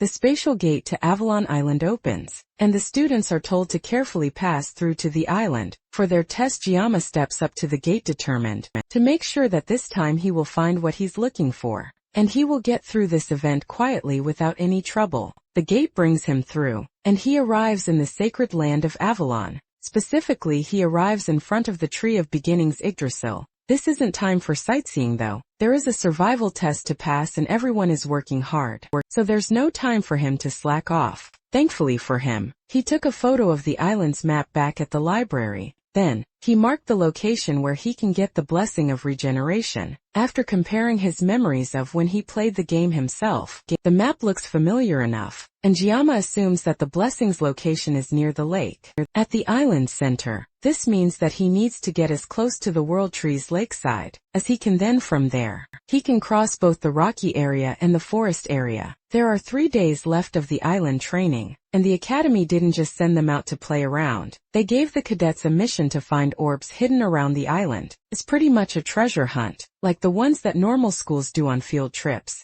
And the more orbs a student finds, the better the grades at the end of the test. Apparently the orbs can also be used as enhancement material, which only makes Giamma more interested in grabbing some for himself. Following one of survival books that he read in the library, he pulls out the secret weapon that he brought, specifically for the test. It's a medium-sized machete that he found in the hiking section at a supermarket. It's usually used for cleaning weeds and logging, but most importantly, it's long enough for him to not trigger the blessing of the sword god. He bought this machete specifically for the training, since he hopes to save the 50 seconds of the blessing of painlessness for something huge to take care of. As he's testing out the machete, a small rabbit peeks its head out of a bush and stares at him. Curiously, Guillaume originally thinks that this is the perfect time for him to gather some food, but his thoughts are broken when the rabbit comes out from the bush, revealing itself as a creature much larger than Guayama. It's a menacing creature for sure,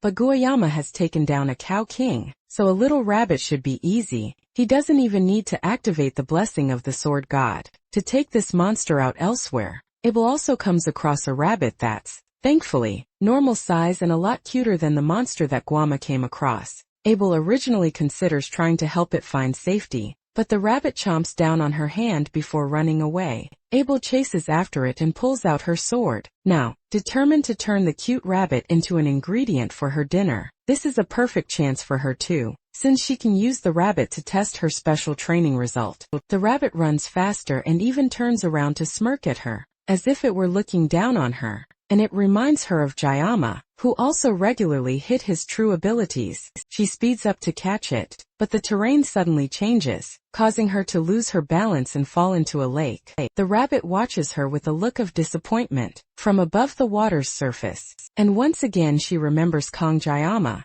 the boy that fills her mind, is also having his own struggles with the monster-sized rabbit. He worked out so much to be able to keep his body in shape, but even now without the word God's blessing, he's barely able to keep up with a simple rabbit. Jayama drops to his knees and accepts defeat. It's better to starve instead of wasting more energy for no gain. He gives the opportunity to leave, but before it goes it gives Gualama a mocking smile that causes Gualama to immediately change his mind and activate his blessing, and he takes out the rabbit immediately. Elsewhere, Rachel rushes through the forest, eager to find Gualama before anyone else. She has been going around in circles, but she can't get discouraged yet. After all, she was the one that made up this game, and she was talking up a big game. The whole time she turns and runs in a different direction, hoping to waste less time by just moving without thinking. Her voice is so loud that Ryoso, at some other part of the island, can hear her. As she runs through the forest, she's also eagerly looking for Jayama, and she's determined to not be the loser.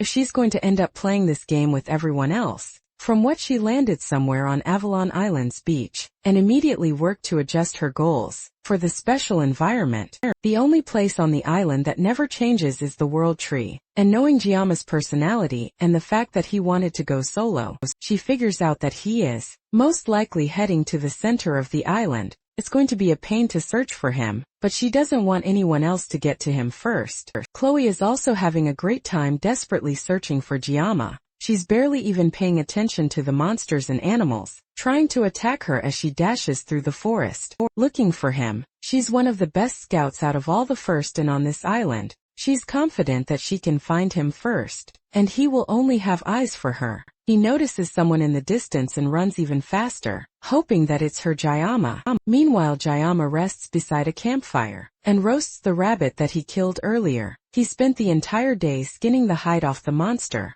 and now he doesn't have to worry about food anymore. He hears something running through the forest and turns his attention to it immediately. It doesn't seem like a wild animal, and Guama wonders if it could be someone targeting him right now. He can't afford to let his guard down, especially since he knows that there are people who want him dead. In the academy, thankfully, he has saved his blessing. For a moment, Chloe rushes through the trees towards her target, but it turns out to be Rachel instead of Jayama. The two of them immediately start arguing, angry that they seem to keep running into each other. Meanwhile, Jayama has to stop himself from narrowly cutting Abel in half. As she falls in front of him, the two of them freeze and stare at each other, and the silence is only broken when Abel's stomach growls. Even though she didn't want to participate in the game, somehow Abel accidentally found Jayama. First, she takes a long look around his makeshift campsite, and it looks like Jayama is thriving. He has a fur coat that looks warm, and plenty of jerky to ensure that he doesn't go hungry. Even in this survival test, Abel continues to lose to him no matter what she does. It's embarrassing to think about, and because of her dive into the lake earlier, she's also extremely cold. Jayama comes up behind her and gives her the fur coat to cover herself with. The whole reason she found him was because she couldn't resist the smell of the food that he was cooking, but the blanket he gave her is at least warm enough to calm her down. She also has a twisted ankle from earlier, when she was chasing the rabbit. Kayama doesn't waste any time. As soon as he notices it and goes to bandage her ankle, to take care of her injuries before it gets infected. Once her wounds are patched up, he asks her why she's wandering around alone. The Rachel game immediately comes to her mind, but she obviously can't tell him that. Instead, she tells him that she's more comfortable alone, which makes her similar to Jayama in a way. She remembers the fact that she so boldly told the girls that she wouldn't be joining in on their game, but now that she's here with him, she can't resist the urge to win. She picks up her phone and snaps a quick picture, showing that she had found Jayama first. She sends it to their group chat.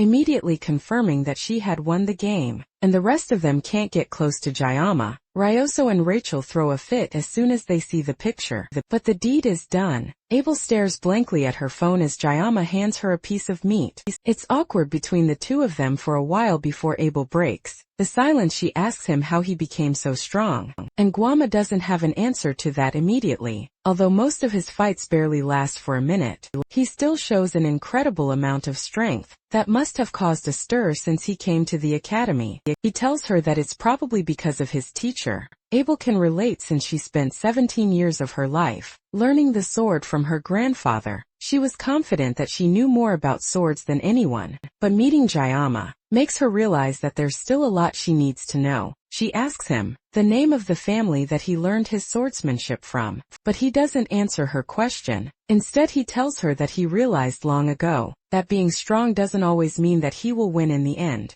It's always the ones that never give up until the end that win. Those who manage to endure will persevere and survive till the end, and those are the people that Gilame considers to be strong. Abel stares at him for a bit, but can't hold back her laughter. To her, Jayama's cliché line makes him sound like an old man, and it reminds her of her grandfather. This also reminds her of the first time that they talked on the bench. This is their first real conversation since then. He hands her another piece of meat, and Abel thanks him as she takes it. She gets so comfortable that she doesn't even realize when she sleeps off and wakes up the next morning. By then Diana had already left, and he left all his food and supplies behind without a word. Her leg is also completely healed, all thanks to his help the previous night. Abel can't help but cry as she realizes that this is the first time she has ever felt truly cared for by someone else. No matter what happened in her life, she always had to face it alone. Even when she encountered huge obstacles, she managed to overcome them eventually,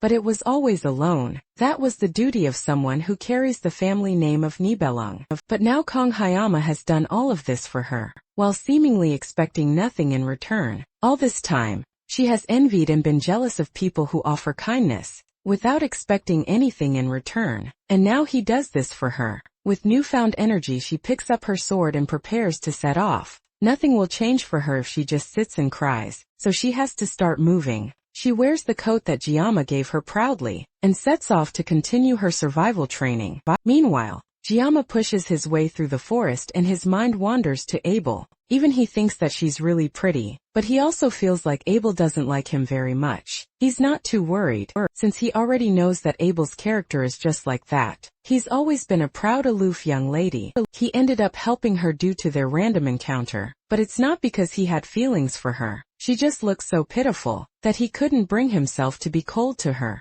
The main storyline might change a little now that he has interacted with her, but everything should be mostly fine. Today is also the day that Abel and Leon start developing feelings for each other. He at least hopes that she doesn't end up giving the fur blanket to Leon. Regardless, he has made it out of the forest after several hours of walking, and now his focus is solidly on finding the blessing before sunset. The blessing he's looking for is the blessing of regeneration, which is a guardian class blessing. That is just a rank below the blessing of transference. It's designed to amplify the body's regenerative capabilities, but the catch is that it can only be used on the person that owns the blessing, which means that the blessing is essentially just magical doping. However, because he has the blessing of transference, that restriction doesn't apply to him. He should also be able to patch up his sashimi knives as well. At a glance, the blessing seems like a cheat, but the regeneration isn't to the point of regenerating lost limbs.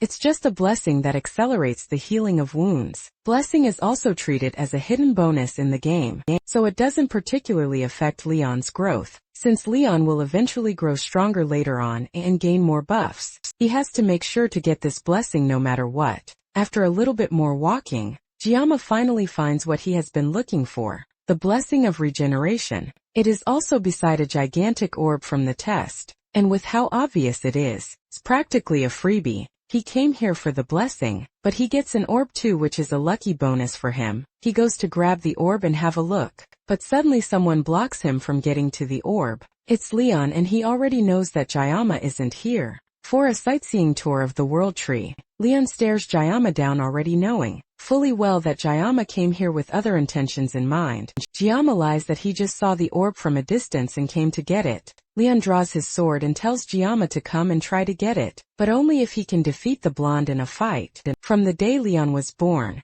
half the world smiled with him. At least that's what he has been told all his life. He found something that's proof of him being a hero. The sword in Leon's hand shines brightly. As he stares Giamma down, this isn't right though. And Leon is supposed to be with Abel right now. Today is supposed to be an important turning point in the story. It looks like Giamma accidentally stole their event, and nothing ended up happening all night. But even if he knew that fighting over, it seems a bit pointless. Leon slashes the wall behind him, and it crumbles immediately without any resistance. He's serious about this fight and nothing is changing his mind. Giamma can finally see the sword that Leon is holding, and it's Bamung, the hero sword that Leon is supposed to find. But its condition is strange to Giamma. Bamung is the world's worst, most sinister demon sword, and the blue gem embedded in its center is a catalyst. Gem grants the holy power to the holy demon sword Bamung, and that is what neutralizes its magic. But since Bamung itself is based on magic power, and even if it's being neutralized by the ether gem, it's greatly affected by the user's character. That's why in the game, Bamung could either become a demon sword or a holy sword, depending on the player's choices. Leon tells Guama to calm down, and only think of this as a sparring match. Leon has to be crazy though, since he can't even use mental realm yet. There's no way he can defeat Giamma at their current state. Leon takes a step forward, and it looks like he's trying to use Giamma as a stepping stone to grow stronger. After getting Bamung, RMC can kind of understand where Leon is coming from, but it's just a guess. One thing that he's sure of though, is that the orb is just an excuse. Leon is done waiting around, and he launches towards Gualama to start the fight. Elsewhere, Ryoso scratches her neck in exhaustion as she walks through the forest. At some point she ran into Weapon, and the two of them are walking together. While she tries to find Gualama, Weapon didn't want to bump into her, but the two of them are reluctantly walking together. He takes a guess that she's probably searching for Giamma, and she doesn't deny it at this point. It's obvious to Weapon that Ryoso is interested in Giamma. Until a month ago, the only thing Ryoso would do is nap in the archery range. But now whenever Kong Hayama is mentioned, she starts acting active and different. He also noticed that she has started doing extra stuff without being asked, even though she always hated doing anything complicated or tedious. Ryoso stops suddenly and turns to him with a blush on her face, and asks Weapon if her feelings for Gilma are too obvious. As the two of them talk, a loud sound comes out from the distance that startles the birds in the trees. Seems like an earthquake, but Ryoso can tell that this commotion is caused by Giamma. Giamma himself is facing a bit of a dilemma. Leon is way more powerful than Giamma gave him credit for, and the machete he held as a secret weapon has already been snapped in half. Leon doesn't even think that Giamma is fighting back, and sees this as RMC not having any respect for him at all. The truth is that Giamma just couldn't react at all. He didn't expect Leon to actually swing Bomband, but Giamma doesn't want to get dragged into some fight when he doesn't even know what's going on. He hesitated because if he tried to use his blessing, then he might have accidentally cut Leon down. But if he doesn't fight back, then Leon could definitely end up cutting off Giamma's head. Leon is the protagonist of Blessing of Miracle M, and he can't be underestimated. As the blonde hero walks towards Giamma, RMC has no choice but to pull out his sashimi knife. He's about to face off against a monster, and doing so without at least using his blessing would be absurd. He needs to get rid of the naive thought that he can just survive without using his blessing. He activates the blessing of the sword god and clashes. As Leon makes another run towards him, the two of them fight, but in an instant, Leon cuts the first sashimi knife in half with little effort. Giamma quickly opens his bag and pulls out one of his several extras, then throws it at Leon. The blonde easily cuts all the knives before they can reach him, then rushes at Giamma again, cutting through several pillars behind him on his way. Yama manages to dodge the attack, and then turns around to put some distance between them. Leon is definitely on a whole different level from the midterms, but even the protagonist buff has its limits. Another massive slash from Bomband sends the terrain flying in different directions. Leon has used almost all his energy in this fight, but through the destroyed landscape and dust, Giamma walks towards him completely untouched. He asks Leon why he's going this far. And Leon stops for a moment and stares down at his Gyama sword. Gyama's sword seems to be the one to bring happiness to everyone but now since Gyama showed up, it seems like everything he has been working to build doesn't matter anymore. Now this whole fight is supposed to show Gyama who is who between them. Leon activates his sword once again and charges up an even more devastating strike than before. Before bringing it down towards Gyama, our MC rushes towards Leon as the massive strike falls towards him, and the two of them clash for a moment. As the energy clears from Bomband, a small chunk of it chips off. Leon stops moving for a moment and stares down at his damaged sword. It looks like the destiny Leon was meant to have is now too far out of reach for him. From where he's standing, Gyama is the one that should have been chosen. As Gyama puts away his knife, the wind rustles around them, and as the dust clears, Leon is gone. That was an unexpected duel for Gyama, but it looks like he wanted to use it as a way to help him grow as a hero and strengthen himself. Gyama doesn't plan on losing to anyone, no matter their motivation. Leon didn't even come at him in a way that would allow him to end the fight easily, and he lost several sashimi knives in the fight. If Gyama had gone lightly and made even one wrong move, then he would have been dead. He tried his best not to target Leon, but thanks to that, he ended up dodging all over the place without putting in a real fight. Even so, Leon's growth is at a level is fitting for the protagonist. With that said, Gyama ended up slicing a bit of Bomband, but as long as he gets it repaired and collects more parts later, then reaching its final form shouldn't be a problem. At least he didn't end up cutting down Leon himself. That would have been an entirely different problem. With no other surprise attacks on the way, Kayama goes to take the orb for the survival training and pick up his new blessing. As well, he picks up the blessing and a system message pops up for him, confirming that he has acquired it as one of his abilities. It's a passive ability, and to test it, Kayama cuts into his own skin with a stone. Immediately the wound disappears without even a scar, which is exactly what Kayama wanted this whole time. Still, getting this in the first place was tough. He heads back into the forest and rests by a campfire. As he gathers his thoughts, he still can't get over the sudden duel he had with Leon for no reason. The only thing he can think of is that the fight happened because he accidentally stole Leon's special time with Abel. But Leon even said that their battle was going to happen sooner or later. Things were so tense that Guama couldn't even question it. Now, he desperately wants to know what the blonde protagonist meant by that. He already knows that Leon is an existence of this world, but that still doesn't answer the question of what exactly he is. And even beyond that, the one that brought Gyama into this world in the first place is a whole other mystery. He can't do anything to figure it out, and for now all he can do is what he feels he needs to do. Even in his past life he had a fiery personality. He has been holding it back a lot lately, but he could never ignore injustice. He used to get into a lot of fights with rude customers, but he never backed down no matter how tough they were. Maybe that is Gyama's own weird sense of justice. At first he tried not to interfere with the main storyline, but before he knew it, protecting himself became the top priority. Even though his actions were just to get a blessing, that shouldn't change the main plot. And yet today he ended up fighting Leon. And now he's also under the threat of assassination too. His life is really on the line. And if he continues down this path, he might end up cutting down a real person and not a monster. He still doesn't want to do that, and his mind starts to weigh down as he realizes that things might really come down to that. As he's thinking to himself, Ryoso appears behind him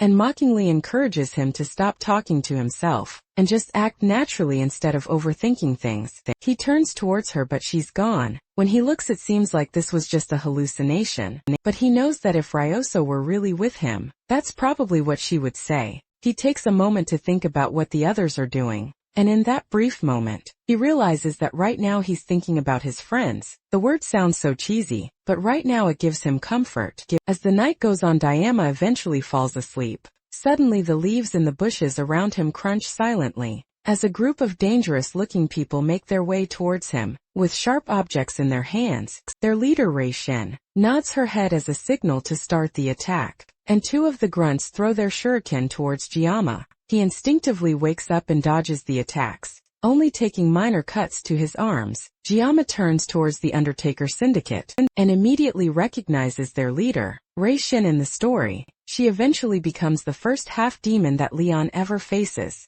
Originally she was the daughter of a noble, but after her family betrayed her and kicked her out, she became a contract killer. Her hatred grew with time, and then she eventually became a villain that got defeated by Leon. In other words, he's a character doomed to tragedy. As sad as her tale is, Gilma can't find any sympathy for a killer who gave up her humanity. The group of assassins approach him, as Gilma cautiously tries to keep his distance. Men can immediately tell that Giamma isn't normal, and even in a situation like this, where he's surrounded by strong fighters, Giamma is making a face like he wants to cut them all down. Raisin is the first to speak to him, and she asks him which organization he's from. Giamma doesn't answer, mostly because he has no idea what to say to that. Why would Hitman be asking him that kind of question? Maybe they think he isn't a cadet because he seems so skilled. From what the other men are saying, seems like this is the first time that Rei Shin has been interested in someone they are about to kill. They know that he's but they didn't think that he would put up a fight at all.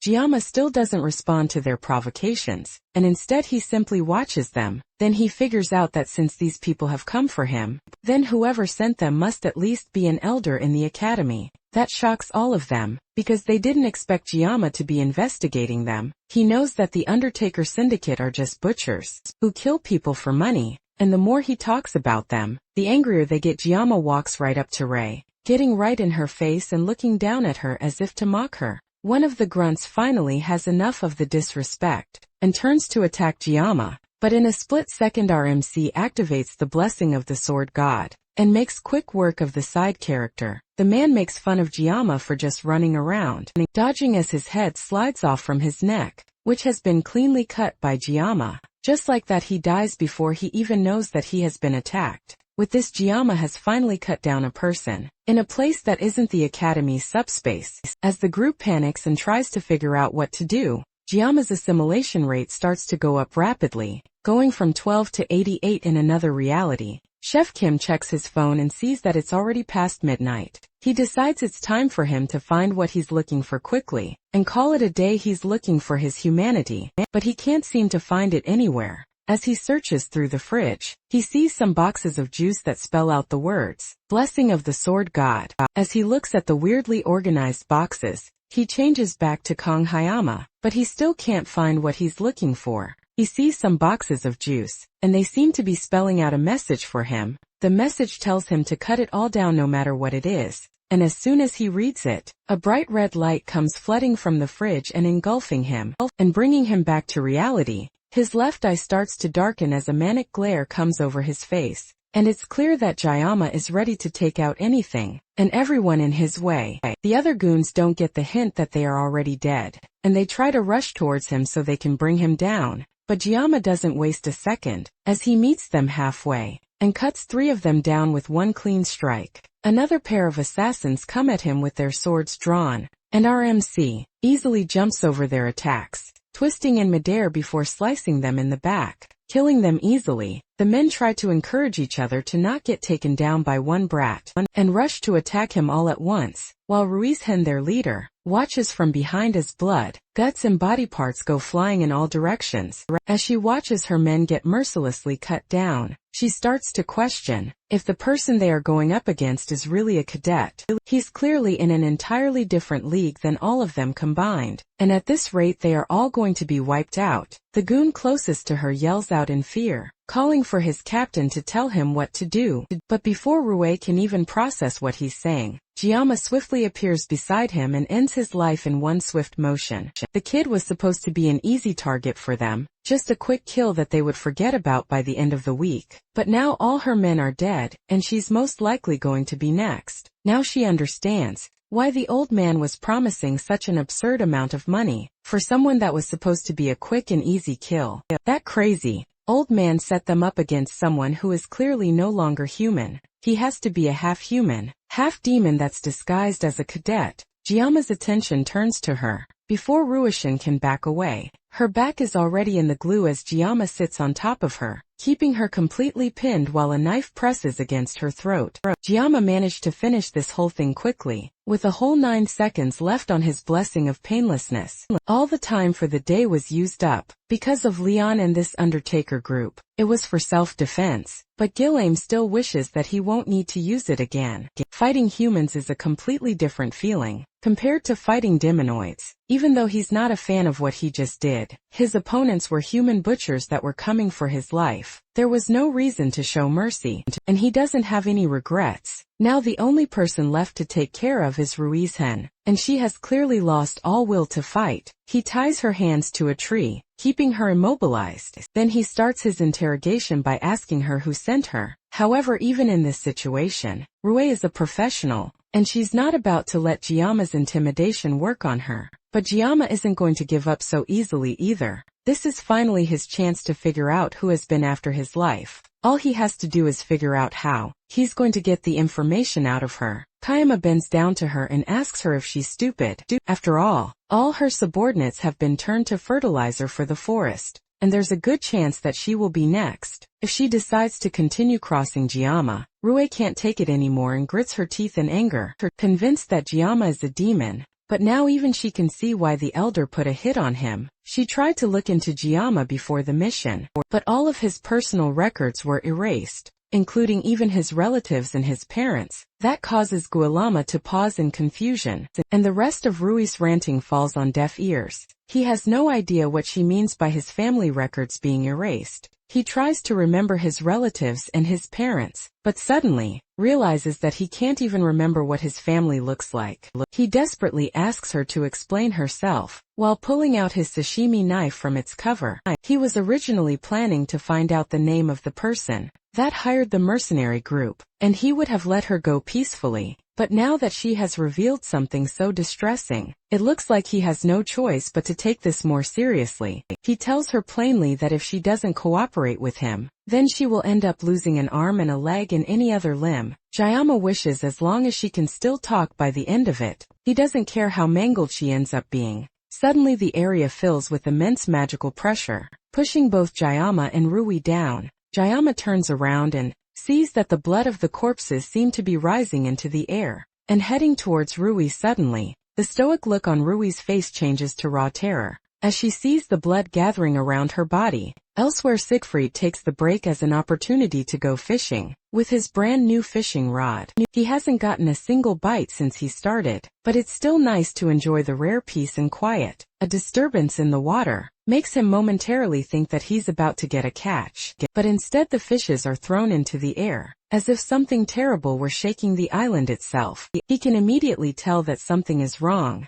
There is a terrifying amount of magic power in the air that is comparable to a demon commander. As the blood wraps completely around Rui, she starts to groan in pain as she begs Jiyama to help her. Her skin starts to turn purple, and her eyes look broken as she pleads with Jiyama not to let her die. A massive blast blows up the area that Rue was just laying, and the massive explosion is bright and loud enough to illuminate the whole island. The smoke of the explosion clears and Rui is standing in the wreckage. Except this is clearly not Rui. Whoever this new person is, her skin is burning in different parts all the way up her body, and the first thing she does is stretch and comment that she hasn't been in the human world for 700 years. This level of magic power makes the mermaid that almost killed Jiyama look like a small fish, as well as the impure flame that covers her body makes Jiyama certain of who he's looking at. This person is the Demon King's Army 5th Legion commander, the succubus deemed demon, the bewitching flame Ager. It looks like just after slowly turning into a demon, Jiyama is about to face off against a demon commander. The dream demon laughs in glee, as even the birds in the sky fall to the ground from the immense heat that her appearance caused. She asks Jiyama if this is not how humans greet each other. After all, it's been 700 years since she last stepped out of the demon realm, so she's not used to human customs anymore. Regardless of whether she's right or wrong, and how she introduced herself, she does it again, even saying that it's nice to meet him before asking for his name. Jiyama is still stunned to silence, as she continues to ask him questions that he can barely even hear anymore. Right now he's struggling to dig up his memories, in the hopes that even the smallest and seemingly useless fragments can serve as a mirror to let him see into the future. The biggest advantage Giamma has right now, that has allowed him to survive in this world for so long, are his memories from playing Blessing of Miracles from his past life from what he remembers. The succubus, Ager, is a fire-type demon and one of the Legion commanders. Although her physical strength is pretty average, among the other commanders, she excels in mental magic. That's the basic details. He can remember reading about Ager on the game's wiki, back when he quit the game, but he has no idea why Ager would come down to the human world. After 700 years even more, she used possession to descend through Lishan as a host. He doesn't have any more time to think about it. As Ager speaks to him again, she asks if he is the one that killed all the mercenaries, littered on the floor from the moment she descended. She realized that Giamma is no ordinary human, and the fact that he's even still standing with a sane mind, after seeing her, is proof that he has outstanding capabilities. However, even with that, just from his physical appearance, she can tell that he's just a whelp, but he will most likely turn out well in the future. If that's the case, she comes to him with a proposal to make a contract with her, as she says that she activates her mind control powers, completely bewitching Giamma as he looks at her. He tries to ask her what she's doing to him, but she cuts him off before he can say anything. Giamma should be honored after all that. A Legion commander would give him the special chance to become her slave.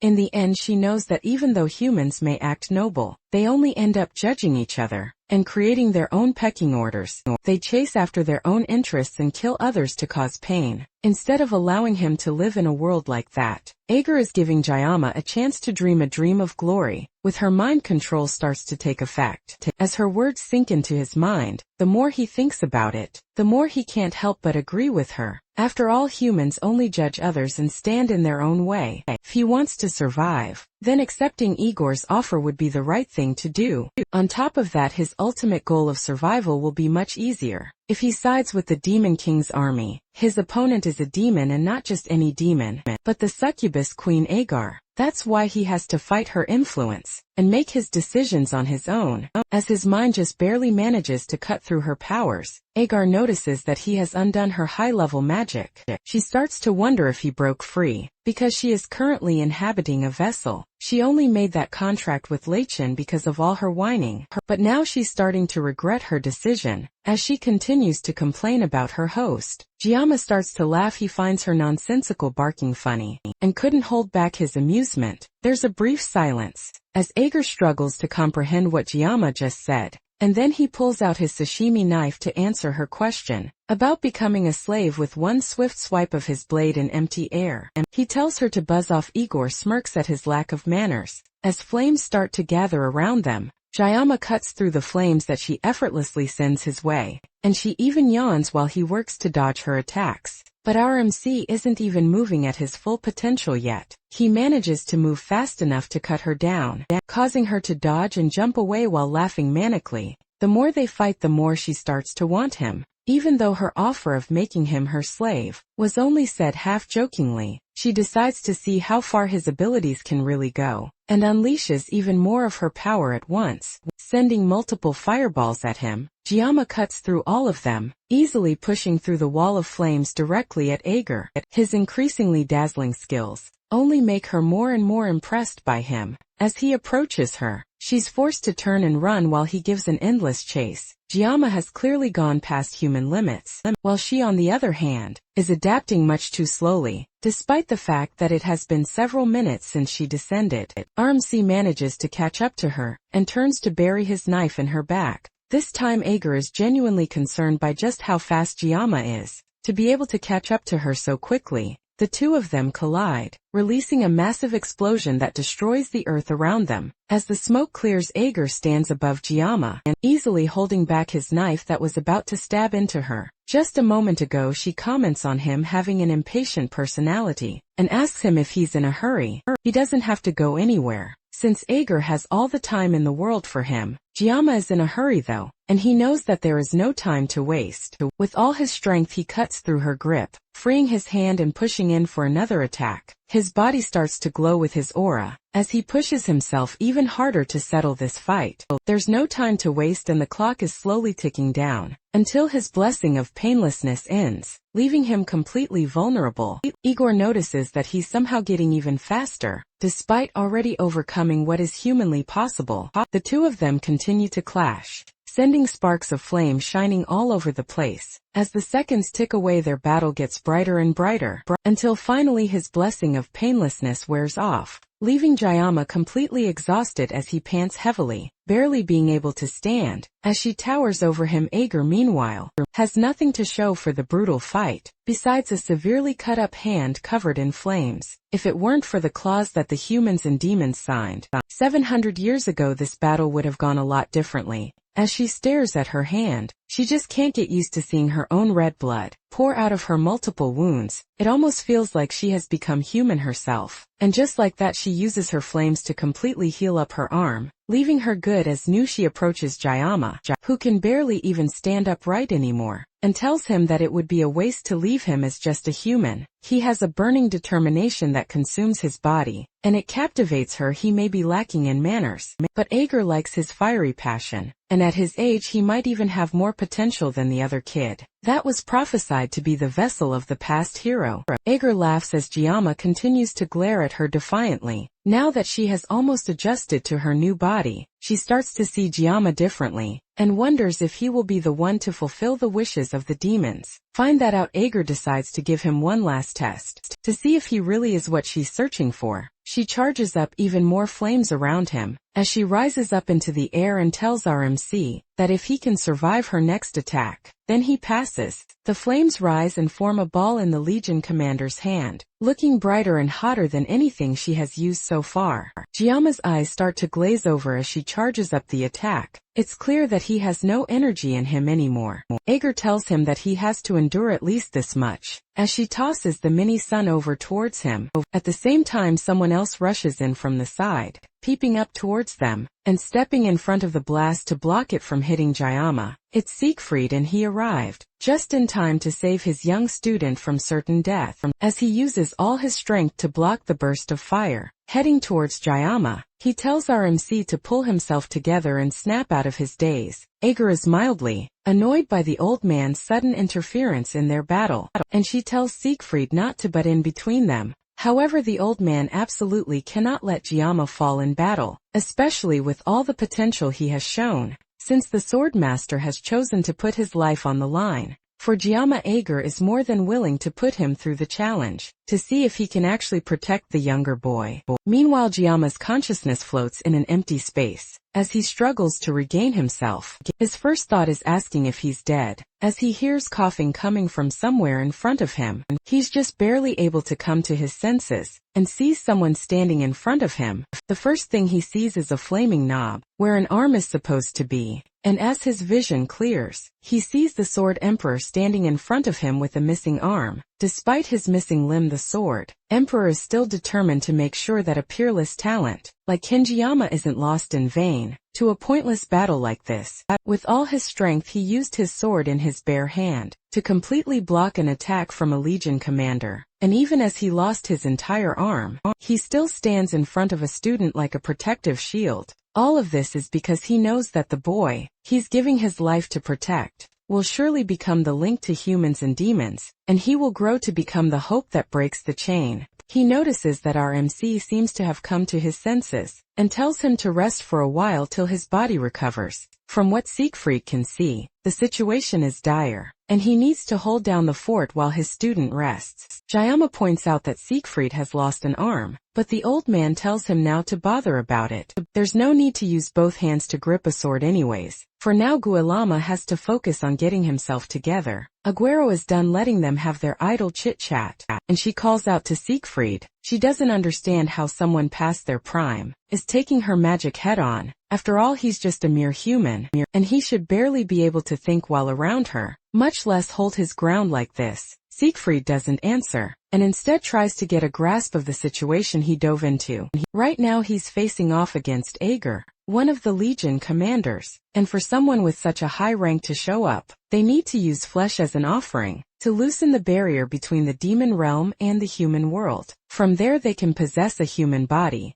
which acts as the catalyst. Because of the backlash from the whole process, demons can't bring out their full strength while possessing someone. But that doesn't change the fact that they are unstoppable disasters. Whenever they appear, fortunately for them, it seems that Ager and her current host body aren't a good match. For her to be struggling against Guayama is understandable, considering just how overpowered he is. But she's even getting pushed back by a dying old man. She doesn't know what trick Siegfried pulled to be able to hold out against her for so long, but she'll make sure that her next attack won't end with him just losing her arm. With that, she makes another charge towards him, and Siegfried responds in kind, rushing towards her with his sword held in his one good arm. The two pass each other, and our grandpa manages to chop off her arm as payback. Ager screams out in pain and anger as her flaming arm falls limply to the ground. She stares at it in shock as Siegfried asks her if she's afraid yet. After all, now things are fair between them. That angers Ager even more,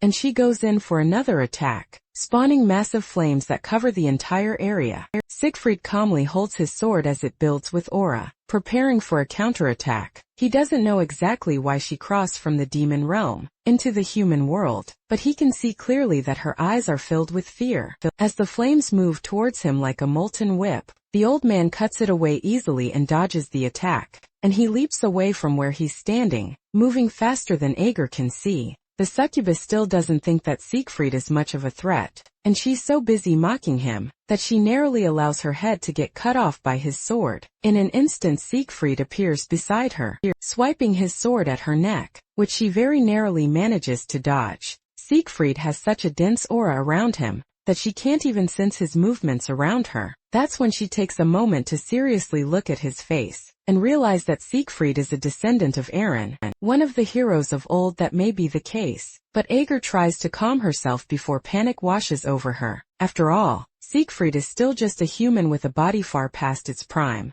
There's no need for her to get so worked up over someone like this. She flies up into the sky to put some distance between them, then summons a barrage of flaming spears above her head. Descendant of Eren or not, there's no way a body as frail as Siegfried's will be able to dodge this next attack. The spears fill the sky, and the heat is so overwhelming that even the clouds start to give way. She laughs like a maniac as both Gilma and Siegfried realize that this next one is going to be tough to dodge. Without giving them more than a second to think, she unleashes the flaming rain down to the ground. Siegfried may be old, but he still has some spring in his step, moving fast enough to dodge the rain of fire. Yama can do nothing but watch and call out for his teacher. He's like to help him, but right now, it's taking all the strength he has left to barely stay conscious. If he lets go of his sashimi knife, he might never be able to grab hold of it again. Giving up his blessing in this situation would basically be suicide. Siegfried continues to jump and avoid the molten spears as they rip apart the ground around him.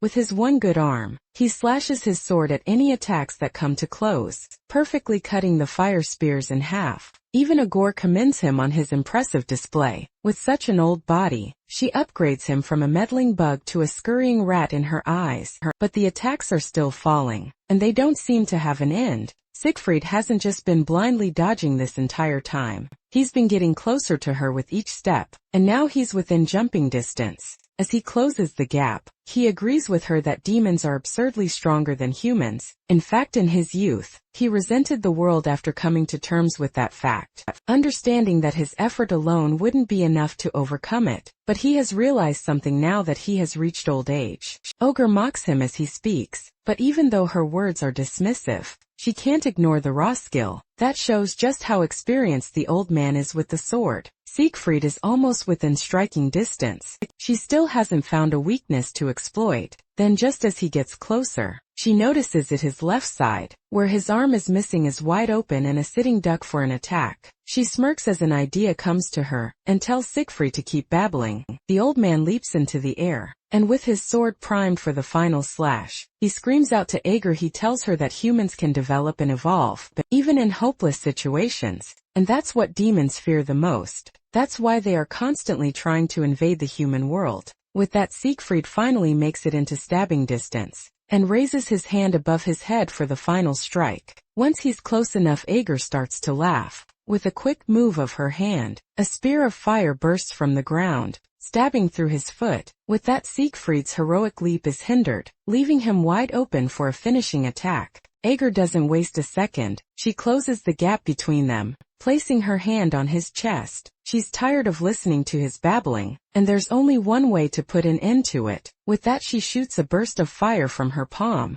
That tears straight through the Sword Emperor's stomach. The beam then explodes, completely engulfing the old man in bright flames. As Ager walks away, once again looking bored of the whole fight, Siegfried spits out blood and falls to his knees. Coughing in pain, his body is on fire. His arm is missing, and there's a bowling ball-sized hole in his stomach. Honestly, the old man has definitely had better days. Now that he's well and truly defeated, Ager places a flaming foot on his head, pinning him to the ground, left with no strength in his body. It looks like Siegfried has no words left to speak. Ager knows humans well, whether it was 700 years ago or today. The heroic types are always so cliché. The mighty Sword Emperor can't even open his mouth to argue. As she tears him down with her words, Jama calls out for his teacher again, still barely able to move or do anything to save him. Igor had almost forgotten about the kid, but her attention goes back to him after his cry. For the first time since they met, she calls him by his name,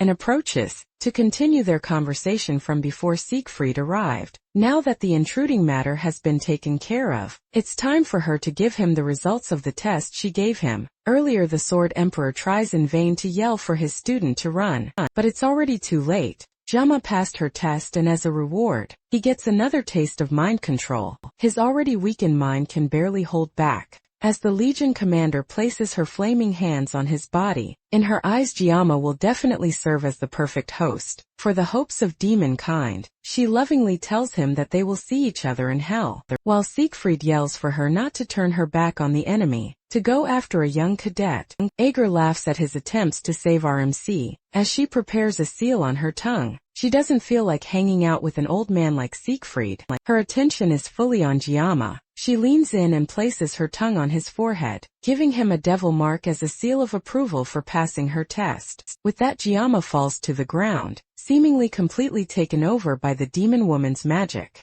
The demon mark takes root in his head and spreads all over his body, completely covering him with her power. The system immediately detects the unauthorized external intrusion, and starts to freak out. It automatically activates its self-defense program. But just like with the Sword God's blessing, the program cannot execute, because the user's level and the world line are too low. So instead, the system uses Yggdrasil as a catalyst to temporarily increase Jama's level. Then it uses its restraint to adjust and synchronize the world line. If you have no idea what this means, dear viewer, it means that our OPMC is about to get absolutely busted, and Ager is cooked. Jama's synchronization level increases from 12.7 all the way to 99, and then finally 100. With that, the condition for his mysterious locked power has been met. Jama is about to wake up. Meanwhile, Siegfried still tries to fight against the overconfident demon, but in his weakened and bruised state, he's barely a threat. He's a lot slower. But even Ager can't help but commend the fact that he's still moving. Despite his injuries, it's not too much for her to understand though, since bugs are known to keep moving even after their heads are cut off.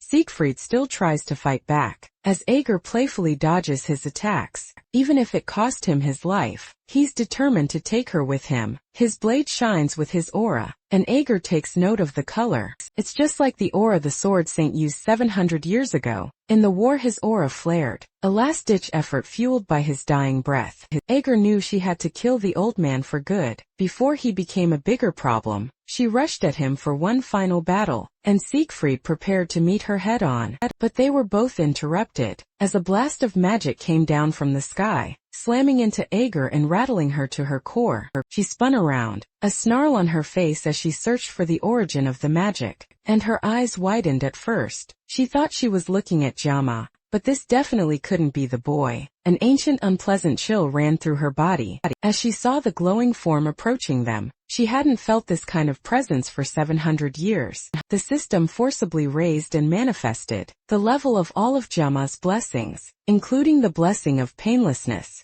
and the blessing of regeneration. Then it used the blessing of transference to halt the world line's pain and damage. With the other two blessings, a low growl escaped Ager's lips as she stared at the person who dared to interfere with her plans. Then she called the person in the air above them. Waken Jama descended from the sky towards them. The blessing of the sword got temporarily disabled. Instead, the system announced that the god should bear witness, as he wields the blessing of pseudo-invocation. Elsewhere on the island, Abel rested her sword against her back as she walked through the dense forest. Today was the last day of the training exercise, but as she walked, a sense of unease settled over her. Something was wrong. It was almost 7 o'clock in the morning. Ryoko checked her phone, her expression laced with disbelief. Weapon woke up behind her and asked what she's doing walking around when it's not even dawn yet. But she told him that dawn was a long time ago. Sunrise had passed, yet the sky remained pitch black, as if it were still the middle of the night.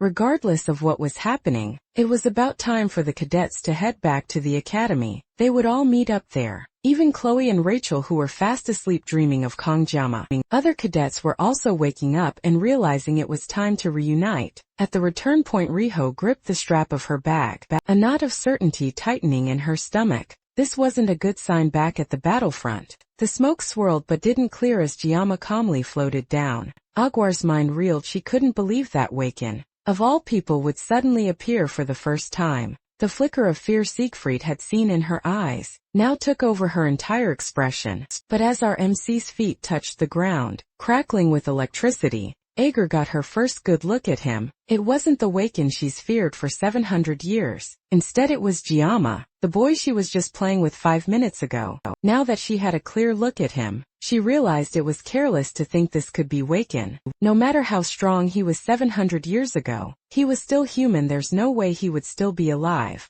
But that didn't stop the cold wave of dread that washed over her. As Giamma approached, a feeling so immense, her tactical mind, once sharp and clear, now felt clouded and slow. And where was Siegfried during all of this chaos? He could only stare, his breath caught in his throat, as if basking in the light of a new god. As soon as Giamma got close enough, his knees buckled and he knelt in respect. Giamma stared at him for a moment before raising his hands. Instantly, Siegfried's wounds began to knit themselves shut. Once Siegfried had been taken care of, Giamma closed his eyes to concentrate. Then he opened them and a crackle of raw power burst from him. The electricity that was coursing through him erupting to engulf the entire area. In a flash he disappeared. Before Ager could even blink, he reappeared behind her and started walking towards her. The Legion commander stood frozen, her brain struggling to process what was happening. He couldn't get a clear grasp of his form at all. It was as if his very existence was now beyond her comprehension. She wondered if it was because of the weak body she was inhabiting, but it was definitely more than that. This is impossible, she thought. This entire situation is beyond understanding. But of one thing she was certain: the being in front of her was no longer human. If that's the case, then she had to take back what she said a while ago. She apologized to Giamma for taking back her words as she reached down, drawing magma from the earth for one massive attack. It was a shame she had to give all her strength to take him out now. His body would have made a fine vessel, but if she didn't take him down here, he would definitely become someone that blocks the path of demonkind. Giamma watched calmly as she charged, a powerful attack in her hands. The magma from below broke through the ground and took shape in front of her. Then she gathered it all, turning it into a massive fireball that she held over her head. Siegfried's eyes widened, his teeth clenched at the sheer display of raw power. Giamma, however, watched the approaching inferno without a flicker of emotion on his face. She sent the massive fireball hurtling towards Giamma, wishing him one final goodbye, with a promise to see each other again in hell.